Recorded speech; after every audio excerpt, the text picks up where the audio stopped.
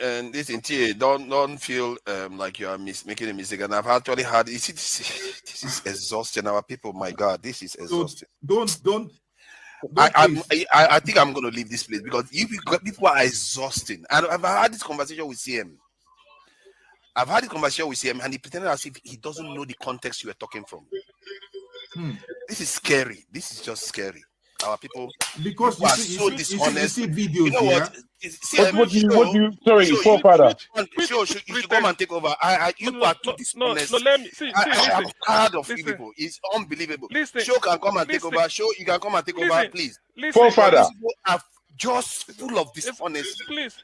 They will never tell you the truth. I don't know whether is it. What are you accusing me? You've seen whether it's deliberate or not. Calm down, please. Something is wrong. Something is broken in our people. Father. Something is broken.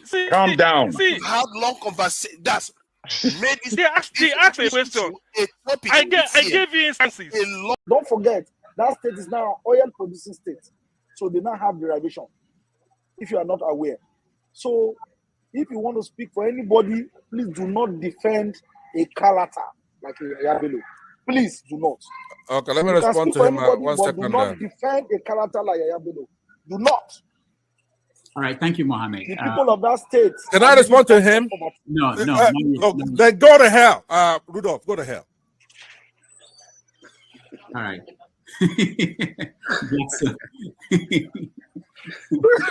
Rudolph, I've never seen this part of him before. My God. I hope that Nigeria wins. I'm never going to wish any president evil so that I can say I told you so. No. I won't wish them evil. I hope. You see, I'm not praying. There's no point. I can't pray for Nigeria to be fine. I only hope that Nigeria wins and Nigerians win. Because if you choose a dodgy doctor who has a dodgy record, who has, all sort of accusations leveled against him, to say this doctor, we think he's done this, or this doctor, this surgeon, yes, he's a senior surgeon, he's the most whatever surgeon, but there are a lot of accusations leveled against him. If you choose him to operate on you, and you tell me to pray for you that it doesn't kill you surgery, what's the point? I can't pray. You might make it, you might not make it. My prayer won't change anything. So I hope Nigeria and Nigerians win during Tinubu's 4 years. Thank you. I have nothing new to say. People are hungry. Let them die. It's their fault. Yeah, I'm supporting Tinubu 100%. You're supporting Tinubu? 100% to deal with Nigerians. Jeez. People like you, so that when next election comes, I will now see whether when people bring money, you will vote for them, or you will do your conscience. 1,911,844,833 naira and 46. I'll take that again. 1,911,844,833 1 trillion. This money is too much for me. 1 trillion. I hope that is not of the record. 1 trillion 911 billion 840.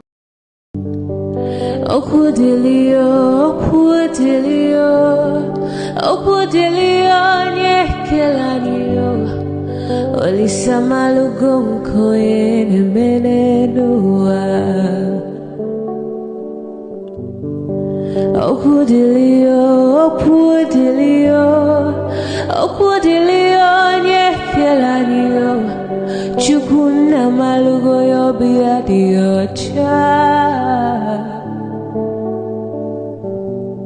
Agaranya chogo kowe bili Agaranya chogo kowe rienio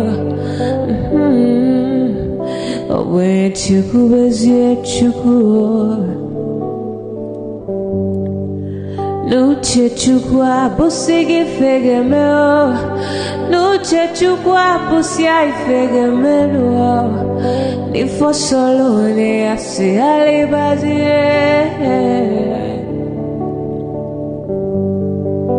Obwe bebe agaranya muliba Obwe wuru agaranya bibe solia Mano agaranya wa Obwe afyozi enipa kwa Agaranya chogo kowe bili Agaranya chogo kowe rienyo Obwe chikubezio lisa Kodili ma kodili bemo Kodili wakema kodili wanima Naino kwane we beluge beluo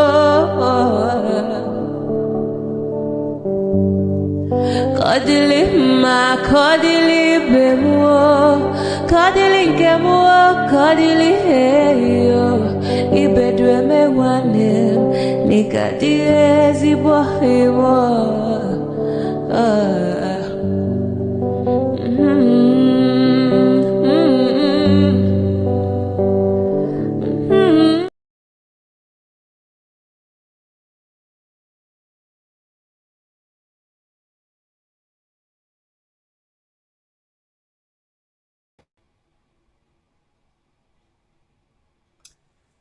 Hello and good afternoon. It's good to see every one of you on today's special broadcast. I don't know what's wrong with my set. It seems to be hanging. Okay.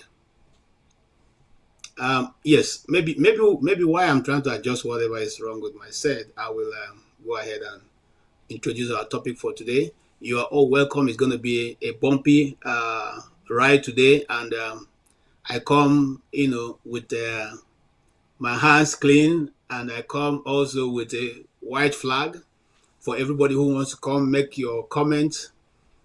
Come in peace, no insult, nothing. We are trying to find a way forward in the situation we find ourselves and our country. So you're welcome. My name is KJ, and I'm here on behalf of Dr. Rudolph, who is the master himself. Now, yes, today we're going to be talking about we're going to be unpacking just like the topic said, unpacking all that have been going on with our brother and leader, Mazi Nnamdi Kanu.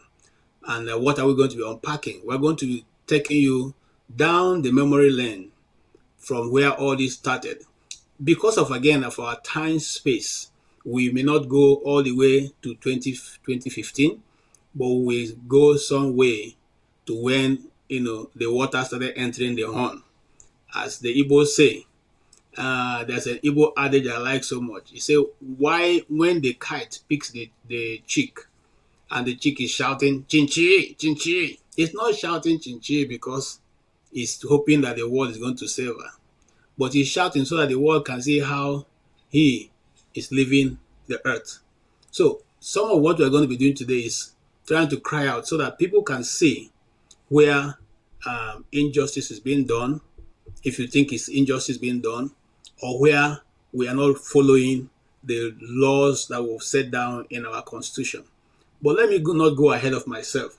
Let us look at some of our outlines for today and be able to make out something tangible from some of the things that people are going to say. And here is one of the renowned lawyers in Nigeria who have been on this case for a while. This is his passionate appeal before things started going, towards south. All over the world, boundaries are breaking down. Let us bear in mind that all over the world, boundaries are breaking down. We now humbly appeal to the government of the day to immediately, without any further delay, with the urgency of yesterday, release Nnamdi Kanu, that he may come out of his illegal and unconstitutional detention, which the courts, up to the Court of Appeal, have since pronounced upon, but is still illegally being held there today, so that he will come out and join hands with the rest of us in rebuilding this nation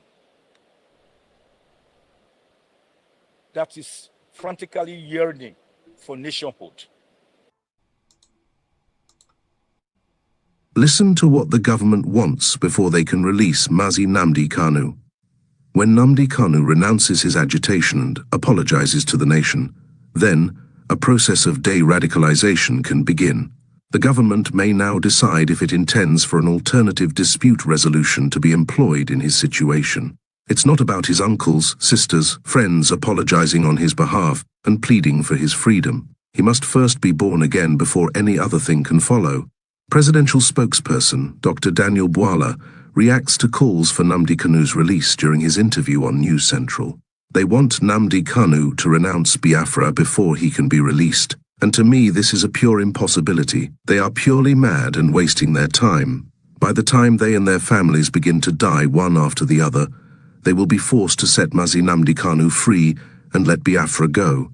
Pharaoh of Egypt tried it, and you know how it ended. Stay tuned. That if they convict me, this is what happens. You can see. This is what happens. You can see. They don't want the truth to come out. Nobody wants the truth to come out. It should be a source of shame for every Nigerian lawyer who wears a wig and gown and enters a courtroom. We all know that justice delayed is justice denied. What we may not understand is that silence in the face of blatant injustice is like a ticking time bomb with an invisible countdown.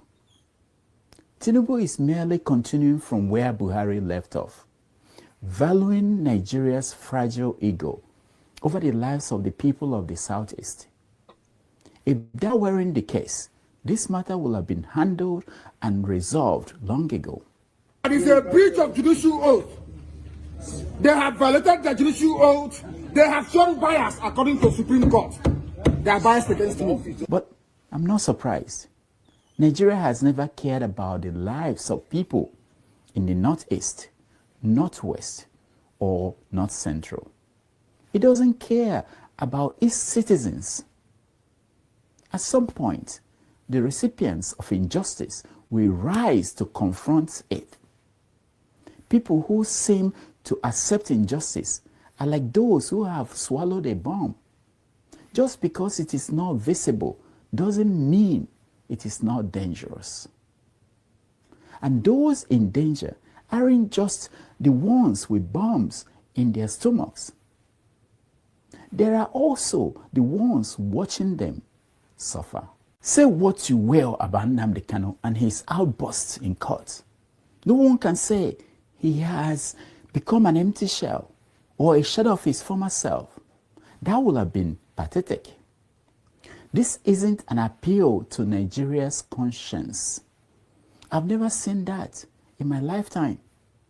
This is a reminder that moral judgment of the guilty is not the solution to the age-old question: how do we bring about change in Nigeria?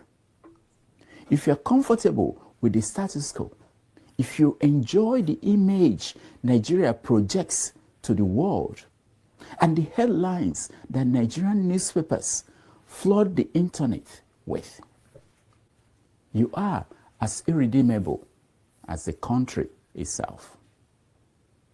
If you don't feel a sense of urgency in a city overrun by rabid dogs, or in a mattress infested with bedbugs, or in a church vestry choked with Satan and his disciples, then you are as irredeemable as your country.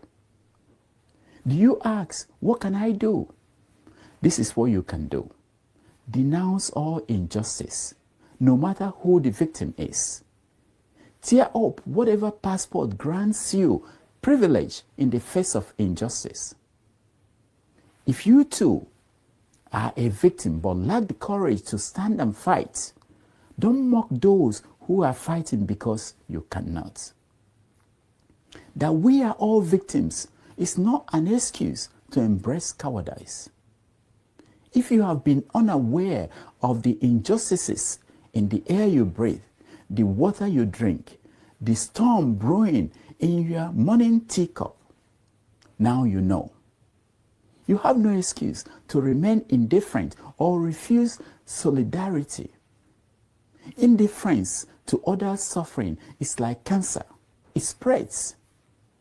If you ignore cancer on the skin because you think it doesn't affect you, the lung, by the time it reaches the blood, it will impact you.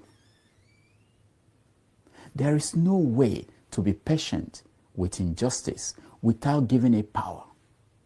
An emboldened injustice stops being a nuisance and becomes something far worse. It becomes Ebola.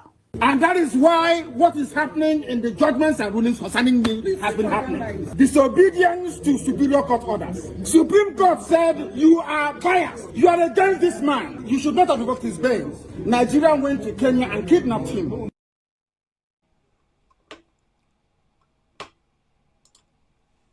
Okay. If you have been following so far, we still have a lot we promise to bring to you. But who is Nnamdi Kanu? Nnamdi Kanu is the one,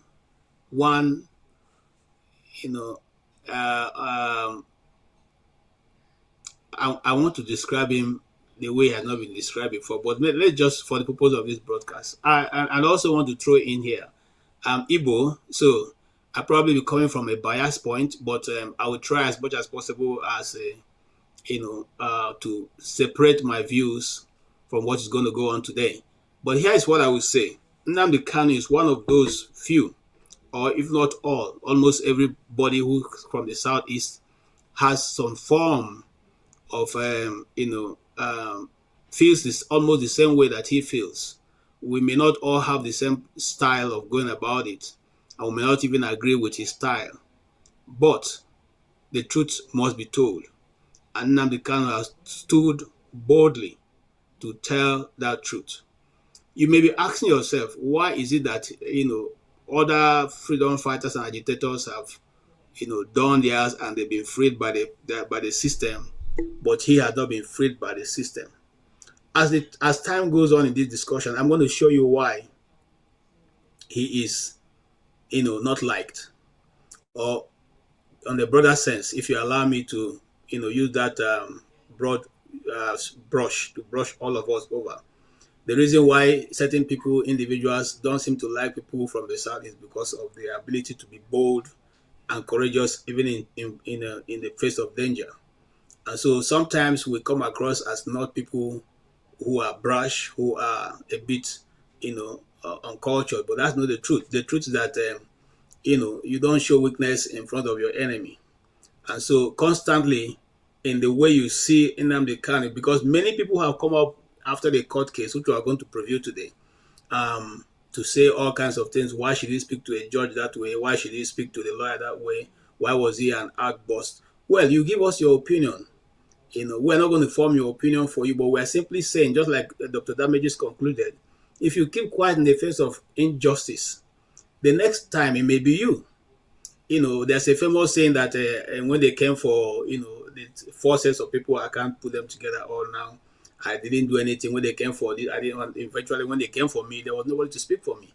There's always going to be a time when what goes around comes around. And sometimes it may come at a time, and because you have been complacent all the while, we're not able to make a difference in that situation. Let's not find our hand to be tied and our mouth shut at this time that we're supposed to speak out in front of, perceived and seen injustice. It is injustice all the way. There's no other way to describe it.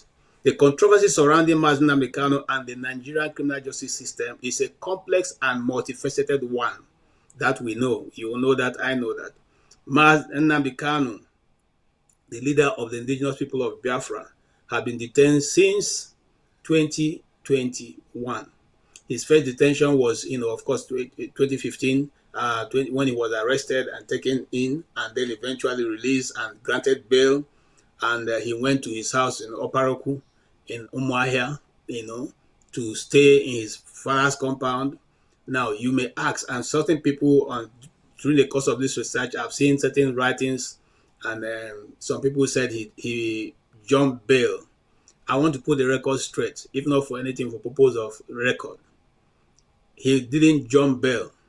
On that fateful day, the army was doing their python dance. By the way, the python didn't dance last year. We don't know why. But the python was dancing, and the python left the place where it was dancing and started dancing towards their compound. And at the time the python danced and got to the gate of his father's house, the next thing we heard was, the barrels of the guns, And at the end of that dance of the python, 28 young men had gone to be with their Heavenly Father. Not to say the least that even after that dance, his father and his mother, of course, today are no longer with us, because that process eventually led to many things that brought them, that took them out of this world. However, in that incident, Mr. Nnamdi Kanu was lucky to have been able to escape only by the shielding. Other people use themselves to shield, take the bullet on his behalf. And so that's how that escape was made possible. Now, when he left the country, we didn't know where he was until 2 years or thereabouts, when he surfaced in a worship ground in Israel. Many perceive his detention as a form of persecution, as a form of persecution and not prosecution. Why is that so? Because the goalposts keep changing.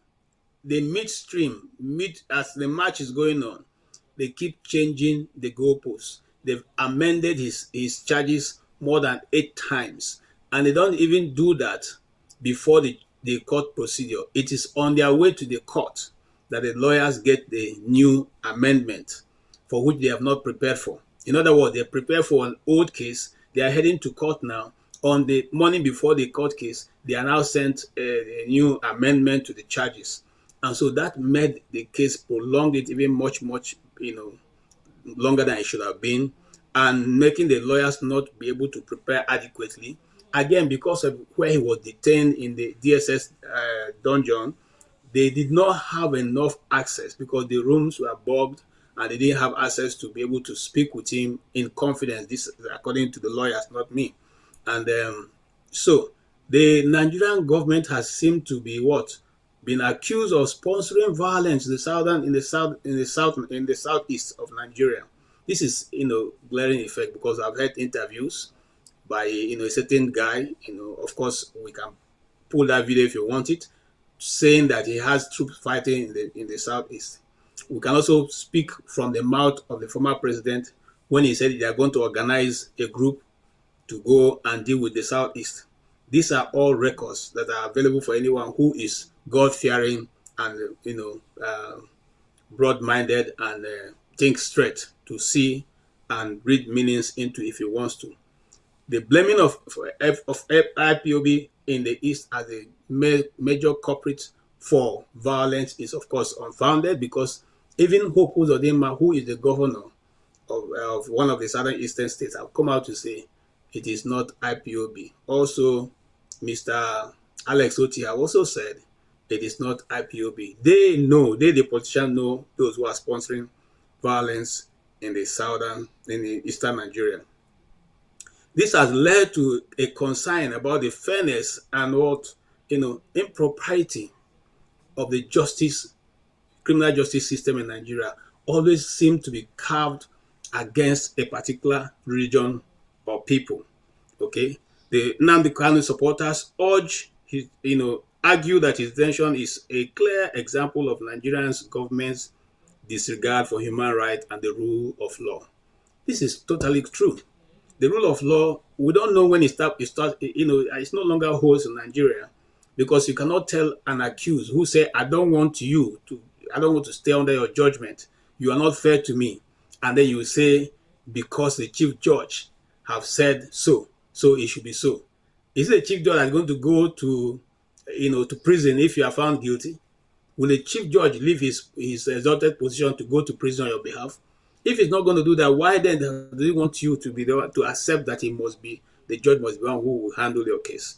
I think it's a fair thing that all over the world that the accused, can say, I see a level of, biasness, on your side, and I don't want you to represent me. I think that is clear and unambiguous.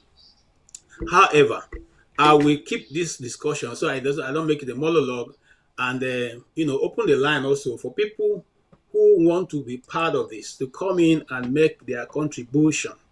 What's that contribution we're going to be? We're going to be discussing extensively this, court judgment, or rather, the ruling of the court in the last appearance of Nnamdi Kanu. The reason why the goalposts keep shifting all the time. What is the reason when you are on your way to court and then they file a new charge? If even in the last court case, they've now changed it from treason to terrorism. Which one will they? Which way Nigeria? What is the reason for keeping this man where he is? No matter how much of argument you can put forward, you cannot be able to satisfy a right-thinking person the reason for some of these actions, because it does not tell, except for the fact that we have seen certain issues happen. We have seen certain videos that was before now made rounds and made us to understand that certain people didn't like what was going on in the southeast, or didn't even want the Igbos to ever think of Biafra, and they will not settle the issue of Biafra. So let us hear from this man. To resolve the crisis in the southeast? Well, southeast, I was encouraged by what I heard. Nobody told me. Two statements from the South. One by elderly people. No, South. Yes, by elderly people. They said this time around there will be no access to sea. I'm sure you will understand what they mean. Again, the youth made the same statement. That encouraged me. So that IPOB is just like a dot in a circle. If they want to exist, they would have no access to anywhere. And the way they are spread all over the country, having businesses, having property, I think IPOB doesn't know what they are talking about. In any case, we said we'll talk to them in the language they understand. We'll organize the police and the military to pursue them. That's what we can do. We said we'll talk to them in the language they understand. We'll organize the police and the military to pursue them. That's what we can do. We said we'll talk to them in the language they understand. We'll organize the police and the military to pursue them. We said we'll talk to them in the language they understand. We'll organize the police and the military to pursue them. That's what we can do. And we will do it. Okay, while that video was playing, I read some commentaries, and some people are saying, Asari Dakubo doesn't have any action going on in the east. Well, you have heard from the horse's mouth. That is what we do. That's what he said. He promised the eastern Nigeria that they will organize the police and the military and any other interested party to go into the southern Nigeria, southeast, and they are doing that. Of course, we're not here today to talk about that. Another day we'll open up the space for that. Today we're going to narrow down on this Ahomakim, the Mazi Nnamdi Kanu's issue, and reduce it to what it is. Yes, some people have said that Mazi Nnamdi Kanu is not conducting himself in the appropriate way that he should. My question to you today is, if you are in the comment section and that is your view, please come on. Let us discuss that. Tell us how you want Nnamdi Kanu to be conducting himself. If you are somebody, as a journalist, I have colleagues who have entered the dungeon. I myself, okay?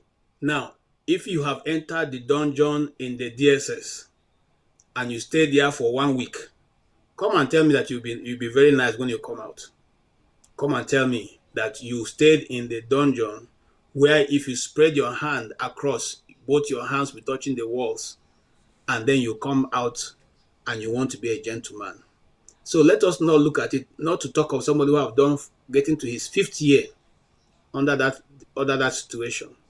You cannot say that person is going to be gentle. We can only say that because we are the ones who are outside and enjoying freedom.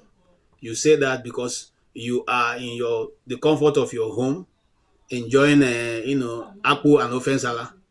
You can open your mouth and say that. But when you are the one in the midst, I don't think that's a palatable thing to say. And everybody's life is counting. Today, we have today, by the grace of God. Tomorrow, it's only God that knows. And if each day that passes, your life is counting. It's like a meter. It's running. And this man's life so far has run, 4 years in the detention. And you are outside saying that he's not conducting himself correctly. Tell us how he's supposed to conduct himself when we can learn from you. But before you come to tell us that, let us hear from somebody I respect also, who, in spite of the fact that this does not really concern him, he has put himself on the line majority of the time to speak what is truth and what some people will not dare to say. Let us hear from this man. Wasting Nigeria's resources on a trial that cannot go anywhere. This trial has gone through all the courts of the land, except maybe I think it went to a magistrate court at the point when they first started this charade. Yes. First and foremost, I like to let Nigerians know that even though I came earlier today for even a personal court matter, and I'd hope to attend, the DSS who are taking over these courtrooms did not allow me into the premises. But I've just been briefed by the ebullient lawyers representing Nnamdi Kanu that he totally and thoroughly exposed the Nigerian judiciary today, the underbelly of the judiciary. And we didn't need to get to this point. We had warned from the beginning when this trial started, this farcical trial, that you cannot try a case that is not triable in a court of law. People who are aspiring for freedom, which is recognized worldwide, is recognized by laws and treaties. It's even recognized, I think, by their 1999 constitution that every Nigerian have a right to associate with whomever they want and express themselves freely. And these are cases that has become a bone in the neck of Nigeria because Nigeria refused to purge itself of a war that was needless in 1967 and that ended in which they themselves declared that there were no victors, no vanquished, or no victor, no vanquished. But the victors continue to vanquish their victims. So I am here to say once again that if there's anybody who has sense in the government, today is the final day to sit down and release Nnamdi Kanu and stop wasting Nigeria's resources on a trial that cannot go anywhere. This trial has gone through all the courts of the land, except maybe I think it went to a magistrate court at the point when they first started this charade. Yes. So what is the implication of this? The court cannot adjourn a case in which it has no jurisdiction. The judge has already made an order, a consequential order, that she has recused herself from this trial the last time. So you cannot not assume jurisdiction over a case from which you have disqualified yourself. That is a very simple legal maxim. So, and she also cannot be a judge in her own case or court. She has been indicted by Nnamdi Kanu and the lawyers that she's not fit to be a judge in this case. So, adjourning the case is irrelevant. But I guess maybe she adjourned the case indefinitely to allow reason or oxygen to bring it to the brain of the people who are running Nigeria.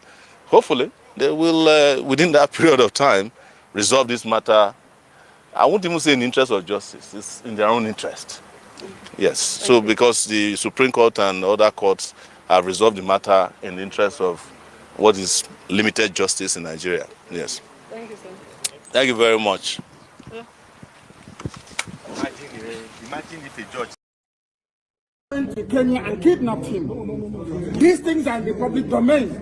Why, therefore, are they insisting on trying me? a court order was entered. In that very court order, it was said very clearly and succinctly that she is no more going to try me. Why is there no outrage over the unending detention and trial of Mazi Nnamdi Kanu? Is the most is Mazi Nnamdi Kanu's trial and development so far. Is it that the judiciary does not understand its own language? Where does the NJC stand in this? Why isn't anybody saying anything? If the judge has already recused herself, but then she has been put back on that case, what does this mean? What's your appreciation of the matter? You know, perception plays a lot of things. You cannot hire a band, cook food, set chairs, set canopy, and deny you're having a party. Which is what the judiciary is doing. Nnamdi Kanu, you know, at this point in time, we have to call a spade and admit that there is a lot of possible bias and a lot of infringements on his rights. Let's start with the little things, for instance. We saw Mazi Nnamdi Kanu trying to address the press along with his legal team. And someone in the courthouse decided it was the best time to shut off the lights. I think that tells you the contempt with which Mazi Nnamdi Kanu and this case is being treated. For a long time, I had always said, can we keep this in the court of law? Can we? But we've reached a point where whatever the crime Nnamdi Kanu is being charged for doesn't matter again, because it has been tested before the courts in the land to the highest level. It has been ordered he should be released. In fact, even compensation for him was agreed. But now he's on a case of detention without trial, and he has made a complaint saying Justice Nyako recused herself. They made an oral request the last time that, you know, there was no a vote of no confidence on her. She recused herself. And they said, oh, no, the Chief Justice said she should come back. So there is no law that can give a Chief Justice the right to forcefully reinstate a judge who has recused herself, except she wants to come back. And she's claiming she's there on instruction. And the Chief Justice said, oh, they should do it in a formal matter. It doesn't matter how they did it, because I can recuse myself on my own, for my own reasons, for my own choice. I don't even need a prompting from anybody involved in the case. So if Justice Binta Nyako has recused herself, it does not matter under what grounds. It does not matter whether or not it was an oral submission or a written submission. She has recused herself. But another aspect of it is that she is being told that she has been following this case since 2015. And that is one of the reasons she was put back on the case, because she seems to have a lot of knowledge about it. And now she's asking for Nnamdi Kanu to go ahead and see if the problem basically is this: redocument things. if you have recused yourself, right, you can, you know, that's the problem. There is documented. What they are saying, Nnamdi Kanu should present documented requests for her. It doesn't matter, because she herself, it's documented that she has recused herself. Why is she there? It means that she's just there. That's not really a court case. She's just there. And if Mazi Nnamdi Kanu did not make that challenge, perhaps any judgment given tomorrow, they will use that and say, oh, she recused herself, so we have to start again. You know, so it looks as if the government is now playing games with Nnamdi Kanu. The important thing is not whether or not they even understand their own language.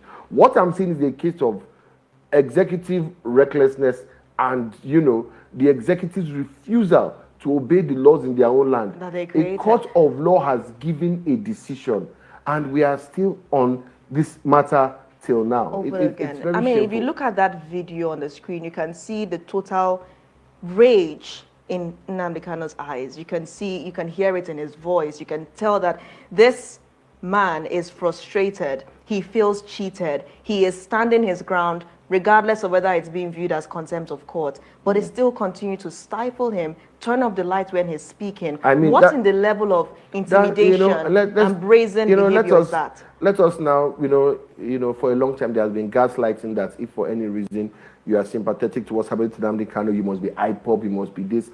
I think it's time for us to disregard and ignore that gaslighting, and whatever should happen. And let us call the facts for what they are.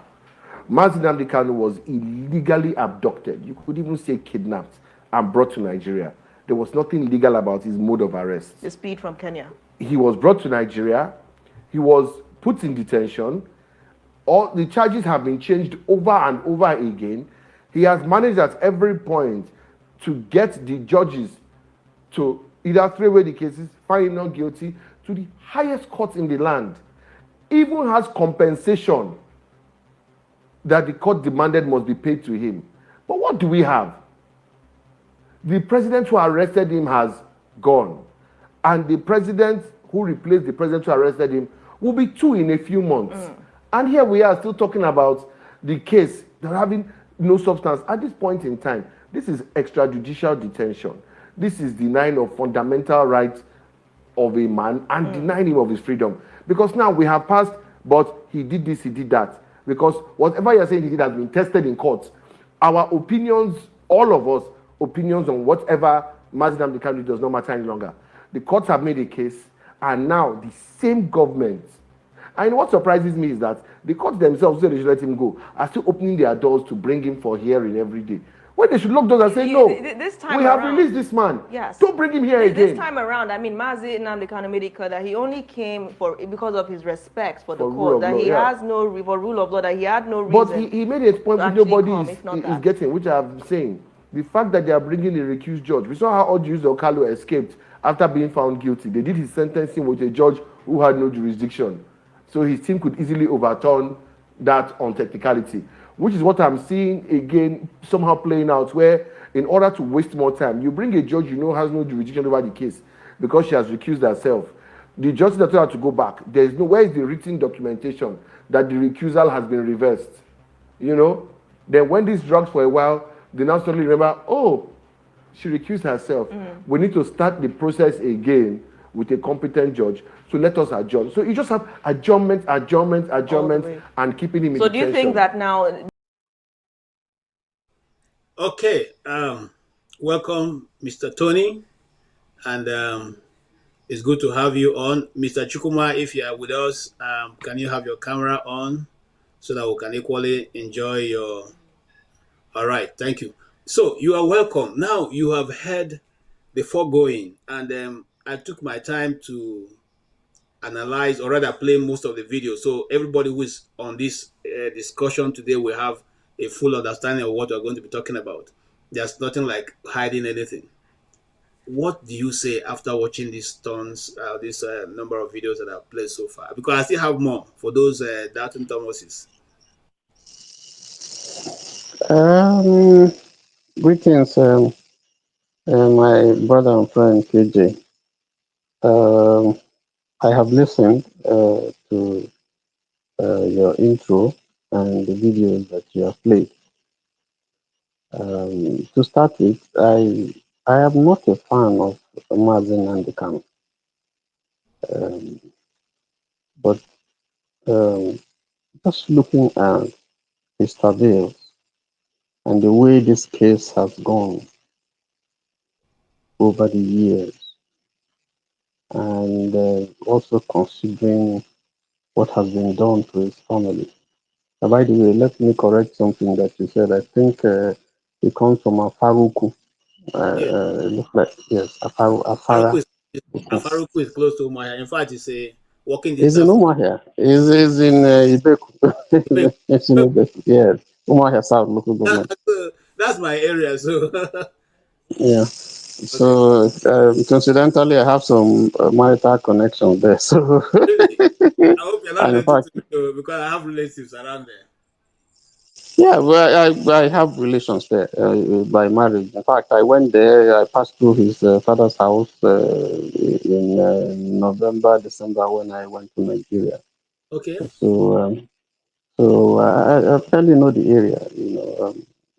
Anyway, but going by the things that has happened and the way he's been treated, I believe that he has won more sympathy from people like me who at the initial are not his fan. I think that the way this thing has gone, that the federal government, I said it before, you show some magnanimity and just let this guy go. Just ask the Attorney General to issue a non-prosecution and let this man go. The other issues can be discussed because this is not the first time we've had people who did worse things and they've been let go. So heavens won't fall if you let the man go. And what pains me more is that we're just treating him as if he's not a Nigerian. Even if he's a foreigner. I think you don't want to sentence him, jail him, or try him, or grant him bail. And so I'm not surprised at the man's reaction because anybody in his condition, anybody who has gone through this, what he's gone through and what's going on, injustice, I can say that without any equivocation, will feel and speak the way he's done. So my position will be: listen. I mean, whatever statement the federal government wants to make, or those who are prosecuting wants to make, I think it's time to say, listen, this has gone too far.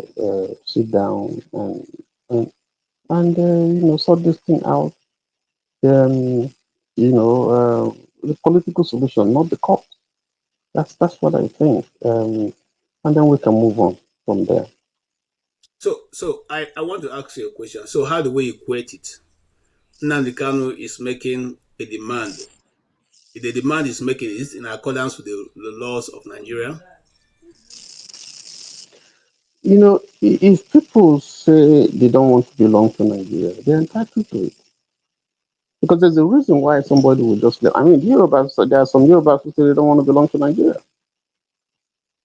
So if people, after all, before when the motion for independence was moved, before we got independence, a section of the country said, if they proceed, they are going to succeed. Yes, and we've had that term was used in the term Araba. It simply meaning yes, that let us go away. yes, Tomorrow in the north.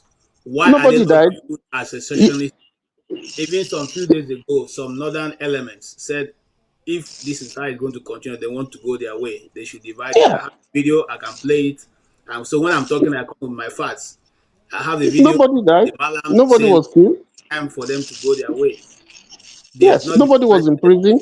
Nobody We was. have had we have had countries, break away. It's not new. People who they can't agree and they say, listen, we want to go break to pieces, and they are there.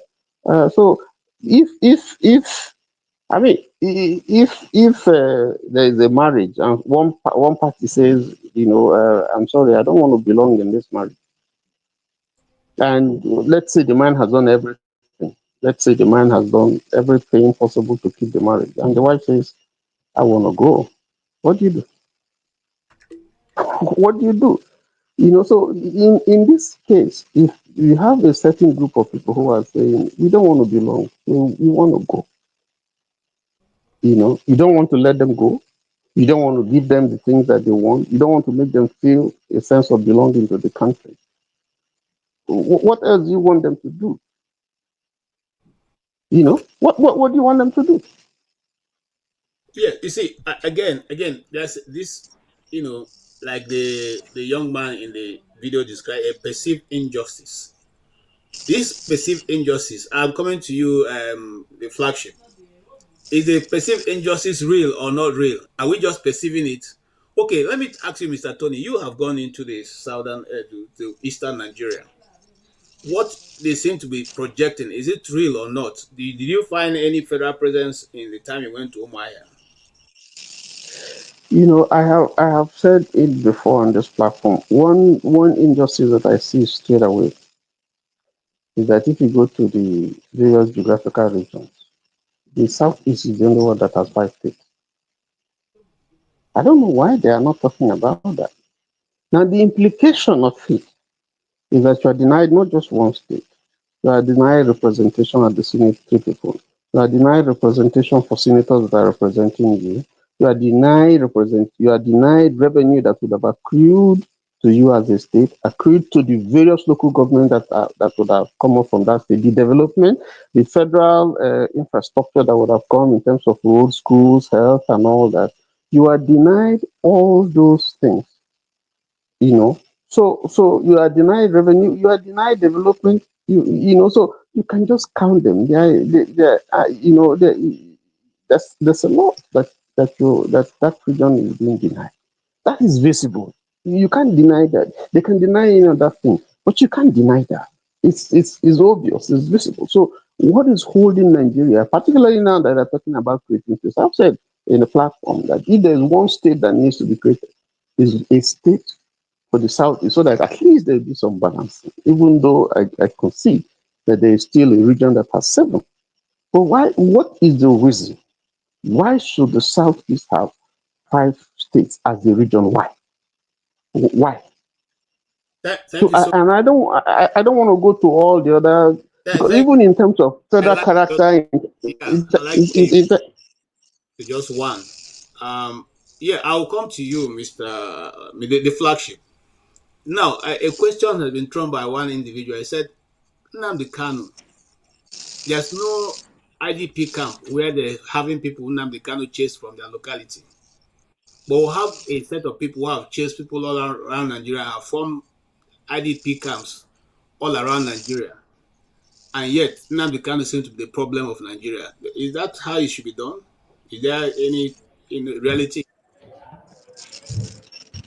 Good afternoon, KJ. Can you hear me? Yes. All No. right, man. Good afternoon to Mr. Tony and everybody else watching. You know, I think lately I've started taking myself backwards to look outside the geographical region of Nigeria with reference to this Nnamdi Kanu case. And I'm beginning to look at the West and the kind of involvement they may have in it. The question you asked about IDP camps and those that have been causing people, ravaging Nigeria, and as a result, having IDP camps all over the place with bona fide citizens of the country being displaced from their homes and placed in those camps. And nobody seemed to say anything about that. On one hand, that faction that causes this ravage in the country is splitting everything apart and causing chaos and confusion. And on the other hand, Nnamdi Kanu is saying, let's figure a way out to make things work if we want to stay together as a nation and take out this injustice that one sect or a certain cultural group experience. Or if we cannot, let's go our separate ways peacefully. But that doesn't seem to resonate with those who control what happens in Nigeria. This week that just passed, you and I heard of the report of how the group that has been ravaging Nigeria with so much impunity and just spilling blood all over the place, we've figured out that at least now we know who's behind them, who's giving them this energy, these weapons and everything, money that they need. So it's beyond the 400 people that the UAE gave to Buhari to say, these are the guys behind these people. And now in light of this new information that we have, my question then is, could there be a possible involvement in the West in Nnamdi Kanu's detention and unwillingness for the Nigerian government to release him back to his people, or at least back to where he came from? And the other part that really kind of makes me think a little bit more, the reason why I'm looking at the outside world is, I believe, correct me if I'm wrong, Nnamdi Kanu carries a British passport. Is that not so? Yes. So then, why has the BRICS not said anything about this? I mean, he's a bona fide citizen if he has the passport. Remember back then when the U.S. journalist, Saudi U.S. journalist, was mutilated in Turkey at the embassy. The U.S. was involved, and that guy only had a green card. But the U.S. considered him a U.S. because he's carrying the green card, a U.S. citizen or resident at least. They got involved in the matter and said one or two things. But with Nnamdi Kanu's case, the Brits have not said anything. So all these are like, I mean, for lack of a better word, suspicion that is making me believe that these guys could be involved. They say, hold him down there. If he comes out, we don't know what's going to happen. if the Igbos or the Biafra folks, if he gets out and they get what they want, they lose grip of Nigeria as they have designed it to be. So these are the many things I'm beginning to think about and ask these questions to say, can we have some answers and begin to look beyond it? Because the Nigerian judicial system, justice has been served. They said, let him go. There's nothing to hold him on. But you keep moving the goalpost at every which way and leaving the case stuck with Binta, where Nnamdi Kanu has rightfully said that there's a huge compromise there with Binta as far as he's concerned. And then you see his team not interpreting the law as it should be. At this point, I'm thinking that Nnamdi Kanu this is a psychological torture on him. They are running him down the ground to get him to act out, and they can have other reasons to want to keep him or label him whichever way they want to. And you and I see how he's reacting. He's screaming and yelling in court, telling his team to shut up while he speaks. They don't know how to interpret the law, and so on and so forth. So this is a deliberate act, and it's being commanded by someone outside Nigeria. At this point, it's not the Nigerian government. The AG is not willing to just issue that command and say, let the man go, but not the West African court, the West African ECOWAS had issued he had won an ECOWAS, which also instructed that Nigeria should release him. That, but he also has a ruling on his behalf from the appeal court saying that he has no case to answer, and that just like he said, that ruling have not been vacated. Okay? Right.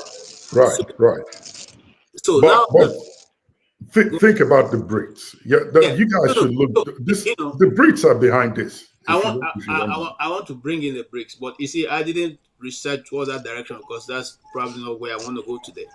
But the BRICS, Catherine Luong, who was the former ambassador to Nigeria, played a crucial role, because remember that all this didn't start until she started going to the East. We didn't have much of this confusion in the East. That is on record. I'm not making any new accusation. Anybody can check it out. It's there on the internet. But since we don't have any evidence, that we can grab on to say this is how we attach this to this, that becomes a hearsay, and that becomes my opinion. But the thing is, it also baffles us why a British citizen will be incarcerated for 4 years and counting, and the British don't seem to be worried about that. What more evidence do you need then? Yeah, I agree with you totally. Exactly. Well, if you look at the external relations between Nigeria and Britain, of course, first of all, realizing that this is a former colony of Britain, and if you go back to the history of the Civil War, you know that Britain didn't take sides with Britain took sides with Nigeria. And you see some of the oil majors like Shell, although they are pulled out or about pulling out. You see that there are economic interests that the British government has in that region, and therefore anything that we tend to dismember, cause confusion in that area, will not be in their interest. So to that extent, I feel that what Britain is looking at is what is it for us? What are we going to gain? One man against what we gain from the nation. But having said that, I think too that the issues here are one that also have some internal dynamics, particularly if you look at the Southeast.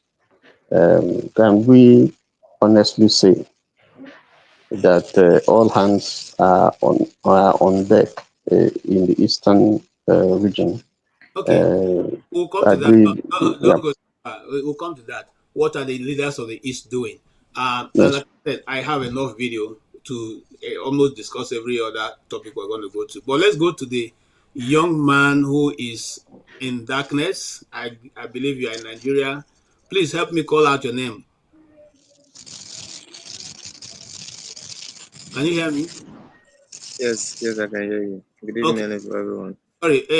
Call your Uh, name again. yeah, What? my name is Ogwejofo. Ogwejofo. Ogwejofo. Okay, you're welcome. And you are in Nigeria, I believe, because you are in darkness. Yes, yes, yes. That word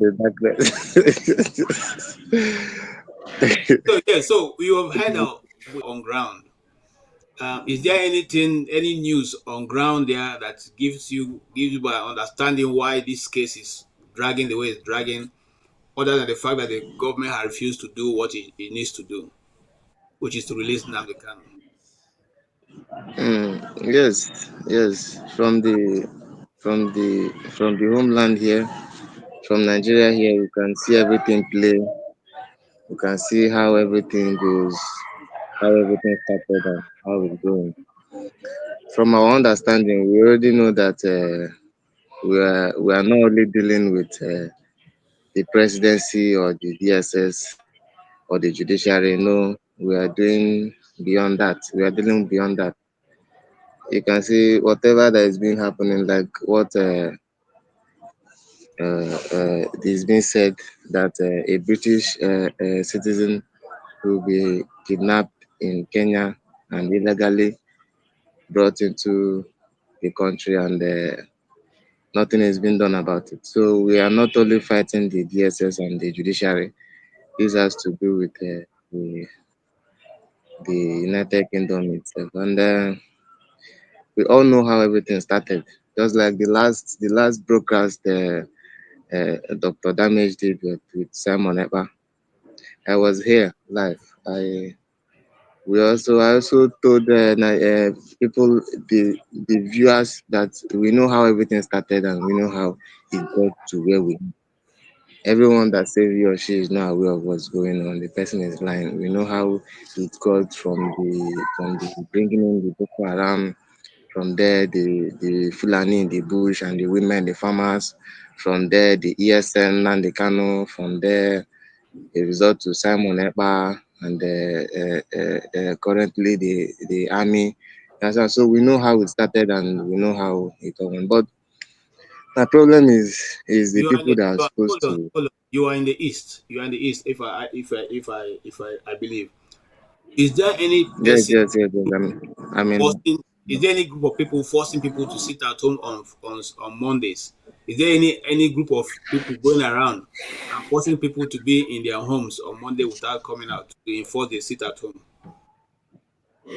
no, no, no, no, no, no, no, not at all. People are doing that on their own will, because everyone, you cannot hide the truth forever. You cannot hide the reality forever.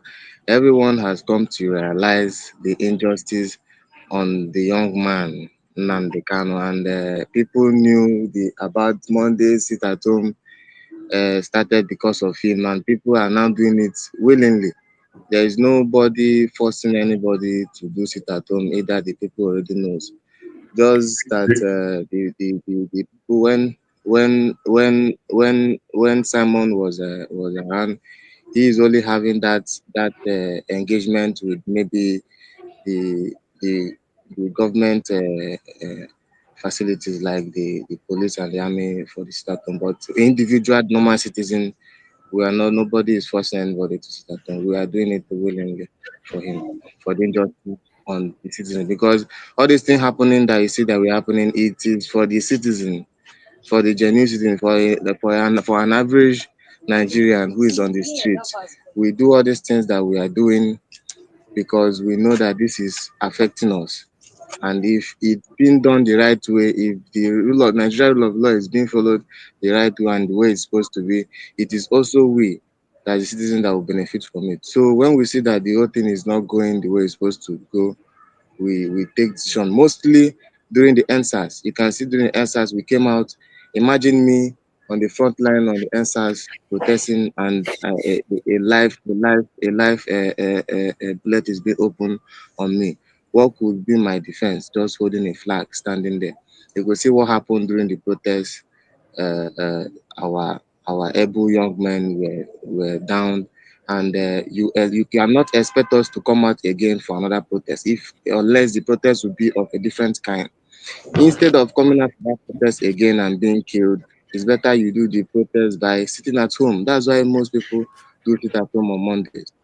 You understand? So the whole thing, we know how the whole thing. I have a question for him, KJ. Okay, go ahead. So sorry, we're going to, because we know the importance of your data and where you are. So we'll ask you all the questions, and if you need to go, just stand by. Go ahead, sir. Yeah, two questions. But the first one is this: the sit at home that you say everybody's doing at their own will. Ejiofor is your name, right? No, Ogujiofor. Okay, sorry, I wanted to address you properly. Ogujiofor. You said the people are sitting down at home of their own will. Is that recently, or was that from the beginning? Remember, the news was going around that the sit at home was being enforced by Samuel Ekpa. Is it being done out of the free will of the people now that he's in jail, or was this the case from the beginning? Okay. Like I said earlier, you see, from the beginning, it has to be like, okay, every Sunday, everyone should sit at home. Let me start from like example. Now, this is a word that has been said. I remember it's not from Simon, but it started with Nnamdi Kanu. Nnamdi Kanu, while doing broadcast, he will declare also reason that everybody should sit at home. Now, then I would say then it was enforced, and later people get to understand why and how it is being done. Let me say, after the NSAS protest, like people like me, I'll use myself as an example. I got to understand fully that this is what is supposed to be done. If you ask me why, I will tell you why. Now, after that, those Nnamdi Kanu educating people of the benefit and the use of that sit at home. Now, during the time of Simon,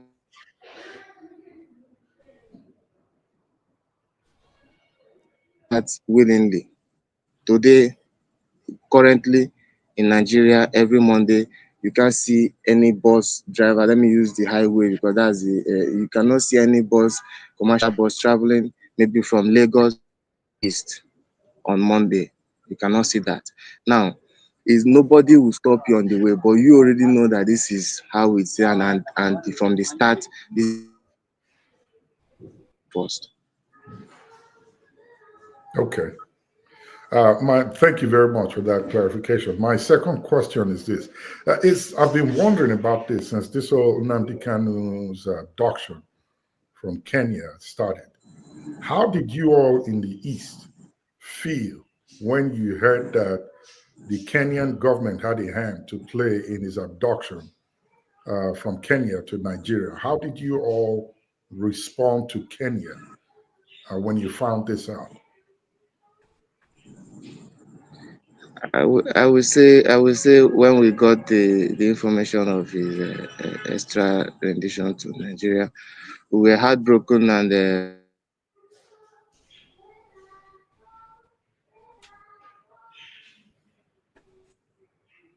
Okay, can you hear us?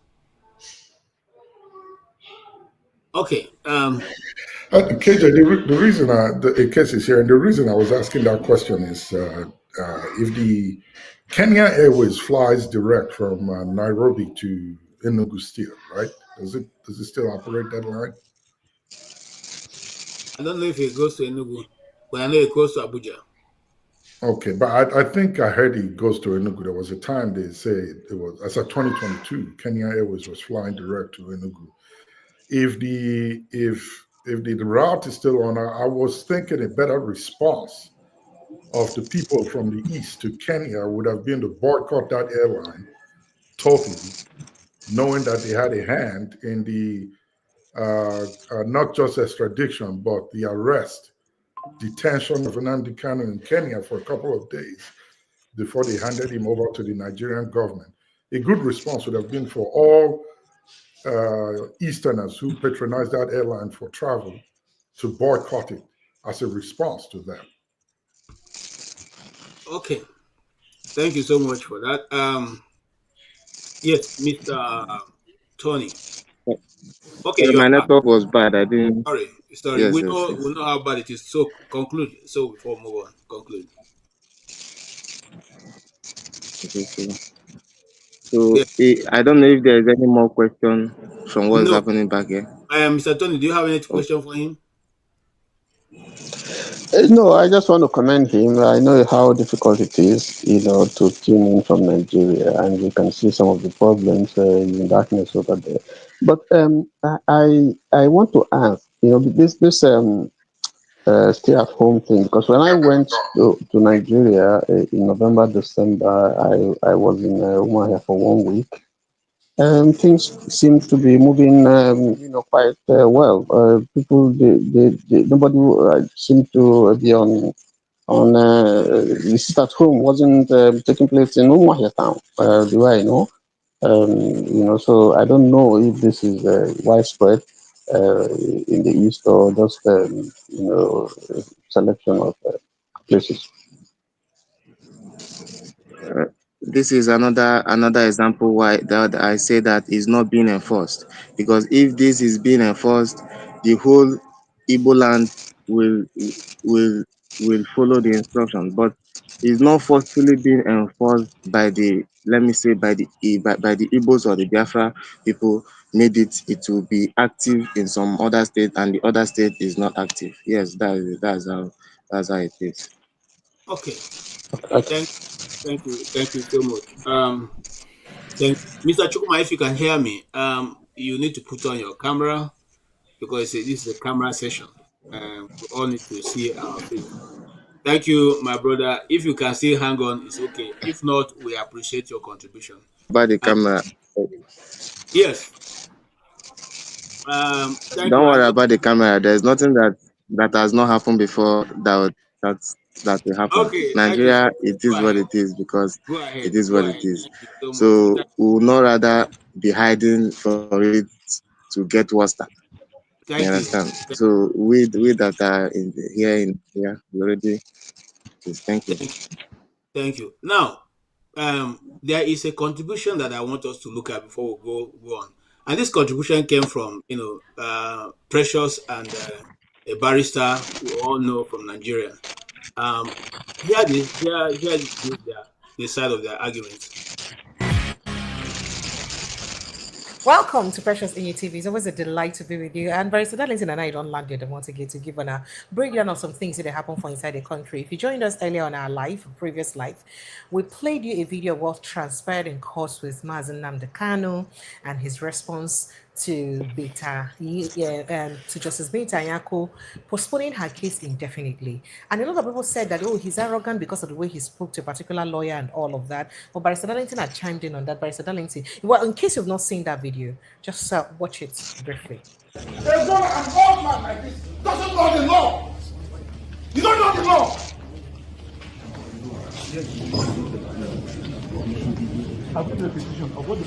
I have a petition against Beta Nyako. I have a petition against her. Nonsense. Why is it when it comes to my case, they turn the law upside down? They turn the law upside down. Upside down. Upside down. Listen. This is the laws of Nigeria. The prosecution and this court doesn't know the law. That is the fact. Poor knowledge of the law is killing Nigeria. Poor knowledge of the law, they don't know the law. This is a federal gazetted law of Nigeria that says here that the chief judge of Nigeria cannot tell Beta Nyako what to do. It's here. It's your law. Just obey it. That is why I do what I do. I agitate for Biafra. I agitate for Biafra. My right to agitate. My right. They turned it from treasonable felony now to terrorism. Stop talking when I'm talking. Sorry, sir. Because these people, they are fools. They think they can mess around with people who are not educated. I am an educated man. I can't show them the petition for the simple reason that if you show it, what the judge said was that the case file was. I don't recognize anything Binta Nyako said today for the simple reason that she has no jurisdiction to try me. None whatsoever. I came out of courtesy and respect. She stands recused from my case and cannot try my case. There are things that are happening in this country that a lot of you do not know. It is my duty to make that very, very clear to all of you today. Because the lies are too much. The lies are too much. I sent a petition to NJC. I don't want to talk about it. Justice Binta Nyako is using her position for personal gain. For personal gain. Her son and her husband are facing corruption charges. And they told them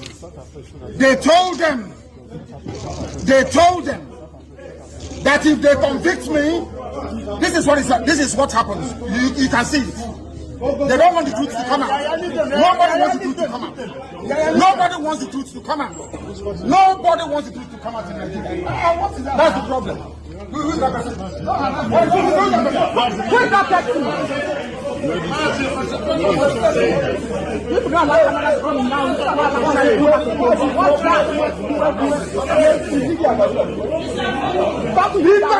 Husband and son are facing corruption charges. They sent her to my case so they can release or smoothen the pathway for the husband and the son. Who are the lights? They are facing. It doesn't matter if the office. In a corrupt society, that's what happens. They are very, very corrupt. There is a breach of judicial oath. They have violated the judicial oath. They have shown bias according to Supreme Court. They are biased against me. Supreme Court said so. And that is why what is happening in the judgments and rulings concerning me has been happening. So, disobedience to superior court orders. Supreme Court said you are biased. You are against this man.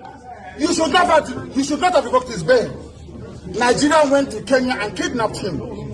These things are in the public domain. Why, therefore, are they insisting on trying me? A court order was entered. In that very court order, it was said very clearly and succinctly that he is no more.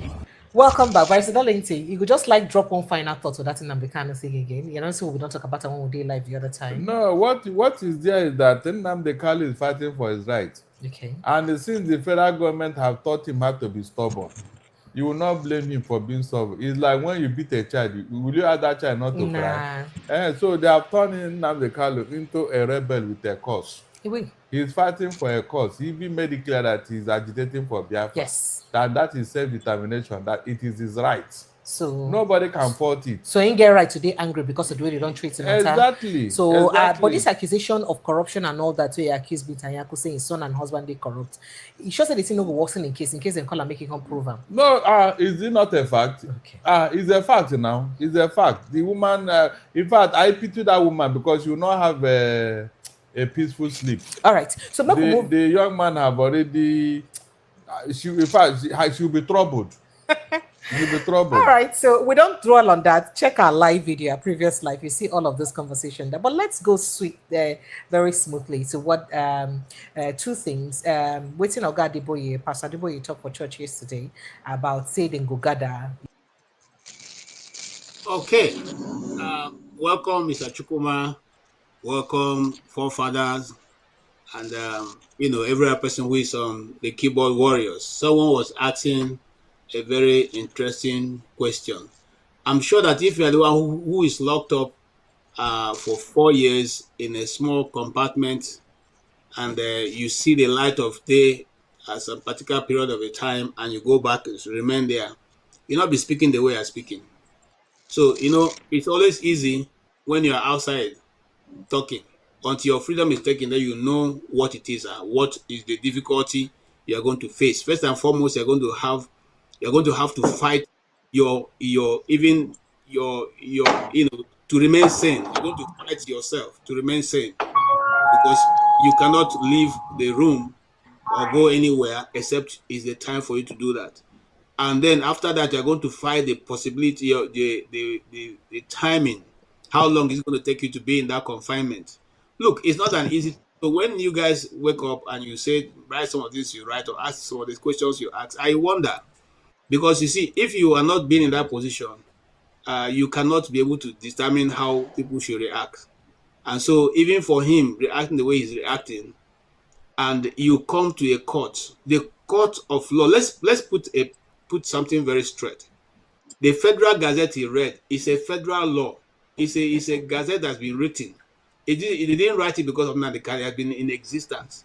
That when they first of all, that the chief judge cannot direct a judge in a case on what to do or how to do it. Okay, that's one. Two, when you as an accused person decide to say, I don't think I can get fair hearing from this judge, the judge stands to recuse herself. I've said this on this panel before, and I'm going to bring it's a personal example. Back in Abuja, I paid for a house, and the woman was supposed to pay me back, use the money I paid to finish the house, and I don't want to call the amount so it doesn't look as if I'm trying to put up any nonsense. But the house, she didn't complete the house, and we waited and waited and waited for over 1 year, 2 years, 3 years, and she would not report my money. Eventually, the case went to court. When the case went to court, the judge in charge of the case is somebody that we were in the same business club. Not that I'm her friend, though, but she knew me or I know her from a business club.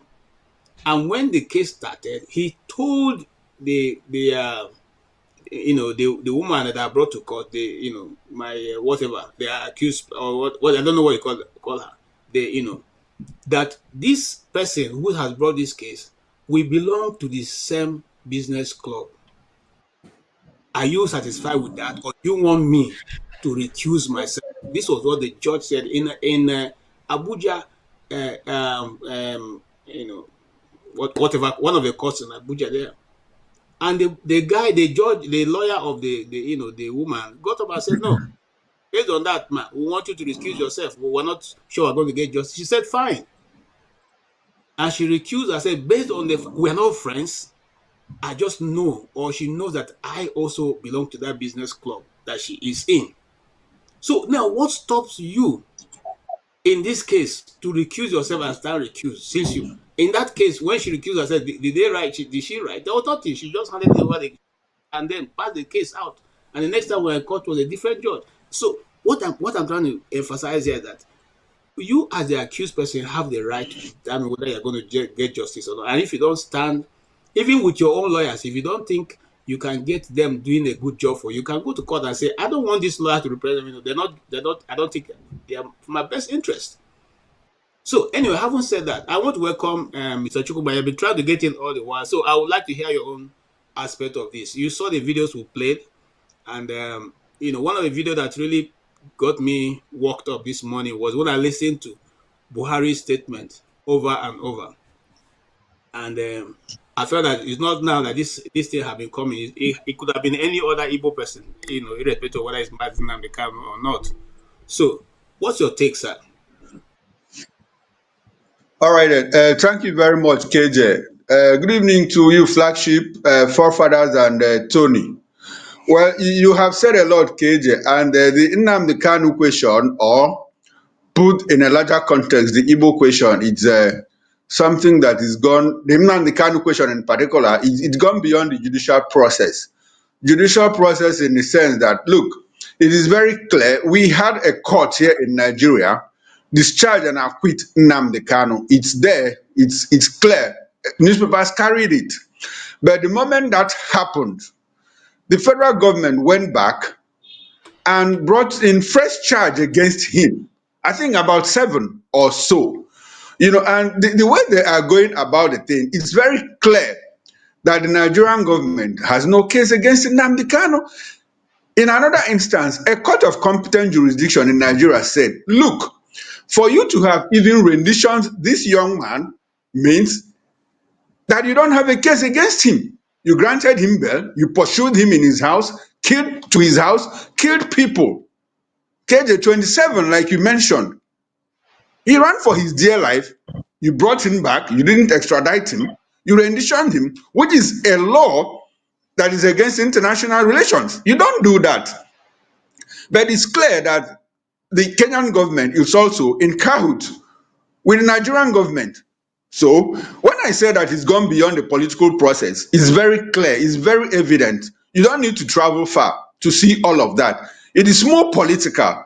Unfortunately, the Nigerian government is not interested in you. Okay, now let me say the Nigerian state, because we have two governments in context now. First of all, the Buhari government, and in continuation, the Tinubu government. Is a state issue. The Nigerian state is clearly not interested in releasing Nnamdi Kanu, and they are not interested in addressing the Igbo question, because without the Igbo question, there will not be an Nnamdi Kanu. Like he said in court, I have the right to agitate for a Biafra. It is his fundamental right. It's also enshrined in the AU Charter, it's enshrined in the United Nations Charter for people to clearly stand up to self-determination. So again, I go back to the issue of legality. It's gone beyond the judicial process. The state is keeping him on the premise that he is trying to cut out a certain section of the country, that is the southeast, the Igbo southeast, out of Nigeria. And when they say that Nigeria's unity is not negotiable, what do they mean by that? This is a union that we entered into, and according to the papers that we have, this union expired in 2014, after 100 years. Just like in Nigeria here, certificate of occupancy, expires after 99 years. So in the letters that brought Nigeria together during the amalgamation, the Northern Protectorate and the Southern Protectorate with the colony of Lagos, that deed of assignment, or whatever it is called, expired in 1914. So people are at liberty to say, look, I don't want to be in this union anymore. But before we even get to that, Nnamdi Kanu didn't start out agitating for Biafra. The first thing he did was to ask questions: how can we make this country work? Because clearly this country isn't working. This country isn't working, and it all started during the administration of Muhammadu Buhari, who clearly and technically excluded the Igbo Southeast from the commanding heights of Nigeria's national life. We had about 11 security agencies. The Igbo nation was not represented in that, in a union that everybody should have a sense of belonging. What do you call that? Is that not conspiracy against the Igbo people? He had...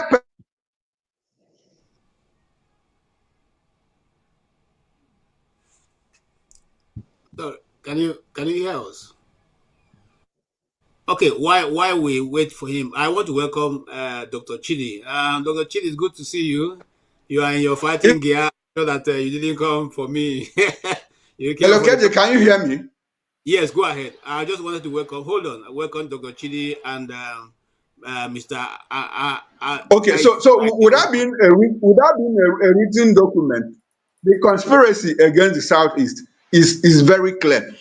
But I'm not surprised, and I'll be surprised that anybody's surprised with what is happening to Nnamdi Kanu. Nnamdi is a freedom fighter, and that is what happens to freedom fighters. At a point, if you look at the 20th and the 21st, the latter part of 20th century and the early 21st century, sorry, you discover that Nelson Mandela happens to be one of Africa's greatest sons. At a point, he was described and designated a terrorist. They arrested him, put him in detention, put him in jail for 27 years. Even as president, he couldn't go to US, but they had to waive it for him to go to US. What happened? After how many years? He is still the leading light in Africa. What happened to Mahatma Gandhi? Gandhi was also called names by the Brits and all of that. Freedom fighters, that is the way they go. So when people talk about the way Nnamdi is acting, he can't act anything less than that. And look, like the young man has clearly said, he died long ago. He died long ago, and he's still ready to die for the cause which he stands for. Unfortunately, the Nigerian state is not interested in addressing the root cause of the problem that led to his incarceration. Insecurity is very rife, is widespread in all parts of Nigeria. The federal government, the Nigerian state, has not been able to unpack all of that. They tiptoe around it. They keep walking around it without clearly. So when some people say that the government is complicit in all of this, you begin to put one and two together to say, look, looks like the government is clearly interested in what is happening, not just in the southeast, but in other parts of the country. Now, let's localize it to the southeast. Why is it that the federal government, the Nigerian state, has not been able to address the insecurity in the southeast, despite the fact that the southeast is more militarized than terror-prone zones like the northwest and the northeast? At last count, Inter-Society checked, there were 94 checkpoints from one end of the southeast to the other. Yet, in earshot of these military checkpoints, kidnapping happens, armed robberies happen, and what else? What do you call it? It is a state conspiracy against the southeast. And it's like they have just said, look, well, if you people want, you can kill yourself there, so long as it doesn't affect the Nigerian economy, so long as it doesn't affect the state structure, if you like, kill yourselves. Oh, that is what is happening. So it's gone beyond the legal process. It's just political. It's just political, if you ask me. That's what it is for me. I'd love Mr. Chukuma to respond to the question I asked initially, if you will, please. Sorry, Flagship, can you come again with the question? Looked like I was offline then. No worries. So I'll make it brief. Here it is. The Southeast, having known that the Kenyan government was a full participant in Nnamdi Kanu, not just extradition, but detention in Kanu and handing over to the Nigerian government, what should have been a better response from the Southeast, knowing that there is an economic benefit that the Kenyan government gets from the Southeast by virtue of its daily or weekly flights from Nairobi to Enugu, I think. Do you think a boycott of that airline would send a strong message to the Kenyan government in the role they played in Nnamdi Kanu's detention and extradition? All right, KJ, I think there's a mix-up here. Unfortunately, it wasn't Kenyan airline, it is Ethiopian Airlines that drops off at Enugu. It is not Ethiopian airline. But on a larger scale, you see, it's also a problem in the Southeast. The Southeast people have not been unified in the struggle, against oppression. Everyone is doing his own thing. The intelligentsia, the business elites are clearly not on the same page on how to go about addressing the issue of marginalization. And the larger problem is that the political class that benefits, from the rot that goes on in the Southeast are not interested. It's like if they come together to fight it, they will simply take away the feeding bottles from their mouth. Look at what happened recently. The House of Representatives Committee on Constitutional Review made a proposal for the creation of 31 additional states in Nigeria. And upon all the injustice, upon all the injuries that have been caused to the Southeast by way of being the zone that has the least number of states, a son of Igbo land, Benjamin Kalu, who represents KJ there in the House of Representatives, sat atop of that committee and made recommendations for Southwest to be given 7 new states and for Southeast 5 states. What does that tell you? He was just playing a good boy to the president because he is interested in becoming governor of Abia State under the APC. So he is not alone.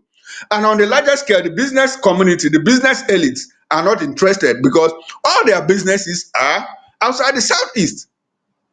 A chunk of Abuja is owned by Igbo people. A chunk of Lagos is owned by Igbo people.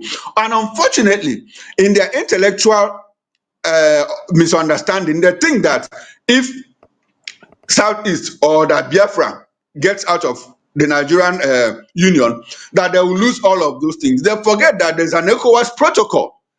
Biafra will simply become the 16th or now the 14th state of ECOWAS, since the other 3 states have pulled out. That is what they don't understand. We need to move on. Thank you so much. Thank you so much. Forefather. KJ. Yes. I sorry, I just wanted, based on one point that Someone's sorry, hold on. Someone's phone. Someone's laptop on.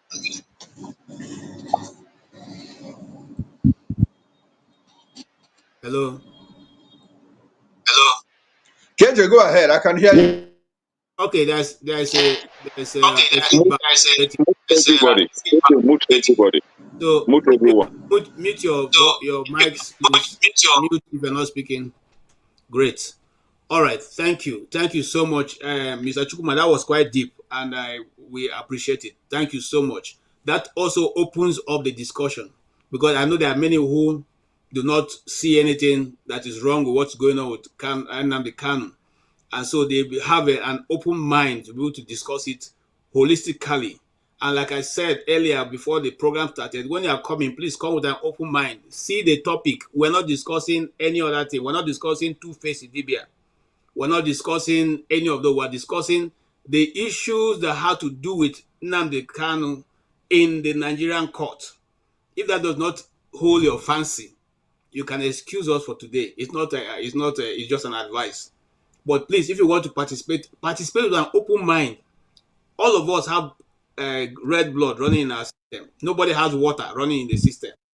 Okay? And so we're all human beings at the level of whatever level you see yourself. That's where the next person is. Let's discuss that. Thank you so much. Back to you. But I want to go to Forefather. Forefather, I some of your comments in the comment section. Do you still hold those views that you were sharing earlier on? I haven't heard all you have heard now.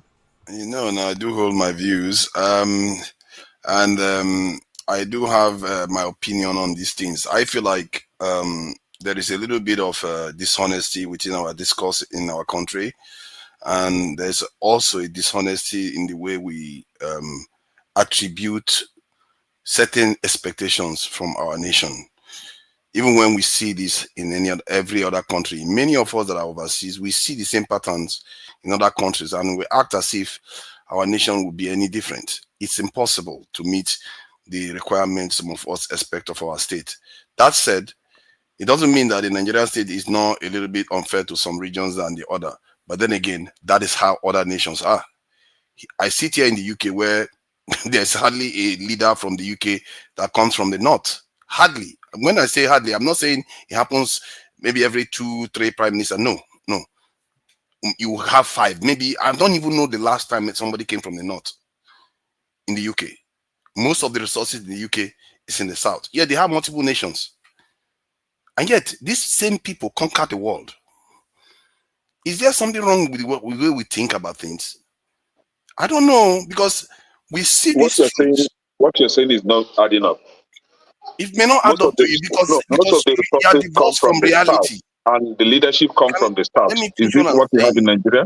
Let me finish what I'm saying. You see, the thing about reality is that you can pretend it's not there, but it is. And it will hit you repeatedly until you learn to deal with the reality on the ground instead of living in your head. That is just the truth of life. Now, when we look at the case of Nnamdi Kanu, what is going on in Nigeria right now, what I see is the government playing politics with his case. And it doesn't mean Nnamdi Kanu didn't do anything wrong. I don't know why people conflate both things. The government is playing politics. For me, the way I look at them is that both of them are just as bad at each other, because in the end, what have they done for their people? All they've done is create problems for their people. Well, I would like to ask you a question. Why should the government be playing politics with his case? Is he a politician? Does he hold a political position? Why should they be playing politics with what is legal in accordance with the Constitution of Nigeria? Because they are just as terrible, like I said. They are terrible people in Nigeria. And these forces control our nations. The same pattern you see in Congo, many countries in Africa, you see the same pattern. The opposition and the government are being puppeted, and they are just devastating the lives of their people. That's why I say plague on both of their houses. Because what have these people given us other than chaos? But a lot of people don't see that. That is what they don't see. Have you seen the difference between P2B and these two, the government and this Nnamdi Kanu? Forefather, sorry, You I'm see the still asking difference you a between them. question. So, Forefather, hold on. I'm with you. So just please be patient. The UN Committee on Arbitrary Detention has also, condemned and asked that Nigeria should release Nnamdi Kanu. So, which of the laws are they holding to now? Because the West African countries, ECOWAS court have said they should be released because he was adapted and all that. The UN Commission on Arbitrary Arrest and Detention has also given their own ruling on that. The appeal court has issued that he didn't have any case to answer. They got a ruling on that. More than 3 courts have awarded a cost against the Nigerian government and the Nigerian police for his detention and arrest. What else do you expect that this government should do, since we are a people who love righteousness and justice? Or don't we love righteousness and justice? If you are saying what I expect them to do, that's a different thing from what they are doing. I already condemn them for what they are doing. They are playing politics. Just as much as Nnamdi Kanu is playing politics. He's clearly very healthy and very angry. And they are playing politics with us and playing games. In the end, what are they actually doing to better the people's lives? You can say whatever you like. This is one of the reasons why I like P2B. He's actually doing something positive, trying to be positive for the people. He's not trying to create anarchy all the time. Like you said, the federal government didn't do anything to secure the country. There's chaos everywhere in the country, and they are clearly mismanaging this case to create even potential chaos. These people are not not our people. They're just awful people that keep creating chaos for their people. Thank you. I will move on. I'll come back to you for a call. No, you can't just move on. I've not even finished my submission. You just okay, sorry. Okay, take 2 minutes and finish what you're saying. All right, thank you. So, like, if you look at the case of Julian Assange, I think he was in prison between the embassy and prison for 11 years. That the West abused it. So when the UN says, they should intervene, the West said the same thing about the UN said the same thing about Assange, and the West ignored the UN. They don't care because internal affairs. Oh goodness, the few minutes I have now. Go ahead. So the internal affairs of nations tend to be a little bit more complicated. If our government was actually prosecuting the case properly, I won't have any issues with this. But the issue, what we are seeing here is a game, and it's a dangerous game they are playing with the people. As if this government have not done enough damage for the last 2 years that they have been in office. What if something goes and happens to Nnamdi Kanu or something crazy? Look at how he's acting in court. If he starts to fight, something happens to him, what happens? This is why irresponsible people, and they don't care that in between all this chaos is the people in the middle, and all of you that are supporting them, you are going to suffer. You are not seeing your true enemies. Why are these so-called leaders not working together? Okay. Why are they always hell-bent on trying to create chaos? Thank you so much. I appreciate your contribution. And there's an Igbo adage which I will say in Igbo. I don't want to call a man again. I have a log. So I'll leave it at that. Those who understand Igbo. I'll come to Mr. Let me go in the order I see it on my list. If it's not how you came in, I'm sorry. But let me go on. Mr. Ike, go ahead, sir. Yeah, good afternoon and happy Sunday to every one of us today. Hold on, I see those behind the stage. The back side, I see you. Questions are answered. Thank you. Go ahead, Ike. Yes. The last speaker who spoke is no more in the platform, right? Is he from Nigeria? Yes, he's in Nigeria. Okay. Is it forefather? The last person is it? No. Before forefather, yes, the Chukuma is in Nigeria. Okay. May God bless his soul. I think he has stated it clearly. Partially, 85% of what I would have loved to say is what he has said, and may God bless him for putting it out there. You see, my brothers, you can kill Nnamdi Kanu, but you cannot kill an ideology. You can kill the body, but you cannot kill the soul. The no matter how Nigerians are playing politics with the issue of Nnamdi Kanu is like a broken bottle that hung on the throat of Nigeria, because you don't know how you are going to remove the broken bottle. Because if you want to remove it, you cut your neck. If you leave it, the same thing will also happen. So Nigerian government or Nigerian state have shown the Igbos that they have always let us know that we are not part of Nigeria, in every ramification. But because of the spirit of an Igbo man to survive, we have always survived, and we will continue to survive with Nigeria or no Nigeria. Because anywhere you go in the world, you don't see an Igbo man, you should run away from there, because nothing good is going to come out of that place. I think that the political class in the Southeast, sometimes I mention names.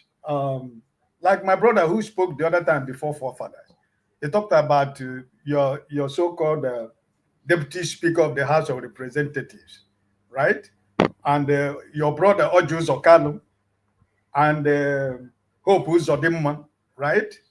And Umahi, and the Soludo of Anambra State, and some other political leaders in the Southeast, and some businessmen, young businessmen who are dining and whining with this political elite. They are the greatest problem we have in the Southeast. And I think that the Nigerian judiciary has messed themselves up with the case of Nnamdi Kanu to the point that it has become a laughing stock. We are talking about what they did during the political dispensation, but what they are dealing with the issue of Nnamdi Kanu is something that whether you support Nnamdi Kanu, whether you support the Igbos, whether you have love or hatred for the Igbos, you should be able to stand up and say that this Nigerian judiciary has become a laughing stock. If they don't want to release Nnamdi Kanu, I don't think that they are helping themselves, because Sunday Igboho was agitating for up to today. He, like this year, was it this year or last year, he went to the British government to present his case, right? The people of Boko Haram have been killing people in the south, in the north, and we know the political leaders who are behind Boko Haram. They are still the political leaders in Nigeria today. The people behind the Boko Haram, they are still the political leaders in Nigeria today. So, what is his name? Asara Dokubo also has his own group, right? He's agitating, but he has gone to the Asara to kiss the ring, right? So, the thing is that my prayer, I've always said that my prayer is that Nigerian government should not allow anything to happen to Nnamdi Kanu in prison. Because by the time they will realize if anything happened to that young man in prison, all these politics that they are playing, that the political class are helping them to do what they're doing, there is not going to be anywhere that is going to shake the political class in the Southeast, because we know them already. We know the people already. So, but my prayer is that we find a political solution.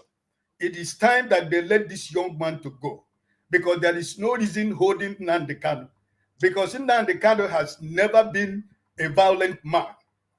Before, when you were making your decision, Nnamdi Kanu has always been saying, let there be a true federal government of Nigeria where every sector of Nigeria is represented. My brother who spoke last time talked about when Buhari was in power.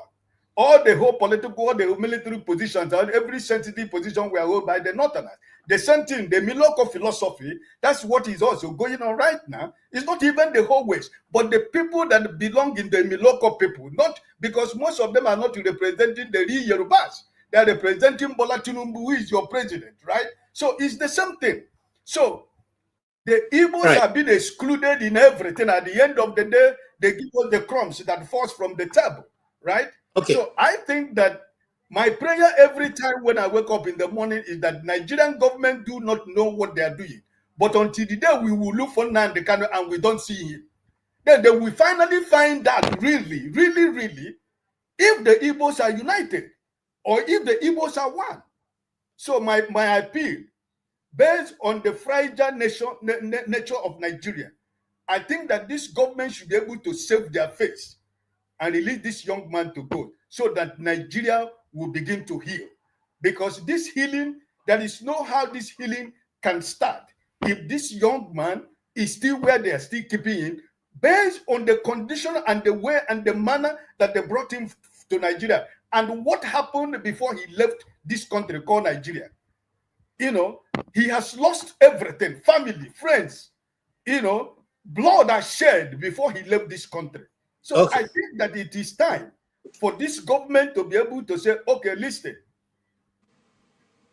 we want to have a real Nigeria and let this man go so that we'll begin to heal. Because now, and everything has shown us that it is not in Nnamdi Kanu that is causing insecurity in the southeast. You know, our zone is militarized everywhere. I used to say it here that the only sanitary zone, where is the head of the hotel? You don't see any young man again, right? From one place to another, you see more than 80 checkpoints in the southeast. What have we done? Why are we suffering? Why are we suffering? Thank you so much. So I think that for me to round up, I think that, as I said here, my prayer always every day is that Nigerian government should not allow them that something happened to Nnamdi Kanu in prison. Thank you. I appreciate your submission, and I'm sure that a lot of people also are in the position where you are. I also fear that, because nobody can tell what tomorrow will bring. I come to Kene right now. Yeah, Kene, please go ahead. Thank you, Mr. KJ, and thank you everyone, Mr. Ike. There was the thing is, when you guys are referring to federal government, I wonder which federal government are you referring to? Is it a government that has no bearing? A government that is not, I don't want to say that they are not, they cannot equate them with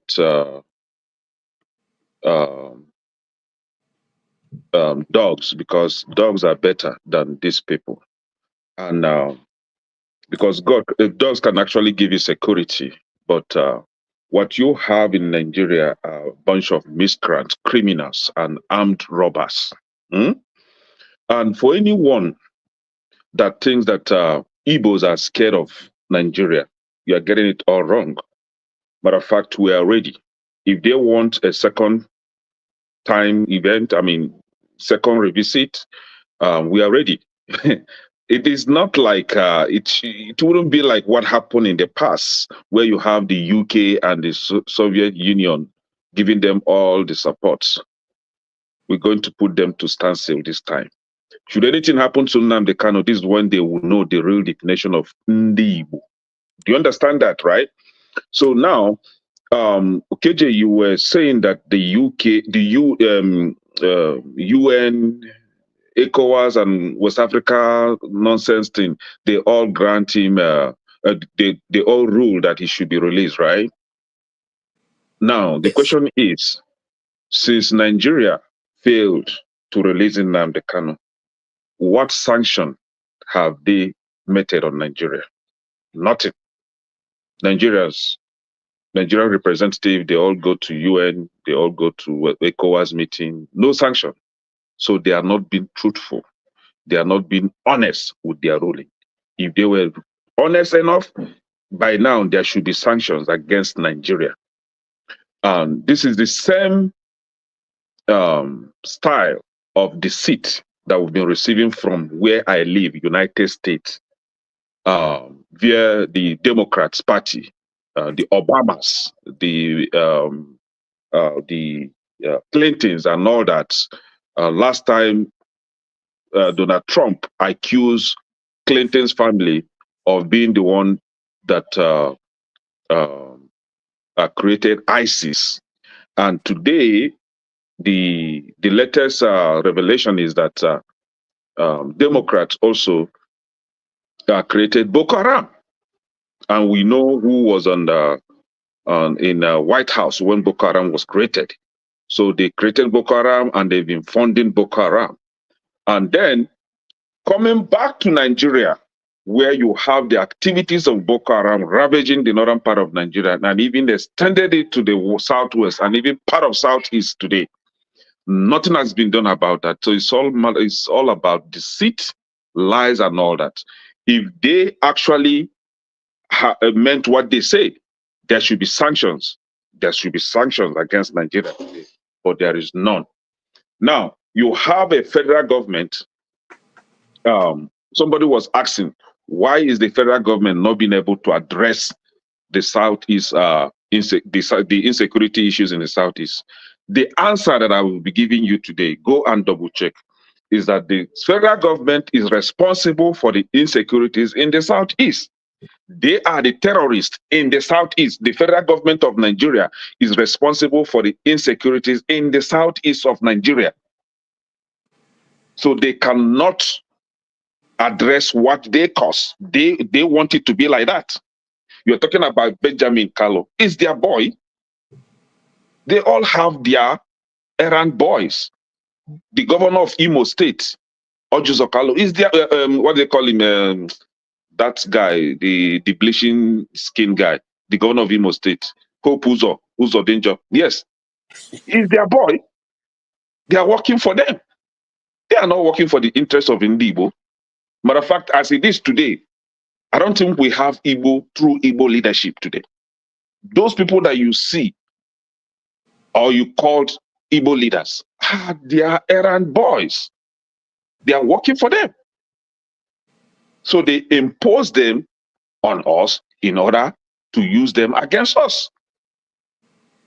I think the only Igbo leader that I can confidently say that is an Igbo leader is the one we elected. What's his name? Oti. And this guy that stood for Nnamdi Kanu last time, that was in the Senate. Abaribe. Yeah. Every other person that you see there, all of them are a bunch of clowns, idiots. They are working for Almajiris. We don't have true Igbo leaders. So they cannot address what they are instituting, what they are funding, what they are causing. They are the cause of the insecurities in the southeast. Okay. So we have a problem of terrorism in the southeast, which is coming from the federal government. And today, they are holding on Nnamdi Kanu. What is Nnamdi Kanu's offense? Forefather said that he will not exonerate Nnamdi Kanu from being responsible for some things. What was his offense? He has a right to call for Biafra, just the way I am calling for Biafra. He has the right to agitate for Biafra. Does he not have the right? So what is his offense? Then you now living from you turn a blind eye on the real terrorist, and you are holding on someone that is just merely calling for Biafra as restoration. What is the offense? All right. Now the judge herself said that she will recuse herself from the case, and one Malam that called himself the Supreme Judge, I don't know what is his position, that Malam. Yes, now telling her that she doesn't have a right to recuse herself against the Constitution. And then Nnamdi Kanu was reading out the Constitution for them that he has no right to tell her what to do. She said she is not going to continue with the case. And you are now asking her to go back and continue with the case. This woman said that she has examined herself and she found herself not worthy enough to continue with the case because her husband is a criminal, her son is a criminal, she herself is a criminal. So she's being used against Nnamdi Kanu, and for that reason, Nnamdi Kanu has found out her mission and he called her out. And now she's so shameful that she doesn't want to continue with the case. She wants to recuse herself from the case. And one Malam is telling her that she must go back and continue with the case. And some clueless idiot last time on this platform were saying that, oh, Igbo leaders were the one holding Nnamdi Kanu in detention. Are you that? See, I don't want to use some words here, but please, we should always examine our brain before we talk. We'll come back to that issue of Igbo leaders being part of what is the problem. But I'll come to Oti. Mr. Oti, I've heard what some of those who don't see Nnamdi Kanu are the light will see them, will see him, what they've been saying.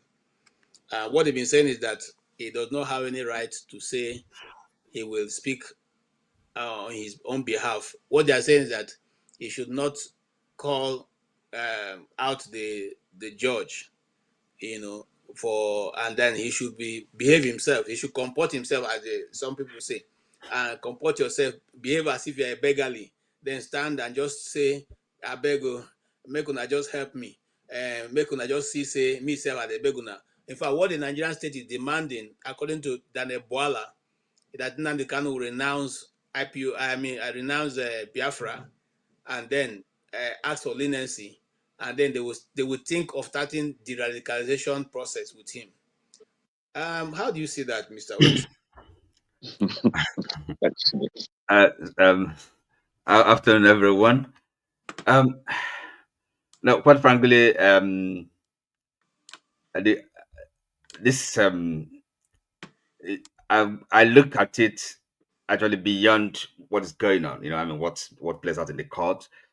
Well, first of all, somebody that is suffering injustice, I don't think anybody really has the right to tell the person how to feel, how to react. He who wears the shoe feels the pinch. That's one thing. No, but as I said, what is playing out to me makes me I look at it at the broad, see it more broadly than what is going on, because we see a court of law, judiciary. This is a Nigerian judiciary, and then the whole world is looking at this. What happened during the election petition hearings, and then this. The world is watching this, and it just the beggars believe that some people will come and say that proudly say that they're Nigerian, want to defend this entity, defend its existence. It's unbelievable. Now, because again, this is I talked about this is the judiciary, the role they're playing. I mean the shame they're bringing to us as a people, and then of course the flagship did raise also an important point, an important issue for me, which is this thing I'm talking about, looking at it in a more broadly. Now, because you have to ask yourself, with all that, with all the pleadings, all the efforts you have made, these people from the eastern part of the country, and not only that, even Afenifere and the other well-meaning Nigerians have, interceded, asked for a political solution to this whole thing. But the federal government, hell-bent, insistent. You ask yourself, really, are these people, they still acting with their senses? Do they know what they're doing? Are they self-determining? Or, in other words, the question I'm asking is this: is Nigeria sovereign? I mean, do we have a country? I doubt we do. And therefore, if this is the position we find ourselves, okay.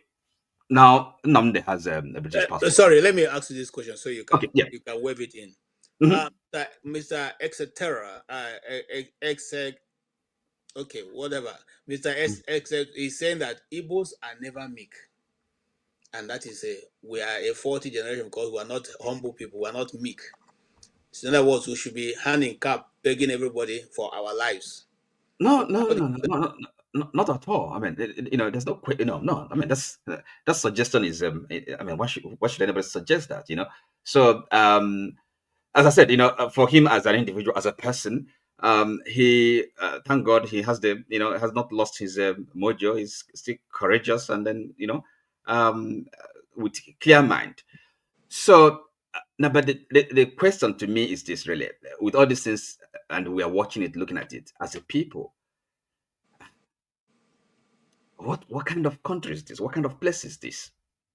Okay, so the Nigerian government, if they if they understand, if they are self-aware, what exactly are they doing? Okay, So of course we know the crisis all over the country, and then holding this man, the thing that is their priority.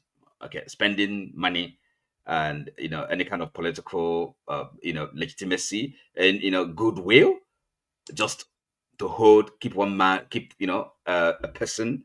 They're not gonna keep him forever, and expecting him to renounce what he believes in again is silly. So that's the question I'm asking. These people, do they really understand? Are you sure they're acting by themselves, or that they're not being controlled? This is the question, because that is the way I look at it, because it doesn't make sense at all. Thank you so much. Yes, Awabam, I see you, but you are going to come after the two more people. Then you come in. Mr. Chim, Chim. I'm trying to frame your question, but it's been said that no. Now let me put it this way. You see, when I saw the outburst of Nnamdi Kanu in court, my mind told me that's the one reason why they don't like you, the Igbo people. You fear nothing, even in the presence of danger or people who you are supposed to be subservient to. You still want to express yourself and hit your hand on your chest. Is that not a very bad way? And you're expecting the Nigerian government to have mercy on you. What do you say? Because I've heard that argument many times. Some of my friends before this program started, they said they didn't like the way he was talking in court. Mr. Chim, do you like the way he spoke in court? Okay, so I know where you're coming from with that question, but the point is he has his right to express himself. Yes, you may not like his mannerisms. That's a different thing altogether, but he's speaking about his rights. And he was sufficiently offended at the way the judicial proceedings were going about. First and foremost, the judge on the day had already recused herself earlier. So I don't know anywhere in the world where a judge recuses him or herself from a case, and then you keep sending the thing back to the same person. For any right-thinking person, you would obviously see that there is a game plan somewhere. So we can deal with the issue of Nnamdi Kanu's mannerisms and then deal with the issue of justice being dispensed fairly and appropriately as should be. You live in the United States. You do know that even when somebody is a terrorist and is properly identified as a terrorist, they don't necessarily go out wanting to maim and kill the person. The first intention is to capture the person. That's why sometimes, even if when the person has an injury, they take the person to the hospital to treat him so that he can come and face the law. And if the law eventually is passed against the person and the sentencing requires death, then they will execute the person. But first and foremost, they will preserve the person's life. Ditto people who are armed robbers. You don't go killing them. You capture them. Even when they are injured, you send them to the hospital. So I think the problem with us as Nigerians, it's a mindset. Every time I say this, people think I don't know what I'm saying. We are not a people who abide by the law. We only scream about that law when it affects us. Even somebody who is going through a judicial process right now doesn't like the way the judiciary is going. I can bet you if the person is in a position to be responsible for dispensing justice, the person will not do the right thing. So anybody who is arguing about Nnamdi Kanu's mannerisms as a reason why he's being kept is just being jaundiced in their interpretation of anything. He has a right to scream. If there's anywhere in the law that says he shouldn't scream or shout, then they should pick him on that issue. But right now, he was being judged for something separately, and the justice is not being dispersed. Now, I digress a little bit on this issue of Igbophobia and the Igbo question in Nigeria. All over the world, there are separatist movements everywhere, including in the country where I live, including in the UK where forefathers and a lot of people live. There are separatists. It all depends. The loudness of that separatist activity is a function of how the government and the institutions of governance are dealing with those issues. I'll give you an example. way before I came to Canada, we've all heard about Quebec. That's the French-speaking part of Canada that was agitating to leave. There have been referendums several times, which they didn't get the necessary number to go away. But it might surprise you to know that the current Prime Minister of Canada,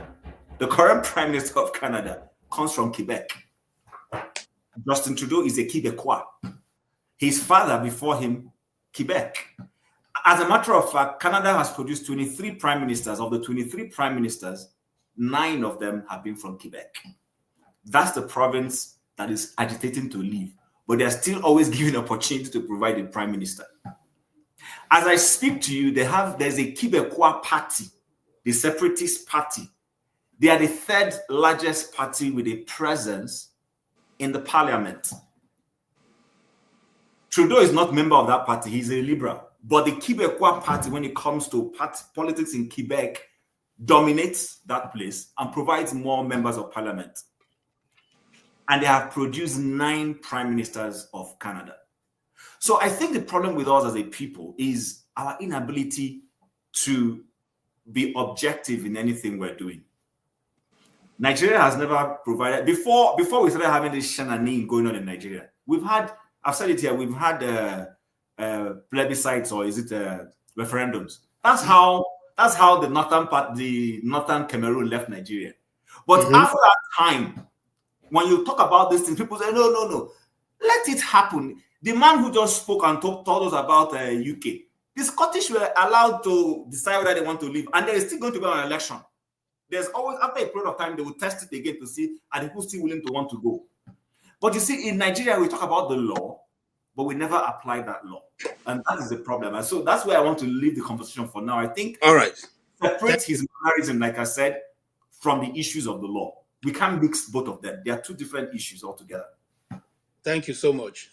And the issues of the law must be treated as the law. It's not based on who you know or what you know.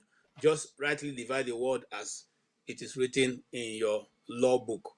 Yeah, I'll bring the only man who is politician, and Ovie.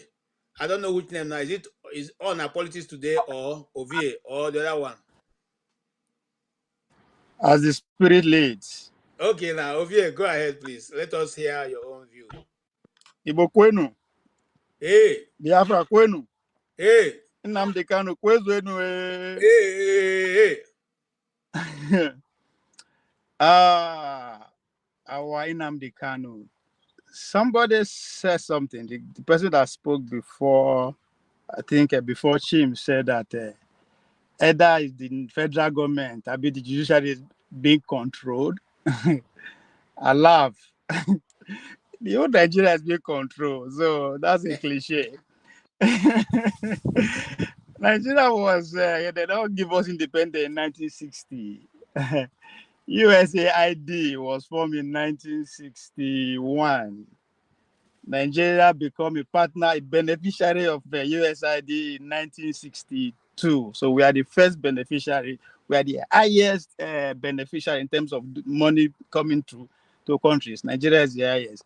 And USAID specifically is supporting Nigerian judiciary through national for what do they call it? National for state courts, right? Now I'm stating this to also say that I could be wrong, but 90% of the Southeast is Catholic. I could be wrong. Yeah. Why am I putting this statistic out there? To say that the West, the Empire, United States of America, they know everything more than we do. Their money is there. In other words, then you now ask, why has this still held in Nnamdi Kanu? That means that they support him being in prison. Again, you have to go back to what Dele Ogun said yesterday about narrative. That is even more important than whatever that you think that caused that narrative. So the narrative now against Kanu, I mean the consensus, because that's why both elites from both sides of the world are involved. So the consensus is that Nnamdi Kanu is a national security threat. Then again, you start breaking that. What is national security threat? If you won't go by the American standard of national security threat, right? Is that you have what it takes that you are waging war, invade the country from outside or from inside.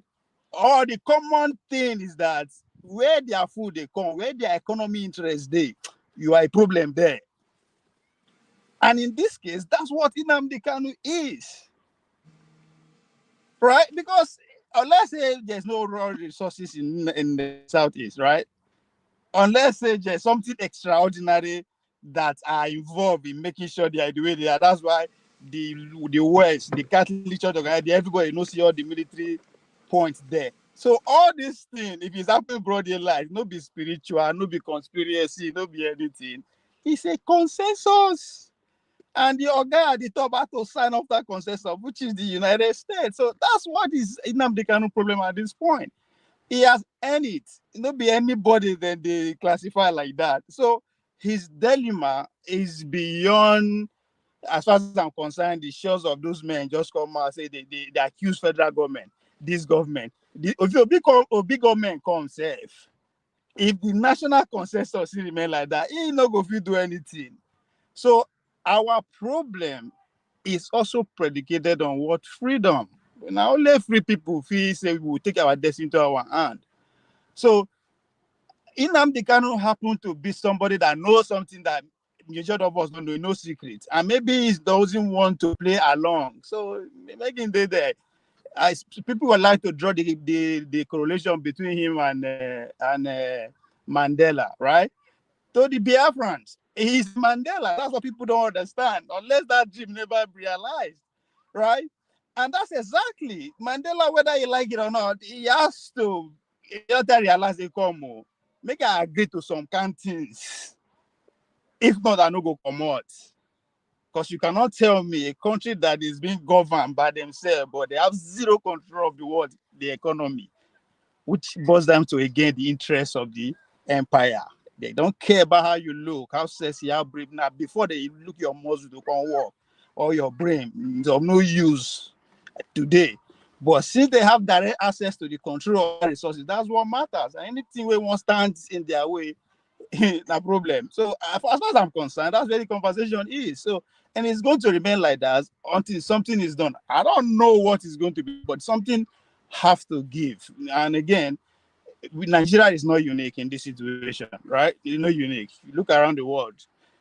To Nigeria, use which country you use as an example? Great Britain, right? But you in your example, your statement, you said something that make me wonder. Say, you know, the year with you they talk that every region has their own legitimacy. They have their own sum of control. That's the difference between Great Britain and Nigeria. Our own region, we don't have control. The state never, the region don't have control. The state don't have control. The local government don't have control. And I guarantee you, if you're in Nigeria, you don't have control of your land that you bought and you build your house on top. If you think I'm lying, discover resources there and you want to exploit them, then you know who get the house, who get the land. So when we are making this comparison, there's some things we should also put into consideration. Yes, Great Britain is a good model example, but all the islands and every other thing, they have some level of autonomy. I think you misunderstand what I said. Do you know Nigerian states have more control than Scotland has over its affairs? Please, what kind of control did the state have? The states can explore anything they want. Most of the stuff that they can explore in Nigeria, their governors are immune to prosecution. Our state governors are immune to prosecution. Hold on. I know they rush. You said the states have the power to explore every resources in their domain. Is that what you said? The states can tax. They can pass laws in their states. Yeah, in Nigeria. No, not pass. No, hold on. Not pass law. Can they explore the resources in their state? Because that's what matters. It's all about. Oh yeah, you mean okay? Like fish. Now they can't get their fish. They can't get. They can't farm. All of a sudden, you don't understand what resources means. All of a sudden, I know what resources mean because hold on. I know what resources mean. No. Because if you want to go to that, what I'm saying. Hold on, calm down. You are talking about oil. If you are talking about oil, Scotland doesn't control its oil. Just in case you don't know that too. two Nigeria, just I don't know why you did jump on this. If you are talking about that resources, I'm talking about other things. But if you are talking about natural resources, Scotland doesn't control its own too. Hold on now. Just in case you didn't know. Everything that I'm saying is not original to me. I am only repeating your words. I was saying that Nigerian states have more power. They have just as much power as Scotland does. Hold on. Okay, go ahead. See, that's why I say this grammar, I go kill all of us. Right? Narrative go ahead and make your point instead of making side points. No, I am making my point. I never asked you to either respond or either. Just repeat what you said. Maybe now let me hear them. Right? Because that's the problem we have in Nigeria, right? Every resources is controlled by consensus. Now only when we they go buy interact for market, 9 be what capitalism, 9 be private market enterprise. But every other thing has to be based on consensus. And you are telling me about control. I live in America, you're talking about control. Every state, I know what it means state to control their resources, what private property means, because not only America practices that in the whole world. No America other country do you know America takes more money from the states than Nigeria takes from the states? Do you know in percentage terms? Do you know that? Okay. Let's move away. Let's move away. I live in America. Okay. No, we'll get. It's not about me. No, it is my daily experience. I am telling issue of control. I don't know why we don't answer straight questions. Can you allow me make my point? When you reach your turn, you do your rebuttal. Please allow me. Move to Nigeria now. Move to Nigeria. Come on. Okay, go ahead. Over, you have 1 minute now to make your only America get the practice that right. Anybody can challenge me. Hey, property right. That is what sets the country apart from every other nation. Every other place, no individual have direct access to its own resources. Only America. So if you want to tell me about control, I understand what it means. So in Nigeria, we, even the whole federal government, don't have control over its own resources. And I put it to anyone that want to challenge me. We as a people, we have no control over our resources. So when we want to actually go down to where our problem is, it's beyond all this. We have to face it. Thank you. And there is going to be a cause. Let's move. Are we ready for that cause? Thank you, my brother. Thank you. I appreciate your contribution. Our bank, you have heard the argument so far. Thank you for your patience. Thank you for your patience also, Mr. Bob Chisco. I'll come to you. Our band, then I'll come to Bob Chisco. Thank you all for your patience. It's been a long discourse, and everybody has a good point to make. And then after this round, we'll bring it down to 3 minutes so everybody can speak faster and not work too long. Yes, please go ahead, sir, Mr. Awabam. You have had a discourse so far. How is it done in where you are? Is it the same thing that obtainable in Ghana? Thank you so much, KG. Good evening to each and every one of you that is here today. I am speaking from my little beautiful city of Bolgatanga in Upper East Region, Ghana. And I am here to tell every Igbo man that is here that you are ashamed, they shame me. Time has passed when Igbo people speak Nigeria catches code. Today, you are being treated with absolute levity. You command no respect anymore. That is the reason why the whole Mazi Nnamdi Kanu there, without any of you making any sensible contribution or positive contribution that is going to bring him out. When you gather to sell your own son, your own uncle, your own brother, who were the people that started the proscription of Mazi Nnamdi Kanu as a terrorist? Who started it? Is it not the Southeast governors headed by Willie Obiano? Is it not the person that started? Go and check how many years, despite the United States declaring Boko Haram a terrorist group, did Nigeria proscribe Boko Haram? Do you know how many years it took them to proscribe Boko Haram? How many years has it taken Nigeria to proscribe armed Fulani terrorists that is categorized as number 3 terrorist group in the world? Have they proscribed them in Nigeria? But when it came to your own, the political Igbo elites, the only thing you know how to do best is to always become political correct. You want to be a patriotic Nigerian. You can just come out to proscribe your own person, sold your own brother to the slave, to the slave masters. And they are holding him there. Today you are crying. Today you are talking. You don't supposed to talk because Mazi Nnamdi Kanu has warned all of you not to beg for him. He has a reason for why he is there and suffering what he is suffering. I am here as the Okene of all of you, the Igbo people that are here. Am I Namoches? Am I Nemoches? I don't know if that is because my mother is from Abia State. And I would like to speak the way I speak because I don't even care. Whether you insult me in comment section or not, I don't bloody care. Because you, the Igbo people, are traitors to one another.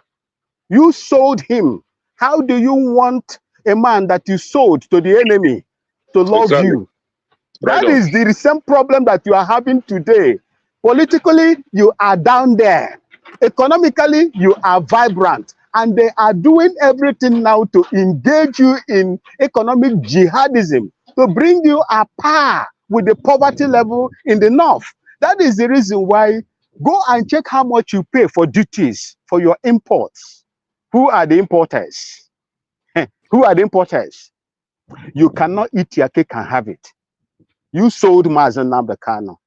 In as much as I have qualms with the Nigerian judicial criminal system, the corruption that is ongoing in that judiciary, I still have problem with you, the Igbo elites that sold Mazi Nnamdi Kanu out to the enemy. They are dealing with him there. He is going to survive it. And majority of us that have sympathy and let me say, gene of Igbo people, when it comes, all of us will come to support, just like my Namoche Kene said. We will support them. Let nothing, we should pray that nothing should happen to Mazi Nnamdi Kanu in that prison. If anything happens to Mazi Nnamdi Kanu in that prison, you will see the kind of war that you will see. It's not what you experienced 1967 to 1970.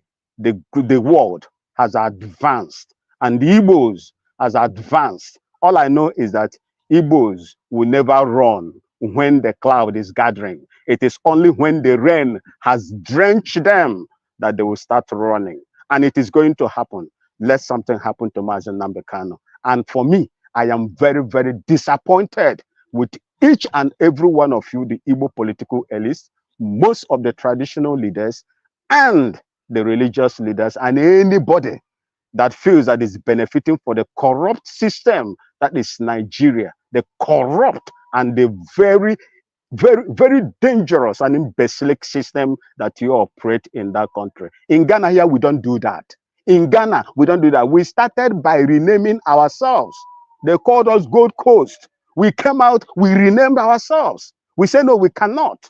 And when we vote for people that we want to represent us. In Nigeria, as big as you are, the giant of Africa, you don't even have authority to vote the people that will lead you. Rather, they are being selected, and their mandate is what they are going to place on you. That is the kind of country that most of you support. But it's surprising that majority of you live in developed countries where blood not shed for those countries to become what they are, and you are enjoying from it today, where blood not shed for America to be where it is, UK and the rest of them. But in your own country, you prefer the illegality that is going on there. You prefer the human rights abuses that is going on there. You sit in those comfort areas and you continue to enjoy, and you begin to talk to your people. I'm hearing myself. Somebody's mic is on. Forefathers, mute yourself, please. Somebody's mic is on, please. Don't do that, forefather. I don't know whether you are doing it intentionally or you just want to make me look stupid here. But I'm not going to be cowed by that. What I'm trying to say is this. Mazi Nnamdi Kanu will come out. Mazi Nnamdi Kanu is going to come out, and Nigeria should be careful that nothing happens to him. We are all professionals in what we practice and what we know. Nothing must happen to Mazi Nnamdi Kanu. And for you, the Igbo political elites, we know who you are, we know where you are, and we know what we can do to you when the time comes. That government that you are supporting today will never come to stand for you when we come after you. Let something happen to Mazi Nnamdi Kanu. Thank you, and God bless you all. Thank you so much for your contribution. I know that for those of us who are listening, is by no means advocating for violence, and we do not promote violence on this channel. He's simply saying that enough is enough. It is time for people to be reasonable and understand that sometimes you need to step backwards and see what you are doing. What you are doing to the nation of Nigeria. You're not only holding the Igbos down, you're also holding the nation from moving forward. A great idea can come from Zamfara. It can come from Brunei. It can come from Meduguri. It can come from, and that other people have said here, we are looking for a level playing ground, not necessarily leadership. Okay, if they seek geographical areas are given autonomous idea. If they're autonomous as they were during the creation of the federation, we will not be doing this discussion today. We're only having this discussion because it has not been fair on certain sections of this federation. And again, and I give example of America. When Elon Musk founded his company, he didn't go to South Africa to bring people to come and work for him. It's Americans that he employed. In the same vein, when anybody who brings up a brilliant idea that can create jobs in Nigeria, is not going to go to his locality to bring people. It's going to serve the interest of Nigeria. So if we see ourselves as a country, then we'll think like one. If we're not seeing ourselves as a country, then let us find a way to sort ourselves out. On that faithful this thing, I will come to you. Thank you so much, Bob Chisco, for waiting so patiently. And because you waited so patiently, we'll give you an ample opportunity to express yourself. You take up to 5 minutes. So go ahead and talk, sir. Yeah, unmute yourself. Yeah, thank you, Mr. KJ, and every other panelist there. Thank you for also recognizing the fact that I have been patiently waiting. That I wanted to contribute to whatever it is I have to. Sorry. Do you have? Hold on. Do you have two earphones? Oh, you're not hearing me? Yeah, I'm hearing. Yeah, I'm hearing. Okay. Let me see. Yeah, put one, mute one. Are you hearing me? Better now, thank you. Can you hear me now? Okay, yes. Maybe my headset is better. Yeah. Yeah, I thank my brother over there in Ghana for that erudite contribution he has made. I am an Igbo man. I'm from Umuahia State. I live in Wisconsin, and I just got back home from Nigeria last week. In fact, no Igbo man wants to bring down Nigeria, but the Nigerian government has vowed to bring an Igbo man down in this enclave called Nigeria. I flew from Chicago to Atlanta to Lagos. Every year I go home, I ask myself, why can't I have a direct flight that will take me from America to Enugu International Airport? How many people have asked themselves that question? Why have federal government of Nigeria not designated Enugu Airport as a rare and authentic international airport? Hadi Sirika wasted 8 years under Buhari saying he's upgrading Enugu International Airport. But hardly do you see any plane flying from Europe or America to Enugu. You must land in Abuja or Lagos before you. Could you imagine? I flew from Lagos to Enugu 460,000 naira. 460,000 naira. The previous year, I paid 60,000 naira. 60,000 naira. You can imagine the difference. Because of what? Everybody now wants to fly than flying the road because of insecurity in Nigeria. Like your phone by the way. Your phone is ringing. Huh? Your phone ringing. No. Okay, someone's phone is ringing. Please, whoever's phone is ringing, put it off. Go ahead. My phone is not ringing. Go ahead. So whoever goes to Equity Mosque come to equity with clean hands.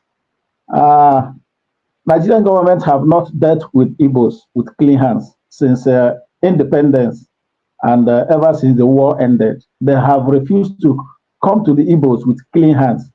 And this is the cries of the Igbo man, that the way you deal with other sections of this country, why can't you deal with the Igbos like manner?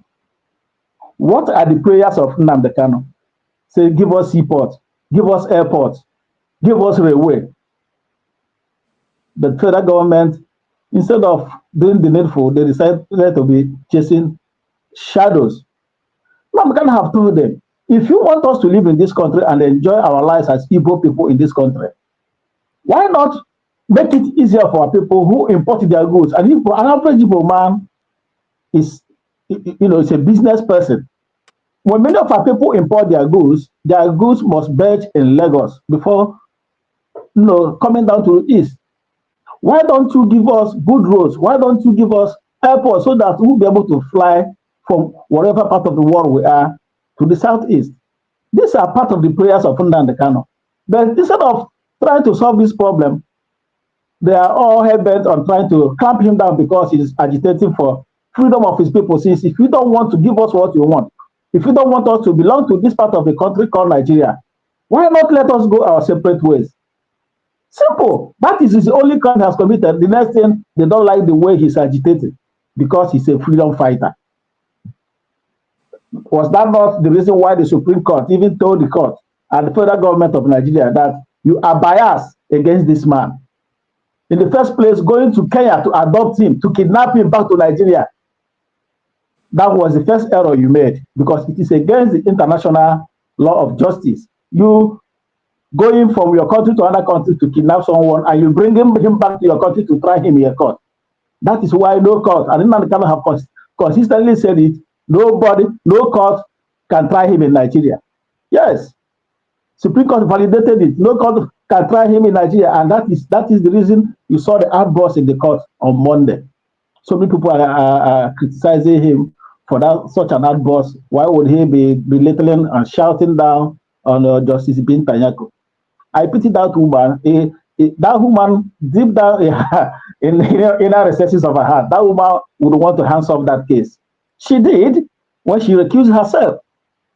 And she was forced to come back again. On the same case, she has recused herself. And that was the reason Nnamdi Kanu was telling her, you cannot come back to the case you have already recused yourself. Why are you coming? What are you coming to do again? So it is obvious these people want to nail Nnamdi Kanu. This guy, the court has not found him guilty. Why are you head-bent on criminalizing this guy to the extent of trying to level terrorism against him? You bring up this charge, it is quashed tomorrow. You keep on going back and forth, amending charges against him.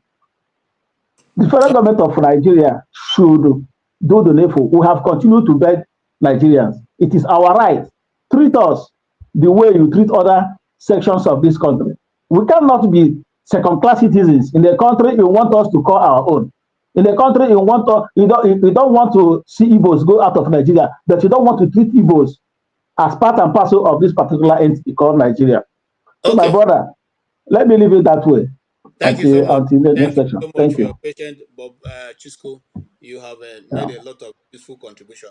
When you went to Thank the you. East, how was the feelings in the East? When you went to the East for you just coming back, how did you Yeah. find the people and the East generally? My brother, well, home is sweet. Home is sweet.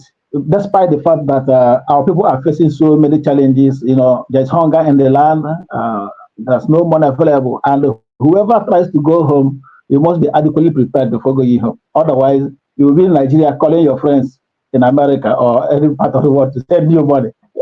Yeah, Okay. I knew what I could sustain myself with, and I stayed 1 month, and I was able to come back. If not, Nigeria, you say if you have 1 million in your pocket, you're thinking it was those days when 1 million could be anything for you. My brother, 1 million cannot sustain you for 1 week in Nigeria. Thank you. Thank you. All right, Yeah, man. Mr.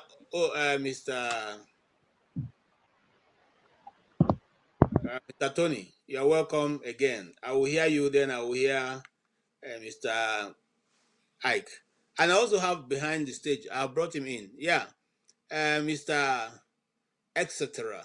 You have plenty to say, and so we're going to have to discuss with you at a very higher level, because you must have come with something you're about to tell us now. Sorry, Mr. Oti, if you don't mind, let me hit at Etc. because he has been speaking so much behind the stage. What's your fresh view that you're bringing on stage right now?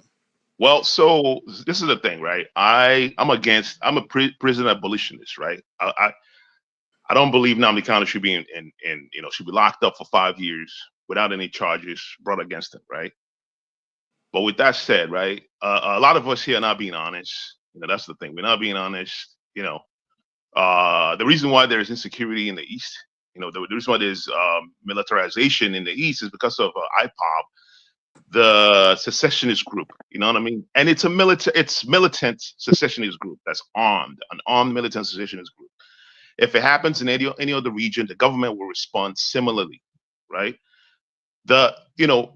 Requesting for the government to build infrastructures, build airports, it's a legit request. It's something that the government that we elect, all the governors in the region can advocate. They have power. They can speak with the federal government and say, hey, we need these projects done in the region. And also, Chim mentioned the secessionist party in Quebec, right? How come IPOB doesn't have a political party? I've stated here a few times.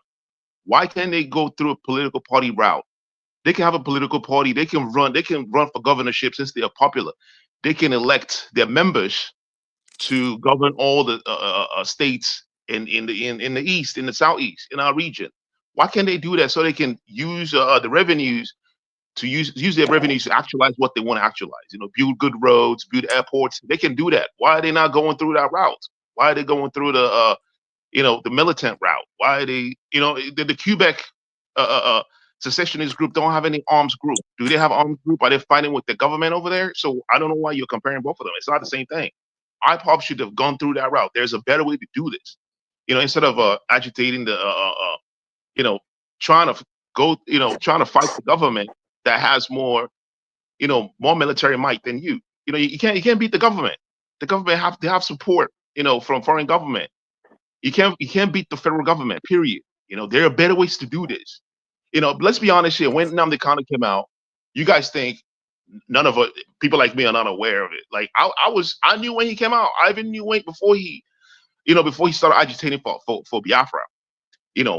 He was fine with Jonathan's government until Jonathan lost the election. That's where the whole agitation started. First, it was ethnic bigotry. He was saying a lot of crazy stuff about all the other ethnic groups like the Yoruba. He was faultily generalizing. That's why I'm on the comment section. Anyone that makes faulty generalization and says something about Igbo people this, Igbo, or Igbo people that, I'm like, that's faulty. You don't know every Igbo people. None of us. I don't even know a lot of Igbo people. I don't know every Igbo people in the world. And there are people out there with their own opinions that are different from all of us. Not all of us believe in the IPOB, the whole secessionist thing, or the way they're going about it. I'm not against the whole having Biafra, but there are better ways to go about it. There are better ways to form a secessionist group. You can, like I said, you can go through a political party, which is very easy. You can form a political party, win the elections, win the local government elections, and run that region and do all the good things that you want to do. Why can't they do that? Okay. There's something suspicious about the whole movement. Can I answer that for you? Yeah, You see, for me, when you're dealing with someone like me, because of the how far this thing have gone, some of us have gone a bit deeper. Now, before now, one of the accusations against the Igbos is that we don't play at the center. If you don't play at the center, you don't play. You're not like you don't play. You don't have a winning. You don't play. You're not a team player. Yeah, I understand. You don't shake hand across the Niger. I want to let you know how long Igbos have been shaking hand across the Niger. When the first election was conducted in Nigeria, neither the Age Action Group or the Northern People's Congress could win a straight majority. Ezekiel could have joined forces with Yoruba, with Awolowo to form party. But he said to his friend Awolowo, let us not make the North think that we don't want them to be part of Nigeria. So he defaulted to forming government in that order. That's one.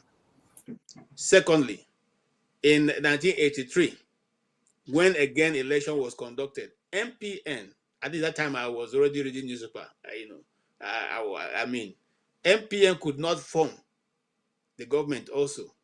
And that was when the judiciary started manipulating things, because if you go to the history, you find out the famous ruling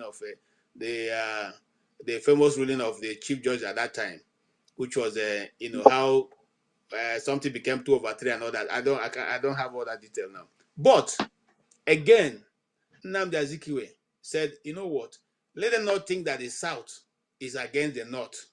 Let us form government. That is how MPP and MPN form government. Because we, the Igbos, have always been constantly thinking of how to repair and help. They call it Accord Concordia. Thank you. Now, having said that, you said something about the IPOB forming a party. I don't know if you remember anybody called Odumegwu Ojukwu. Of course I do. You know him. Oh, very good.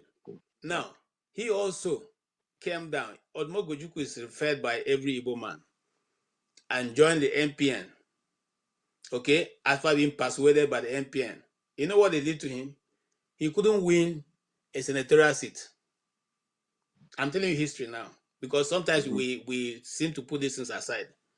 And then at that time, I was still a young boy. I have heard my father talk about him very well. I was in primary school, and I asked my father, why is it that this man you have been telling me about, who you people revere so much, couldn't win a simple... And he just told me that you don't know what you're talking about. How can't he win? It is the manipulation of the North. So they made sure he lost. He lost woefully. Okay?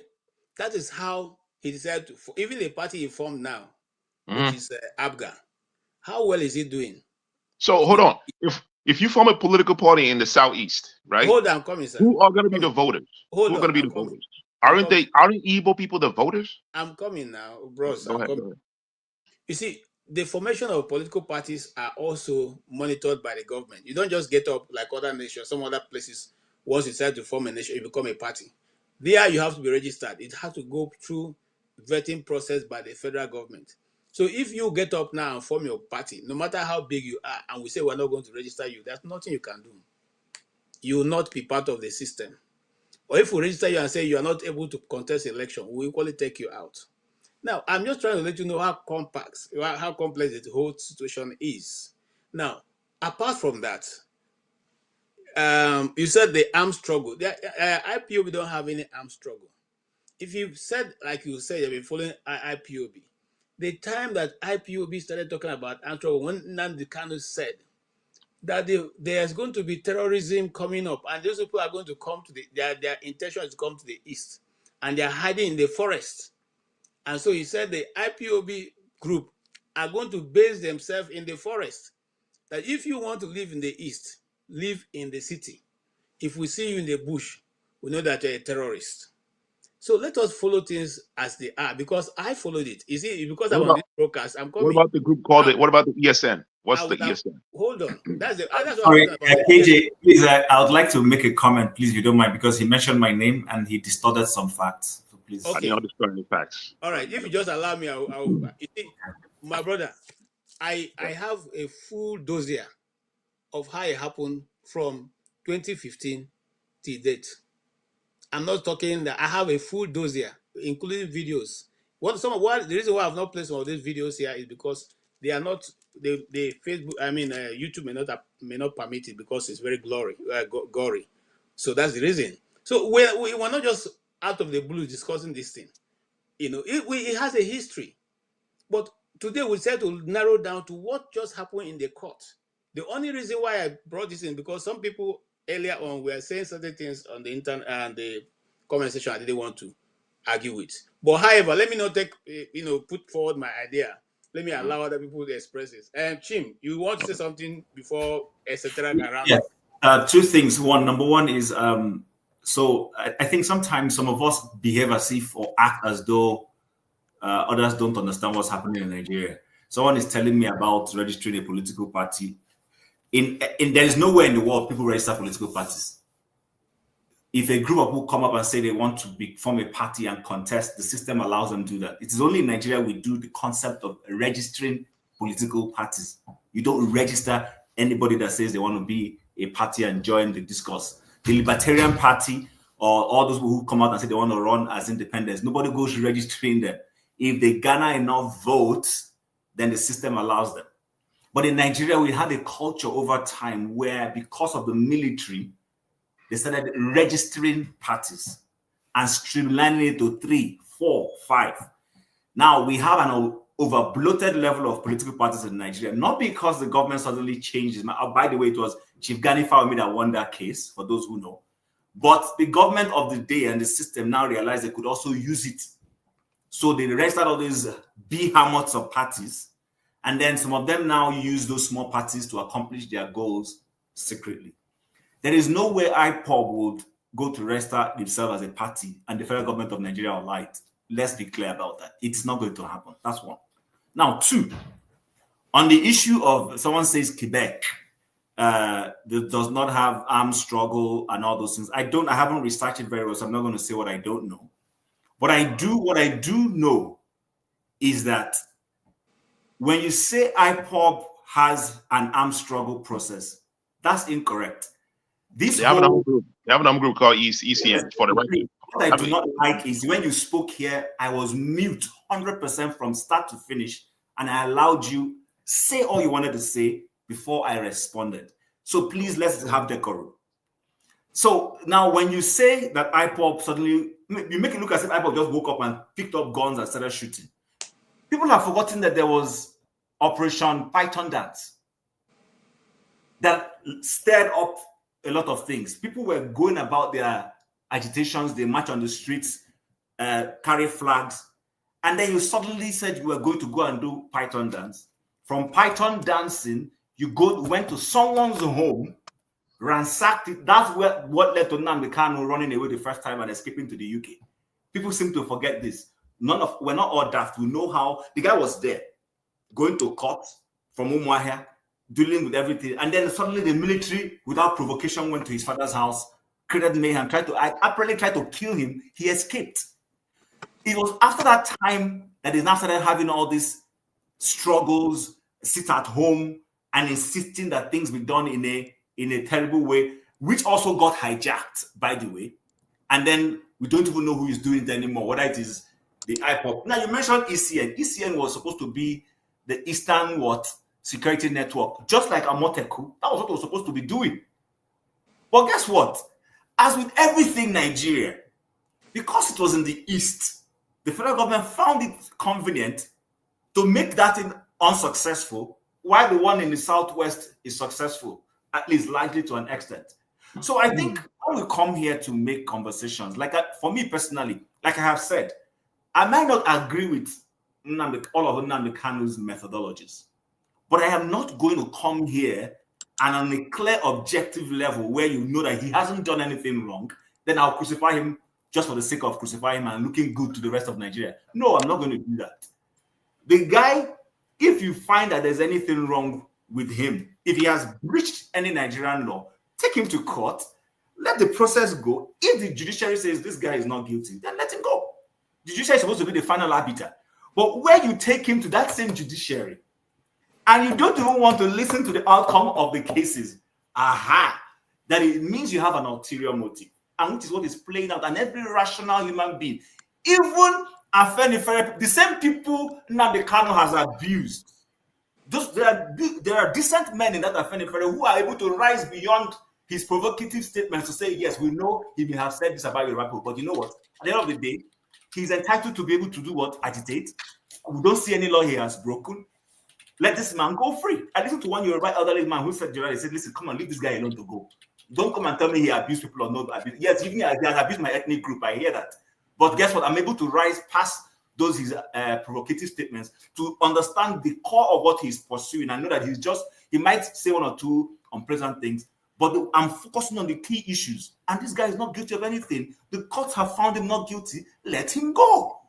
So don't come here and start telling me. Are you aware that I don't know why you say these things that you say? Like one, the elections, you register in some countries. The UK, you are required to register. Australia, maybe the US, you are not, but you are Oh, required to you know, register US, you register in every state. at There's a state level, yeah. requirement. And also, the thing that you said that he didn't do anything wrong, did you see the video where he was actually advocating real violence against other ethnic groups in Nigeria? Did you actually see it? Or you just don't know? Forefathers, the last time I checked, you're not a lawyer, one.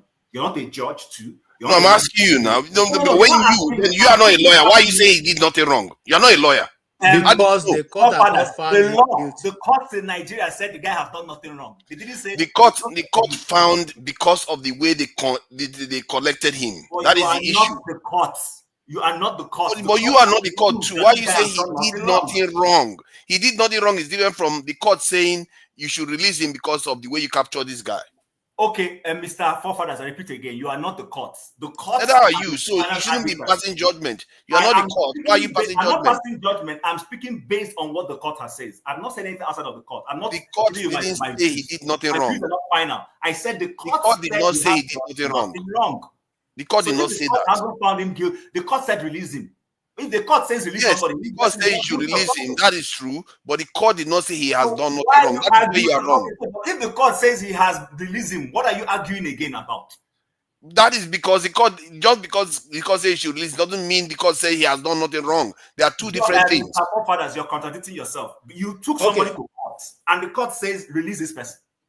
Because of technicalities. Okay. I don't understand what we're talking about anymore. Technicality is part of law, but hold on. I want to play a video. This was Nnamdi Kanu before all this shenanigans started.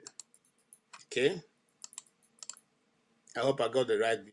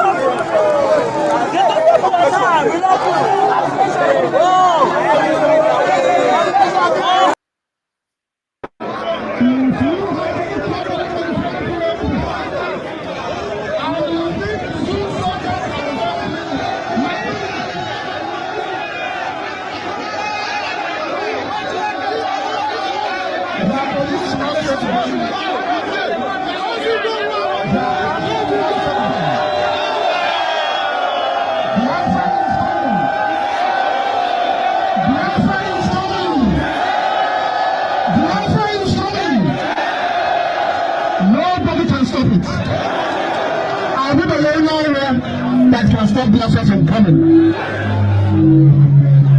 think I'm even the paper. You get to make a memory. It's a memory.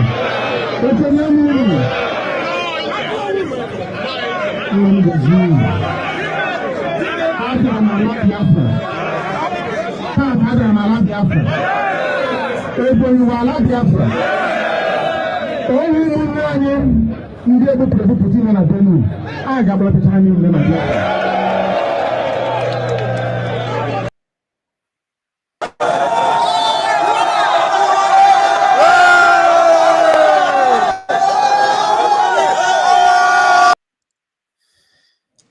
Okay, that was Nnamdi Kanu before all this started. What you see? What I just simply did here was to show you the size of crowd that he commanded. That is in Ebonyi State. That's not even in Umuahia. Yeah, therefore he should form a political party and use that. Hold on, man. You keep going about this political party. They just want to create chaos. They will pretend as if they care, but they just want to create chaos. When they tell them to form party, they don't want to. Let him prove his popularity. Then you are just showing the video. Let him prove his popularity. Let him run for election. And you don't want him to do that. He likes the popularity, run for election in all the states. Just want chaos. Politically.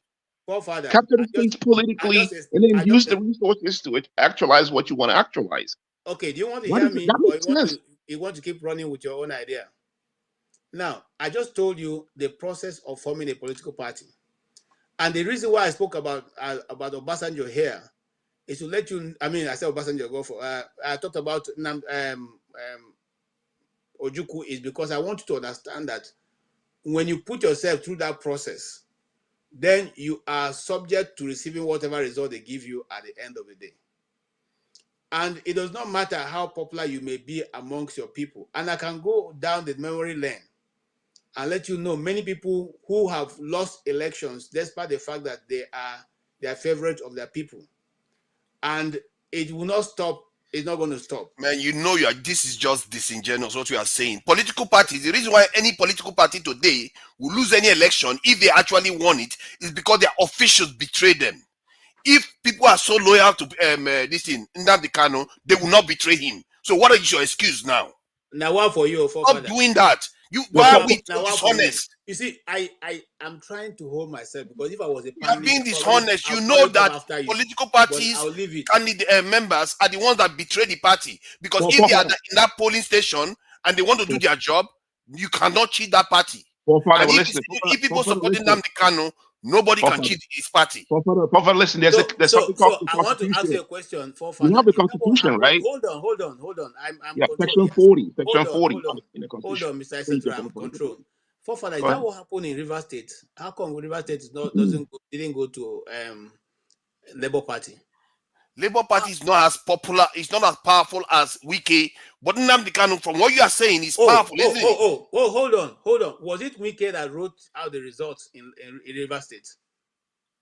If you want to say that, yes. If you ask me, he did write the result and then called it. Personally, I believe that there was election malpractice, not in Port Harcourt, but in the other areas where he has control over it. Read Section 40 of the Nigerian Constitution, 1999. It stipulates how you can form a political party. There is no.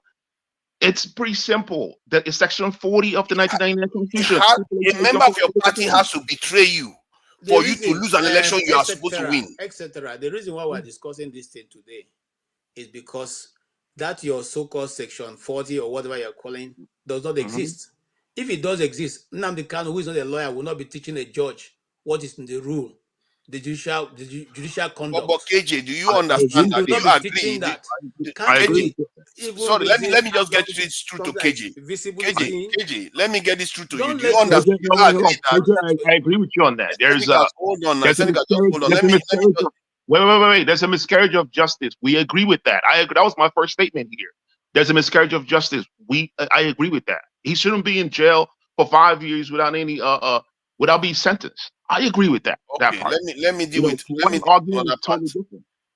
Okay, KJ, do you agree that for you to lose a party you are supposed to win in any election in Nigeria, your party members have to betray you? That's a lie. How? Because they are present at the polling station when people are voting. They are right there when they are taking pictures, are writing everything. The fact that you're even bringing up this issue shows that clearly you admit that Nigeria is a horrible place. Why are you dodging the point? Go straight to the point I made.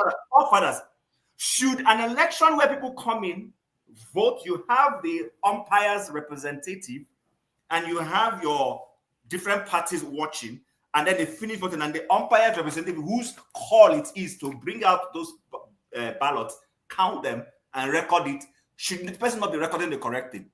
Why should you be falling back? No, hold on, fathers. I'm going to allow you to talk, but I'm taking you on what you say. Don't go long. Go straight to the point. Anything. There is an umpire's representative whose job it is to count the ballots and say, in the presence of the other officials. In the presence of everybody, yes. Yes. So why should we even be talking about manipulation in the first instance? Because those party members are complicit. Because if they are doing their job, you cannot be cheated. I wish we could be talking about that at all. Yes, I wish I can step back. But you see, don't dodge the point. Don't dodge the point I'm making. The point is that I'm trying to tell you that if Nnamdi Kanu is popular as you say he is, and he's actually quite powerful as you say he is, his loyalists will never let that cheating happen, because they will be right there making sure every single one last speaking of your whole. One last of it. In 1999, in AD, the action Congress, Alliance for Democracy rather, came up with a policy. They said anywhere where they are conducting their primaries, if there is any hint of confusion in any part of Lagos State or anywhere, they will cancel the entire results of those areas. A certain man called Funshaw Williams was coasting to win that election in Lagos State. And you know what they did? They went to his stronghold and caused commotion and presented those evidence to the leadership of Afenifere and AD to say that, can you see there was confusion in the places where Funshaw Williams was leading? They went there and canceled everything. That's how Bola Tinubu became governor of Lagos State. So you see, that the point I'm trying to make is this. When people are intent on carrying out anything ingenious, they will, even if they can go decide on that, they go to Umuahia and make sure no election holds in Umuahia. I thought Nnamdi Kanu was a popular what are you talking about? Hold on, calm down. Are you trying to tell me if Nnamdi Kanu was remotely as popular as P2B in the southeast, they are going to rig him out? Are you serious? P2B won elections in Lagos State and they diluted it. I'm talking about southeast. Why don't you answer another question? Why don't you just answer the question that I asked? P2B won election in Rivers State, and it was rigged. And you talking about the fact that I don't care about Rivers State. Nnamdi Kanu is very popular in the southeast. Why don't you not test it there? You agreed to the fact that the election in Rivers State was rigged, and you are here encouraging Nnamdi Kanu to seek for election in Nigeria. Let me educate you, forefathers. Hold on. Don't do that. Nnamdi Kanu says that he has no business with Nigeria. He has no business with Nigeria. Nnamdi Kanu is asking for compensation. He has no business with Nigeria. He's not talking about Nigeria with you. You are the one advocating for Nigeria. Nnamdi Kanu is saying that to end Nigeria, Nnamdi Kanu is saying that Nigeria should come to an end. An expired country shouldn't exist. That's what Nnamdi Kanu is saying. He is saying that Nigeria has expired and never will exist again. He is saying that Nigeria should be dissolved so that everybody will go. That's what Nnamdi Kanu is saying. Stop asking him to go contest for election. He's very popular. He's more than popular. He's more popular than Tinubu. And he is saying that he has no business with Nigeria. That's what he's asking for. Biafra. Simple and short. Stop asking him to go contest election in Nigeria. Stop it. It's becoming too much. You just like to deceive your people. You know people won the election in the southeast. Nigeria. That's what he's telling you.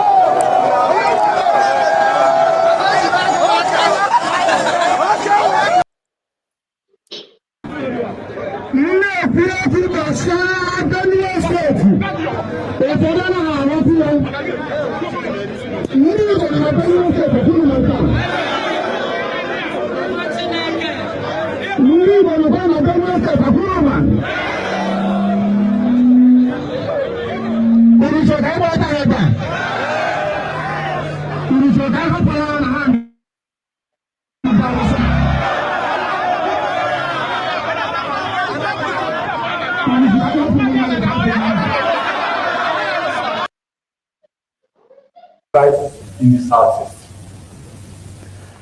Well, southeast, I was encouraged by what I heard. Nobody told me. Two statements from the South. One by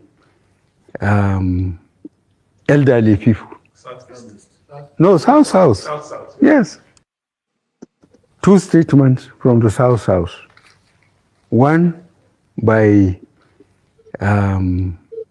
elderly people. No, South. Yes, by elderly people. They said this time around there will be no access to sea. I'm sure you will understand what they mean. Again, the youth made the same statement. That encouraged me. So that IPOB is just like a dot in a circle. If they want to exist, they would have no access to anywhere. Look at a clown. And the way they are spread all over the country, having businesses, having property. I think IPOB doesn't know what they are talking about. In any case, we said we'll talk to them in the language they understand. We'll organize the police and the military to pursue them. South. Yes, by elderly. No, South. Yes, by elderly people. They said this time around there will be no access to sea. Okay. KJ, I beg, can I say something? Yeah, hold on, sir. Not just end it. I'm sure you will understand what they mean. Again, the youth made the same statement. That encouraged me. So that IPOB is just like a dot in a circle. If they want to exist, they would have no access to anywhere.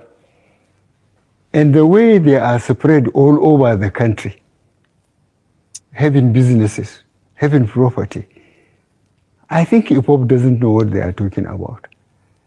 In any case, we said we'll talk to them in the language they understand. We'll organize the police and the military to pursue them.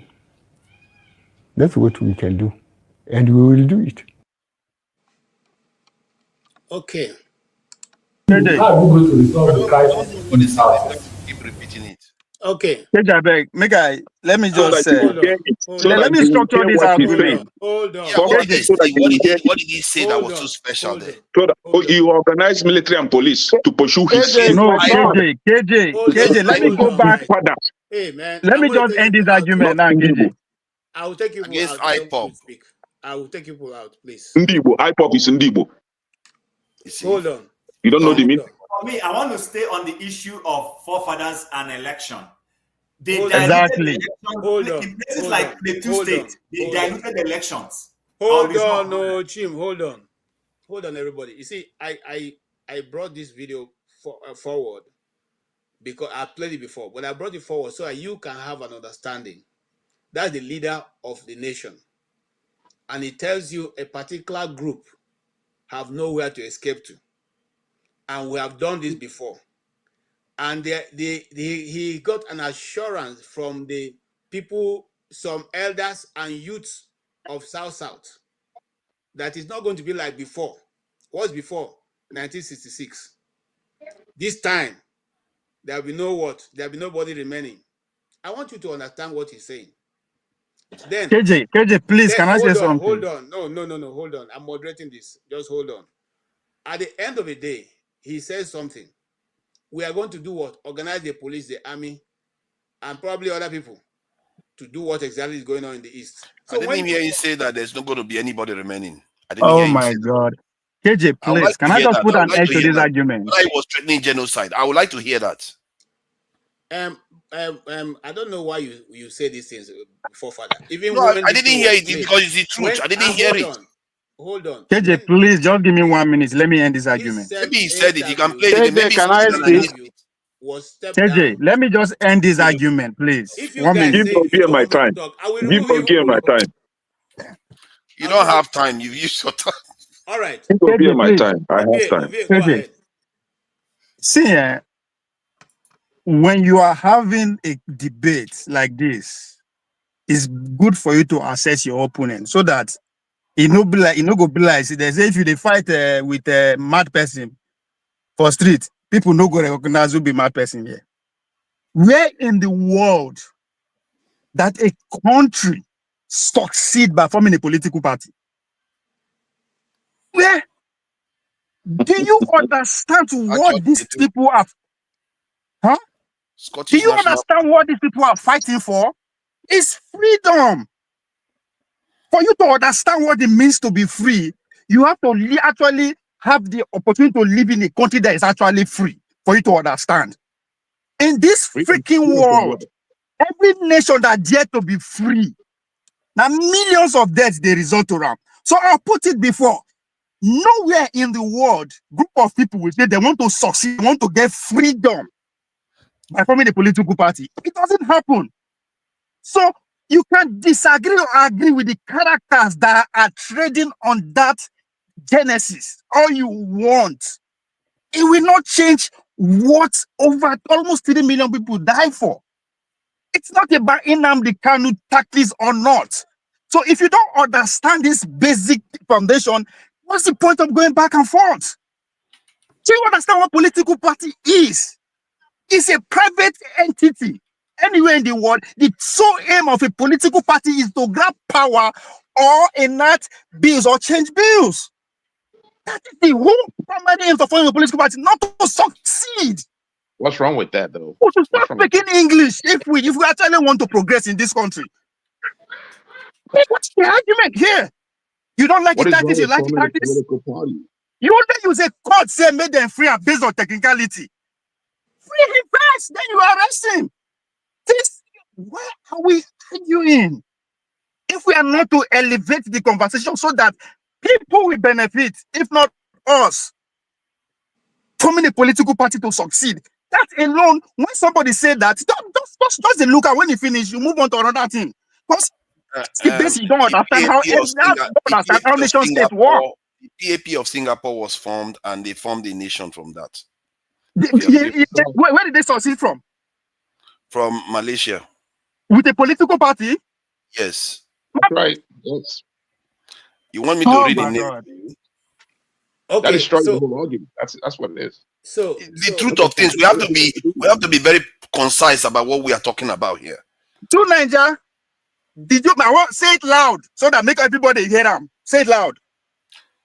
That Singapore, Lee Kuan Yew, they had a party that they used to secede from Malaysia. And remember, Malaysia was basically hold on. Lee Kuan Yew form a political party to succeed as a country. That's what you are saying. Yeah. No, I wouldn't say he formed the party to secede, but that party is the one he used to secede. Now, do you just understand? He did not want to secede. He was basically kicked out. Their country was basically kicked out from Malaysia. Lee Kuan Yew was not very keen on it, but he had to use that party to leave the part. The country.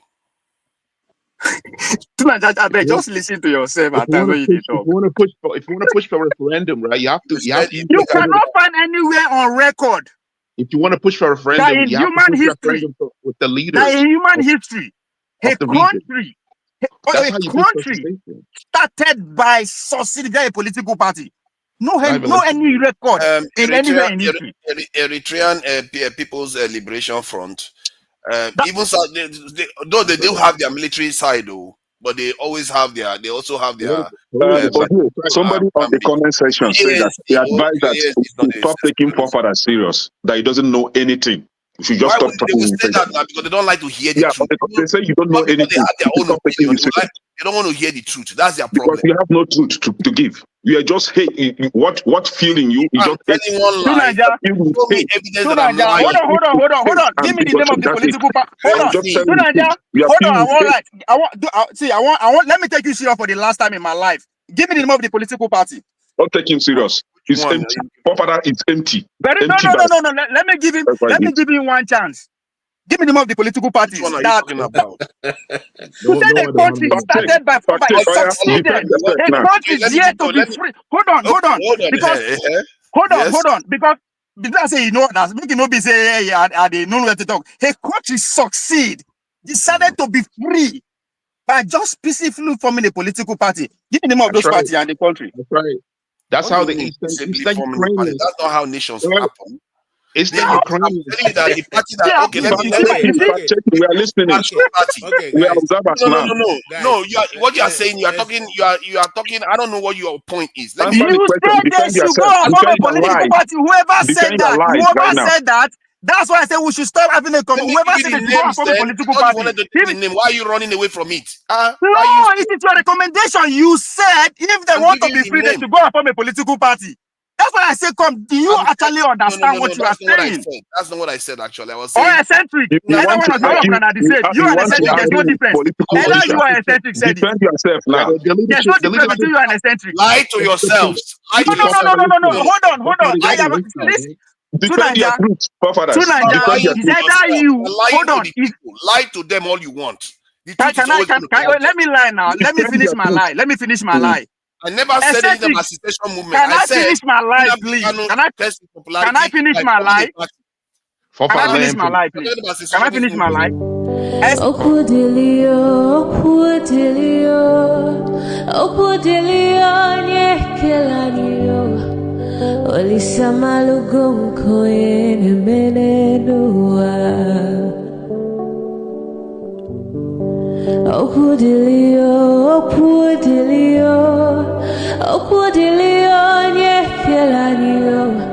Chukuna malugo yo biadiocha.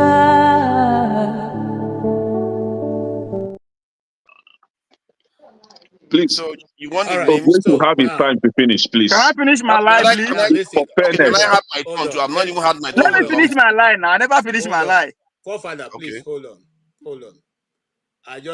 Let's just hear that young girl's advice. Let us take it easy. All right. Okay. Go ahead, Ovia, and finish. So, Eccentric said it. Tunanja supported him 100%. So, but there's no difference between the two of them. The kind of points they are making. So there's no difference. For you to be bringing a political party into people that want to be free, first you don't understand what freedom means. Because if you understand, you will not be taking about political party. So you don't have to say it verbally to support whoever that said it. So, but for the fact that you are not denying it, means that you know that it is a wrong foot in the first place. So please, the character can be judged as you want. Judge Samuel Ekpa, Judge Nnamdi Kanu, Judge the great the general. Don't also forget the almost 3 million people that died. Judge them too, because it's all the same thing. That's not true. Right? That because you said it.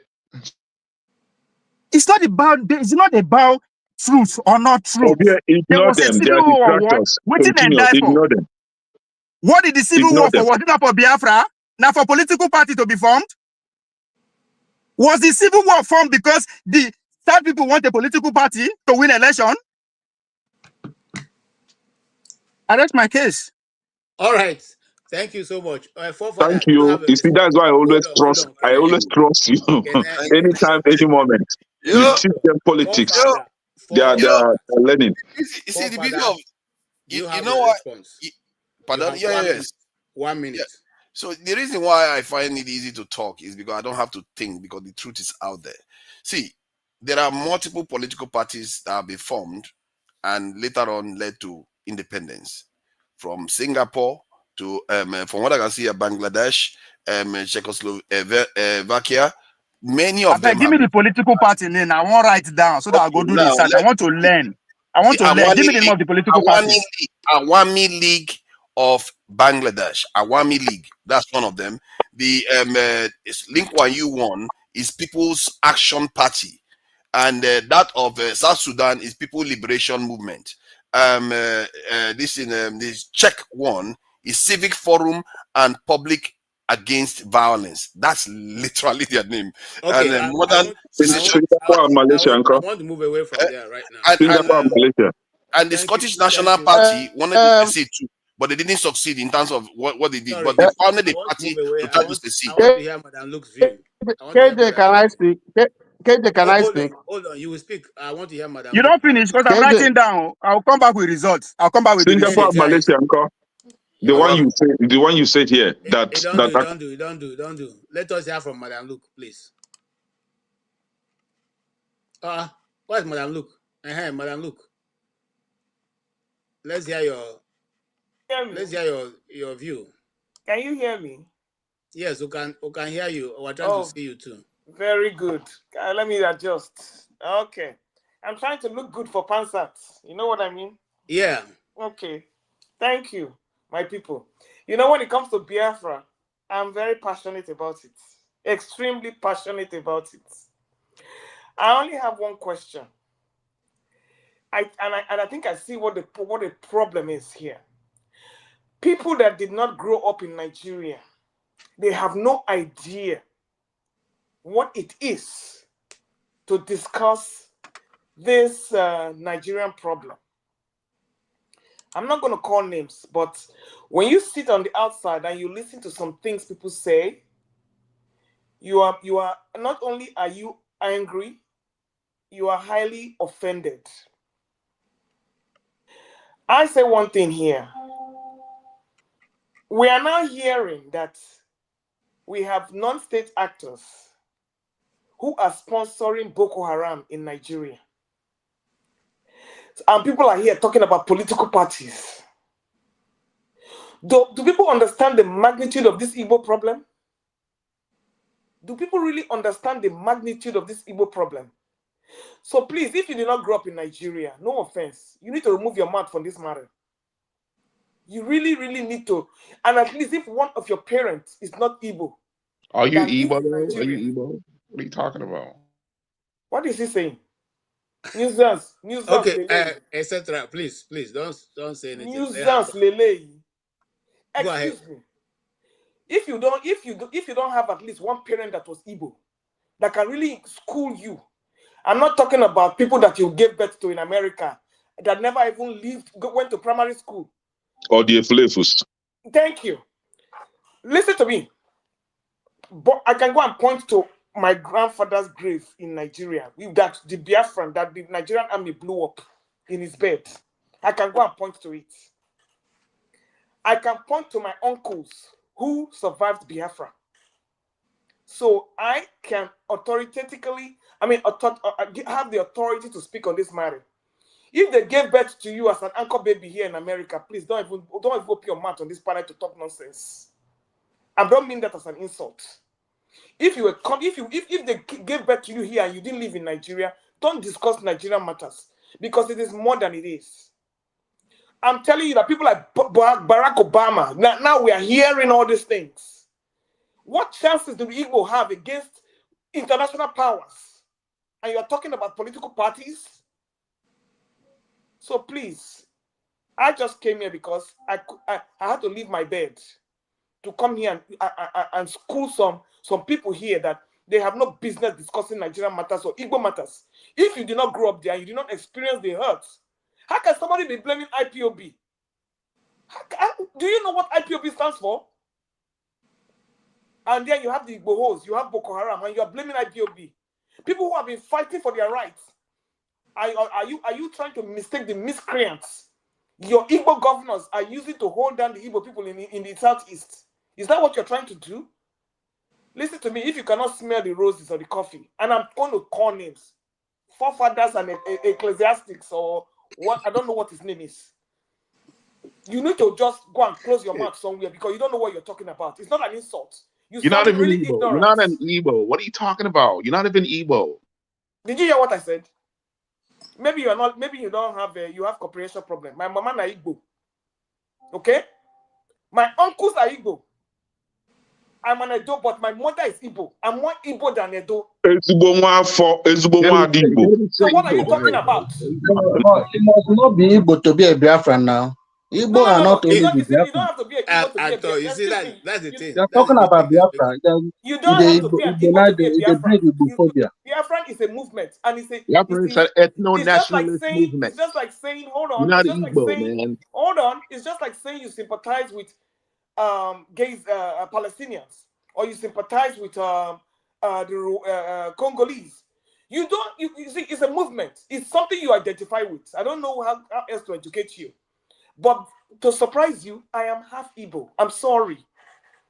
My mom is Igbo. Half of my cousins are Igbos because all our adult men married Igbo ladies. So that is why it is very, very personal to me. I have uncles who told us. Are you Igbo anchor baby? Is that what you are? Igbo anchor baby? No, I'm a naturalized citizen, so how can I be an uncle baby? Are you illiterate or something? He is. Isn't that what you call me, right? Isn't that what you call me? You call me an anchor baby. Ecclesiastics to bust your bubble. Honey, let me ask you a question. Let me ask you a question. Where is your hospital that you were born in Nigeria? Did you attend primary school in Nigeria? Did you attend secondary school in Nigeria? Did you attend university in Nigeria? Did you do your youth service in Nigeria? Oh no. I'm beating my chest. I did all. Where did you come from? Uncle baby like you. Uncle baby again. I'll arrest my case. God bless you. God bless you, Jared. Thank you so much. All right, hold on. Please, hold You on. didn't caution her. She was insulting people. It's not fair because if others Exactly. do that, Exactly. She called me an Forefather, anchor baby. She's an forefather, you are evil the one anchor that is baby. insulting Hold people. on. Okay, I never insulted anybody. I take responsibility, and I apologize if you feel insulted.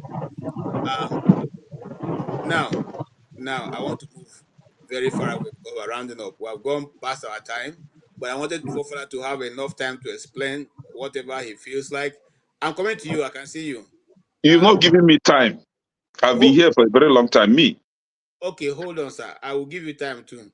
And Tony also has not spoken for a long time. So please, but let me go to the new guy who just came in. And yes, sir, go ahead. Introduce yourself to us and then make your point. Thank you.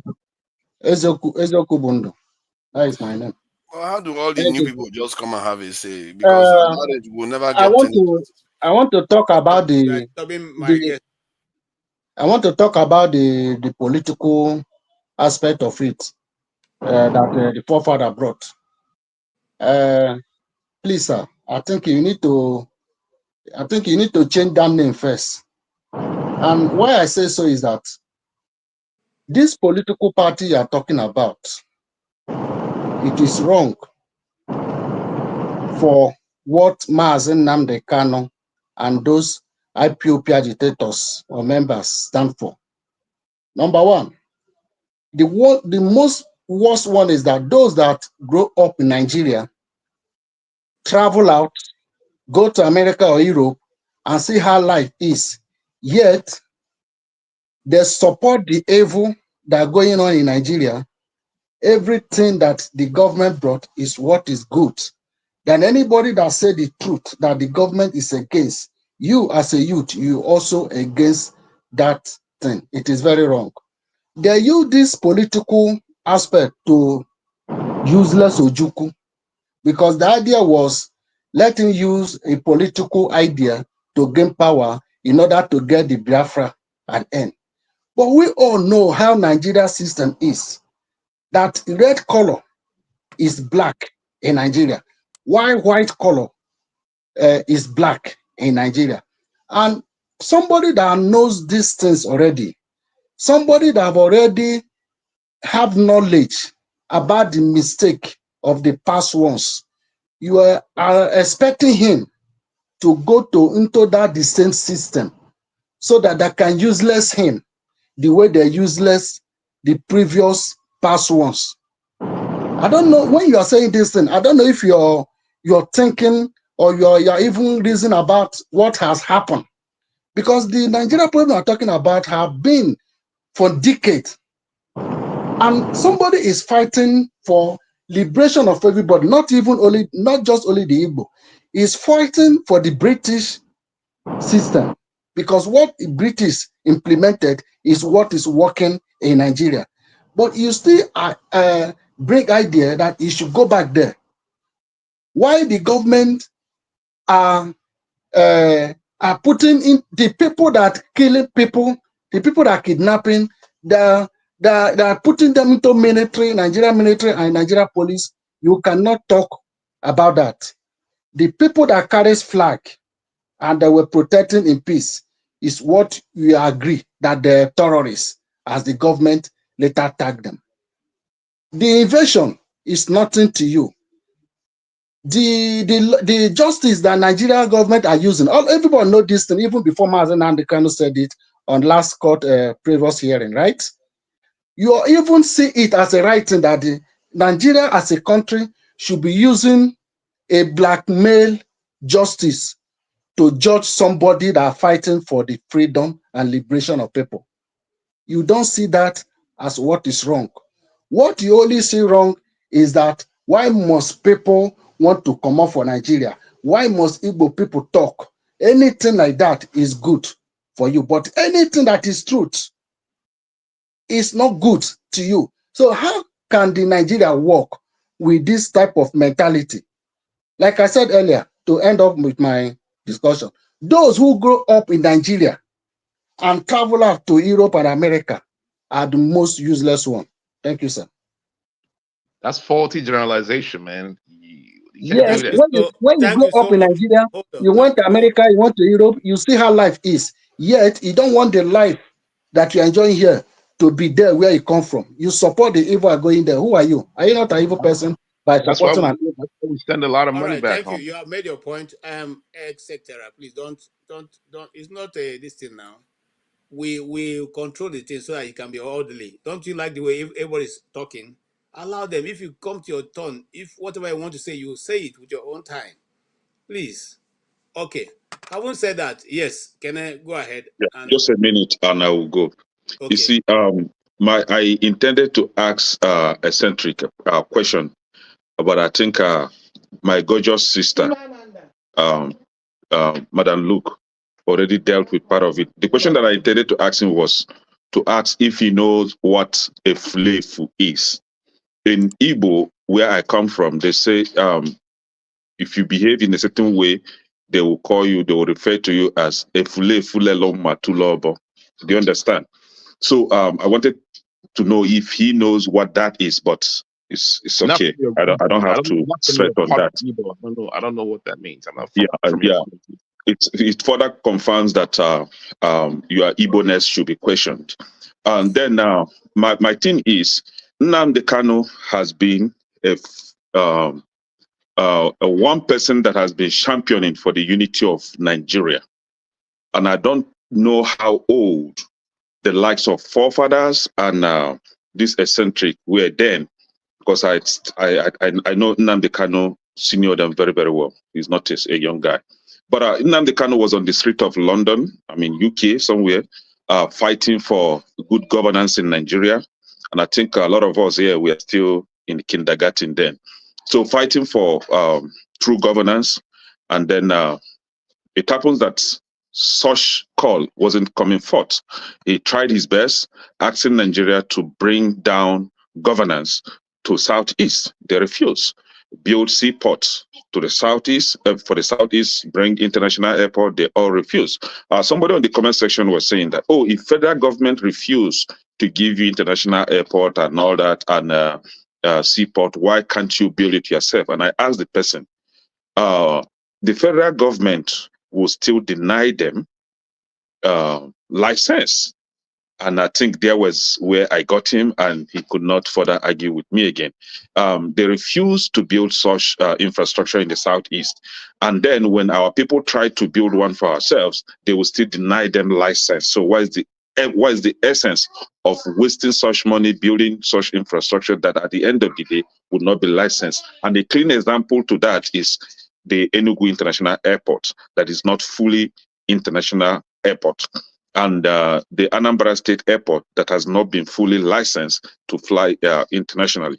So we have been trying to do something better for our people, but the federal government deliberately continue to truncate it. And I think that is one thing the likes of forefathers need to be educated on.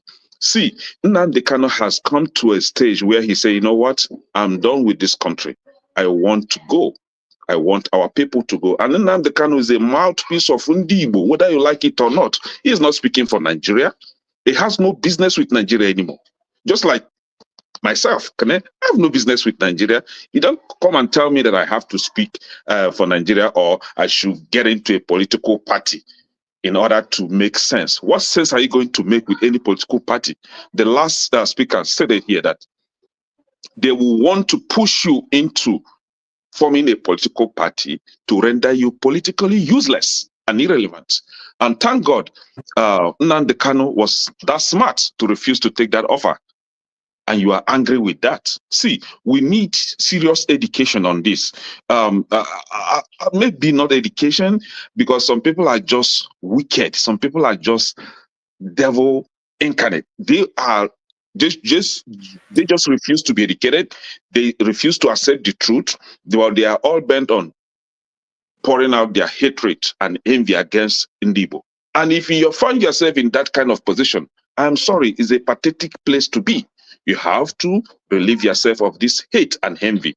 And if you're one of the Igbo Efulefus, sorry, I am not the cause of your problem. It happens that the people that raise you fail to educate you to live a better life, to think like a normal human being.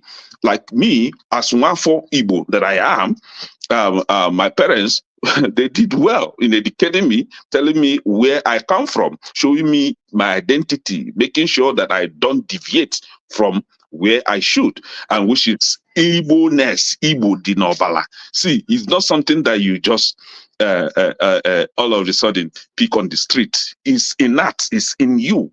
It is not something that you learn from school. If you only Igbo, when you All speak, right. you will know. Thank you. Okay. Thank you, sir. Thank you so much, Kenny. And yes, Am I yes, to have my time? This interjection is more than 3 minutes. I have not even had my 3 minutes that you said you were going to be doing again. When are we going to have my time? okay. No, we are No, now. not was an interjection. No, it wasn't an interjection. It was my time. It was not an interjection. It was his time. Yeah, how did he manage to come in front again? Okay. So you want to take your own now, or you want to wait for father? I will take my own. No. Okay. What is I have to grab it. And, Sorry, forefathers, if I may, I thought you said it is Tony. Tony has been waiting patiently. Sorry. It's not Tony. I think, Oga, you do this a lot. Don't do that. It's not his turn. I spoke before this in. I spoke before It is Tony the my last time. turn. It is my turn. It is my turn. You Let guys us have been speak before Tony. speaking, I can go back to the and I video just and been check quiet. it. And Okay. It's my if that is turn. not true, KJ knows that. Go ahead. Tony, go ahead. Please, you are a moderator, so please relax. Thank you. All right, Tony, go ahead. You are supposed to have spoken all this while. I have kept you behind. Sorry. Go ahead, sir. No, it's okay. It's okay. There are so many issues that have been spoken to. I don't even know which one. But in fairness to forefathers, there's something that forefathers said that I think we probably are not understanding, even though he has not quite. Who are just harassing you just now? Yes. Hold on. Yes, now. I will. Okay. No, hold on. I will, yeah, I will come back. This is just an aside. If you look at, I think what forefathers is trying to say, maybe probably he didn't put it very clearly. If you look at Sahrawi Democratic African Republic, that is in Western Sahara, who have been fighting for independence for their country, which that portion of land was initially occupied by Spain, and then when Spain left, there was a battle between Algeria and Morocco, as to who would govern and so on and so forth.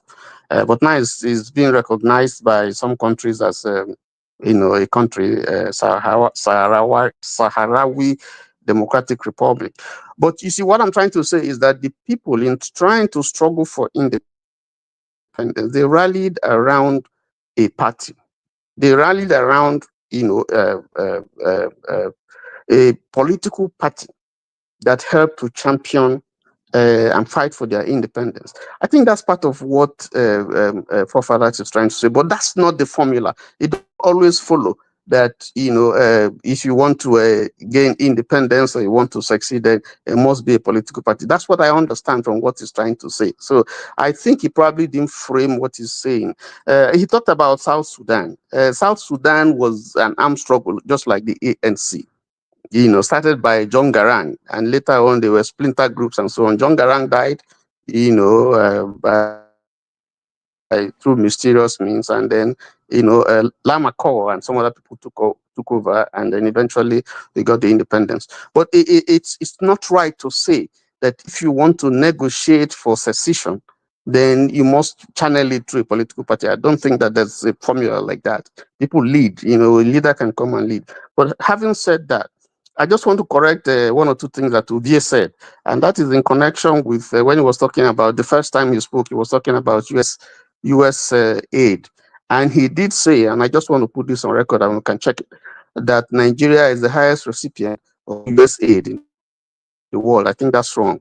Nigeria is one of the 10, but it's not the highest, not even the highest in Africa. So we can check that, and then lastly, KJ made a very interesting comparison that I think I need to highlight when he was talking about, the usual accord, the political structure from independence, the way power, alignments have, were carried out. And I think he did say that usually the East would always align with the North. and both of them had some sort of accord, to rule. Whereas the Yorubas were, more shy of going to the center. They were, let us hold our own. But if you look at later developments, you see that political alignment, which formed the basis for seizing political power at the center between the Igbo and the North, fizzled out because you now had, after Zik and Mbadiwe and Ko and Mbonojik and all those big political juggernauts from the East. Today, if you look, you would not seem to see anybody in that caliber who can stand and talk for the Igbo people. You don't seem to see them. Maybe the closest probably be Obi. Now, so what you have had is a splinter group, PPP, which was championed by Ojikalo, and then you have the ABGA, and so on. At the time that you had you had this political, when the Igbos were aligning with the North, you had MPP, for instance, when you had the MPN days. MPP was influential. He had influence in Benue, Plateau. He had influence even up to Northeast, because I remember that one of Zeke's friends, Kashim Ibrahim, was a very close associate of Zeke. If you go to Surulere, you had Adeniro Ogunsanya, Oluwakin Fosile. In the Northeast again, you had Wazir Ibrahim and so on. In Ijesha land, you also have, for a while, you had the Zikist movement, very, very influential there. But suddenly you found out that alliance, the Igbos couldn't sustain the alliance, and the whole thing reverts. You now have the Yorubas moving to the center and aligning with the North. So the Igbos lost out. So I think that, first of all, one of the problems that the Igbos have had is that the loss of that alliance, where political power, and sharing political power, gravitated towards, the East and the North. Now, how they lost that association and that accord, is what baffles me. Then, if you look internally within Igbo land, I think we must tell ourselves the truth that in terms of defending the rights of the Igbos, our leaders in the Southeast have not done well. And so if you want to fix the problem that you have in the East, they say in Igbo that it's in your house, it's from your house that you be good. The Igbo people have not been good from their houses. They have not. The Yoruba say kokorotonje for RF follower. The insect that is eating vegetable is in his body. That is why, Yoruba say what makes the he-goat smell is in his body. The Mr. Igbos Tony, must who are remove the Igbo what is leaders? smelling in their body. Who are the Igbo leaders? Yes. They must remove, hold on, let me finish. They must remove that smell, No, that who are the stench that Igbo is leaders in you their are body. referring to? Hold on, let me finish. Let him finish, please. Let him Let finish. me finish. They have to deal with that thing first. Deal with the issue within themselves. Even when Obi was contesting, a lot of them refused to support him. I saw some Igbo leaders who were standing against Obi. They stood against him. How can you do that kind of a thing? As if Obi is representing his own personal interest. And then you want power. You want to grab power. But somebody is making a move. Instead of you to rally around and support him. I agree that a lot of people, and I'm not trying to reduce Obi to an ethnic thing, but he represented a pan-Nigerian idea.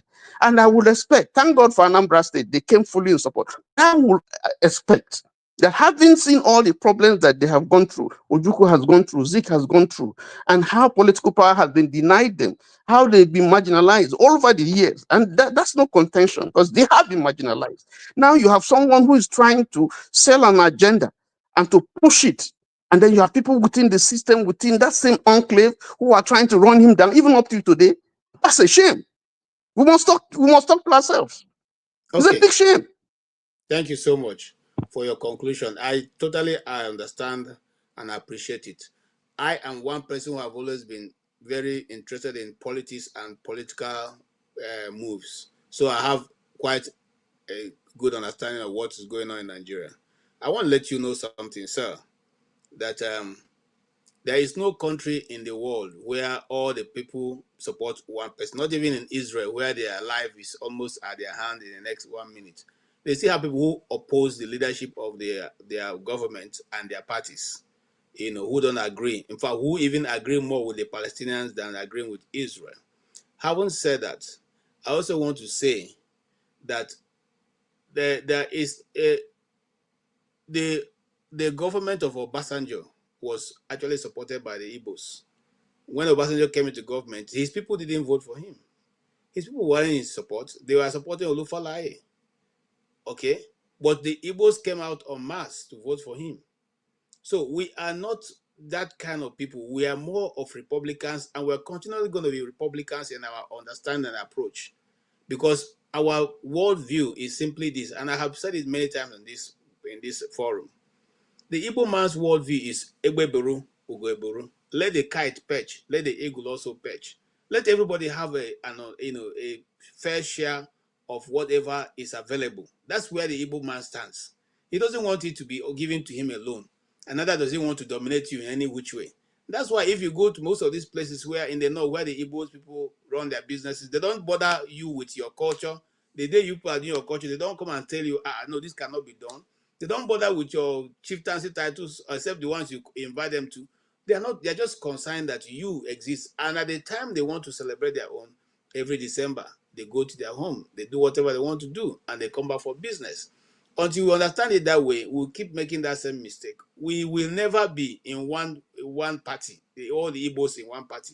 Nobody in Nigeria has been in one party, okay? And even at that, if you look very well, you find out that it is even the Igbos that have reached out, and like you have said, the Solomon Last of this world, the Balarabe Rimis of this world, the Abakar Rimi of this world, Abakar, what's his name now? Who is late now? All of them are northerners. Paul Nongus of this world. These are T people. These are northerners who were in MPP as a party. So we have always made that broad approach, as more than other people have made to us, to try to be one. But every advancement we made, it seemed to be taken on a different way. So on this same project, now I'm going to say my next topic on this issue is going to be understanding the apprehensions, what drives the fear among the minority groups in the Southeast and the South when it comes to the Biafran question. We will discuss that. So I'm putting it across so that those of you who already have what is making you be afraid of these Igbo people, because there's always that term, these Igbo people. Let us discuss, and maybe from there we can find a way to either douse it or tell you the reason why the Igbos are behaving the way they behave. But I want to let you know something. The Igbo man will never be afraid in the face of danger. He will never, I repeat again, never, because that is who we are. So it's not going to be any time that you see even if you are going, Nnamdi Kanu come to court and say, I've come now to beg. That thing they're asking for, they're never going to see it. You're never going to go there and say, okay, today I've said to lay my head before you people can cut it. No. They will prefer going down fighting. So having said that, I don't want to digress too much, but bear in mind so that you can begin to arrange for that. So when we have this topic, we can discuss it extensively. Forefather, I want you to take this thing last, so that because you're a moderator, you have more time. Let me go to Mr. Ike. Oh, you're just right. He's rigging. Look at how he's rigging the thing. Come on, don't do that. It's not nice. Okay, take your time. All right, you have your 3 minutes. Please go ahead. See, I don't know why we try to whitewash things.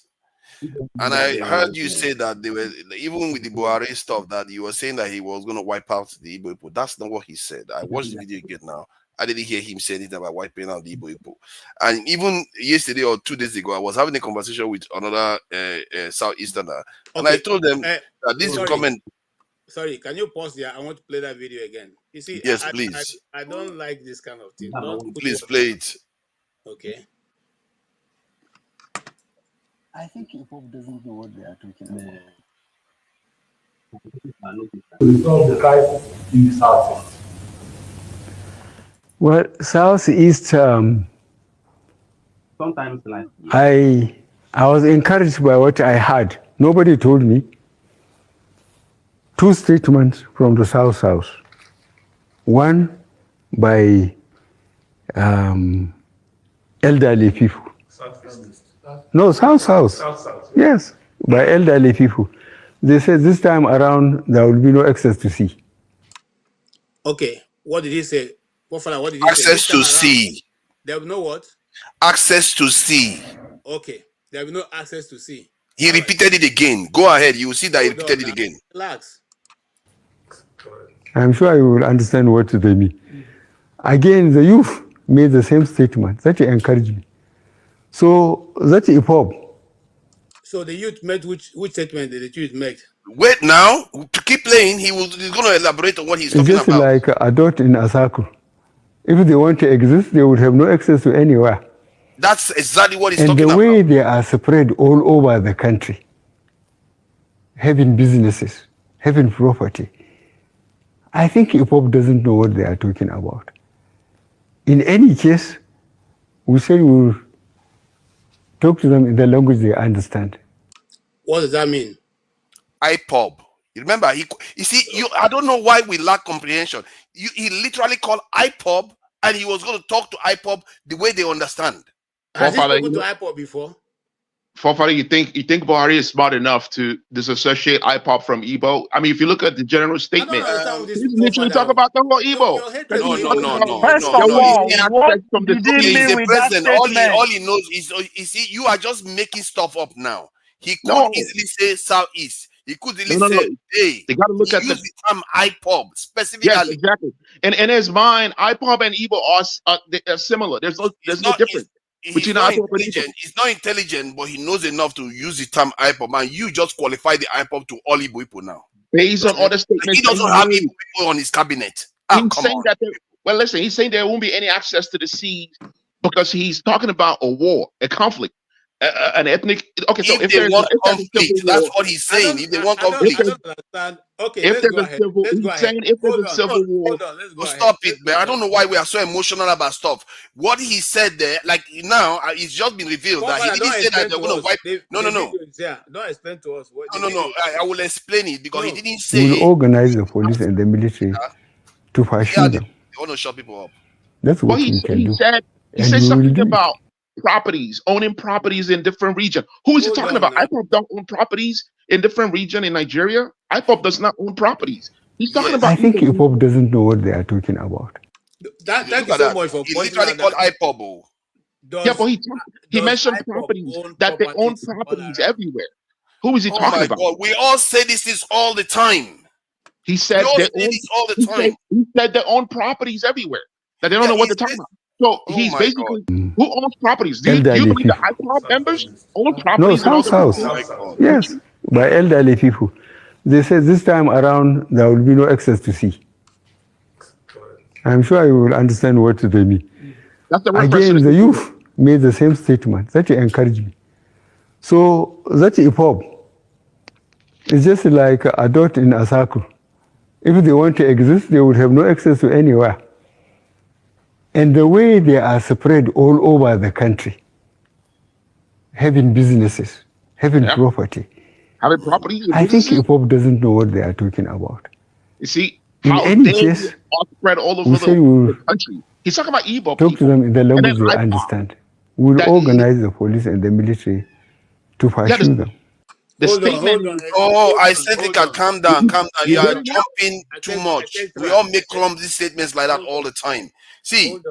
Hold on, Father. Hold on. I'm moderating here, please. Hold on. I want you guys, even if you didn't hear any other thing, let us listen to this last part of it. Even if you didn't hear anything, but let's listen to this last part. Businesses, having property. I think IPOB doesn't know what they are talking about. In any case, we said we'll talk to them in the language they understand. We'll organize the police and the military to pursue them. That's what we can do. And we will do it. So what's the ambiguity in this statement, please? Father, teach me. I want to understand. There's no ambiguity there. Your understanding is just flawed. That is the issue. But who owns properties? Does IPOB own properties in all regions of? Hold on, calm down. Can we just calm down? It's supposed to be my time even. Okay, go ahead. Can we just calm down? First, you said that they were saying they were going to wipe out Igbo people. That is not the case. That one is fallen aside. He's talking about civil war. Civil war. Oh, come on, calm down. So then now you are saying that he's going to go after Southeasterners. You see, when somebody says something, you have to not just only go by what they are saying, you go by what surrounds them. This same person has a lot of Igbo people around him that are his friends even. He's a bigot. Can you stop? Can you just stop? He has all those people around him.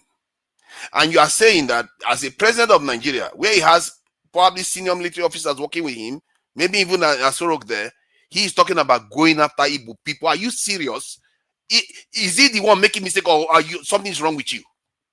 He didn't say that. He literally mentioned his name whenever he's mentioning IPOB. Then when he's talking about the people, he's referring to the fact that the people IPOB is claiming to be fighting for are all over the country.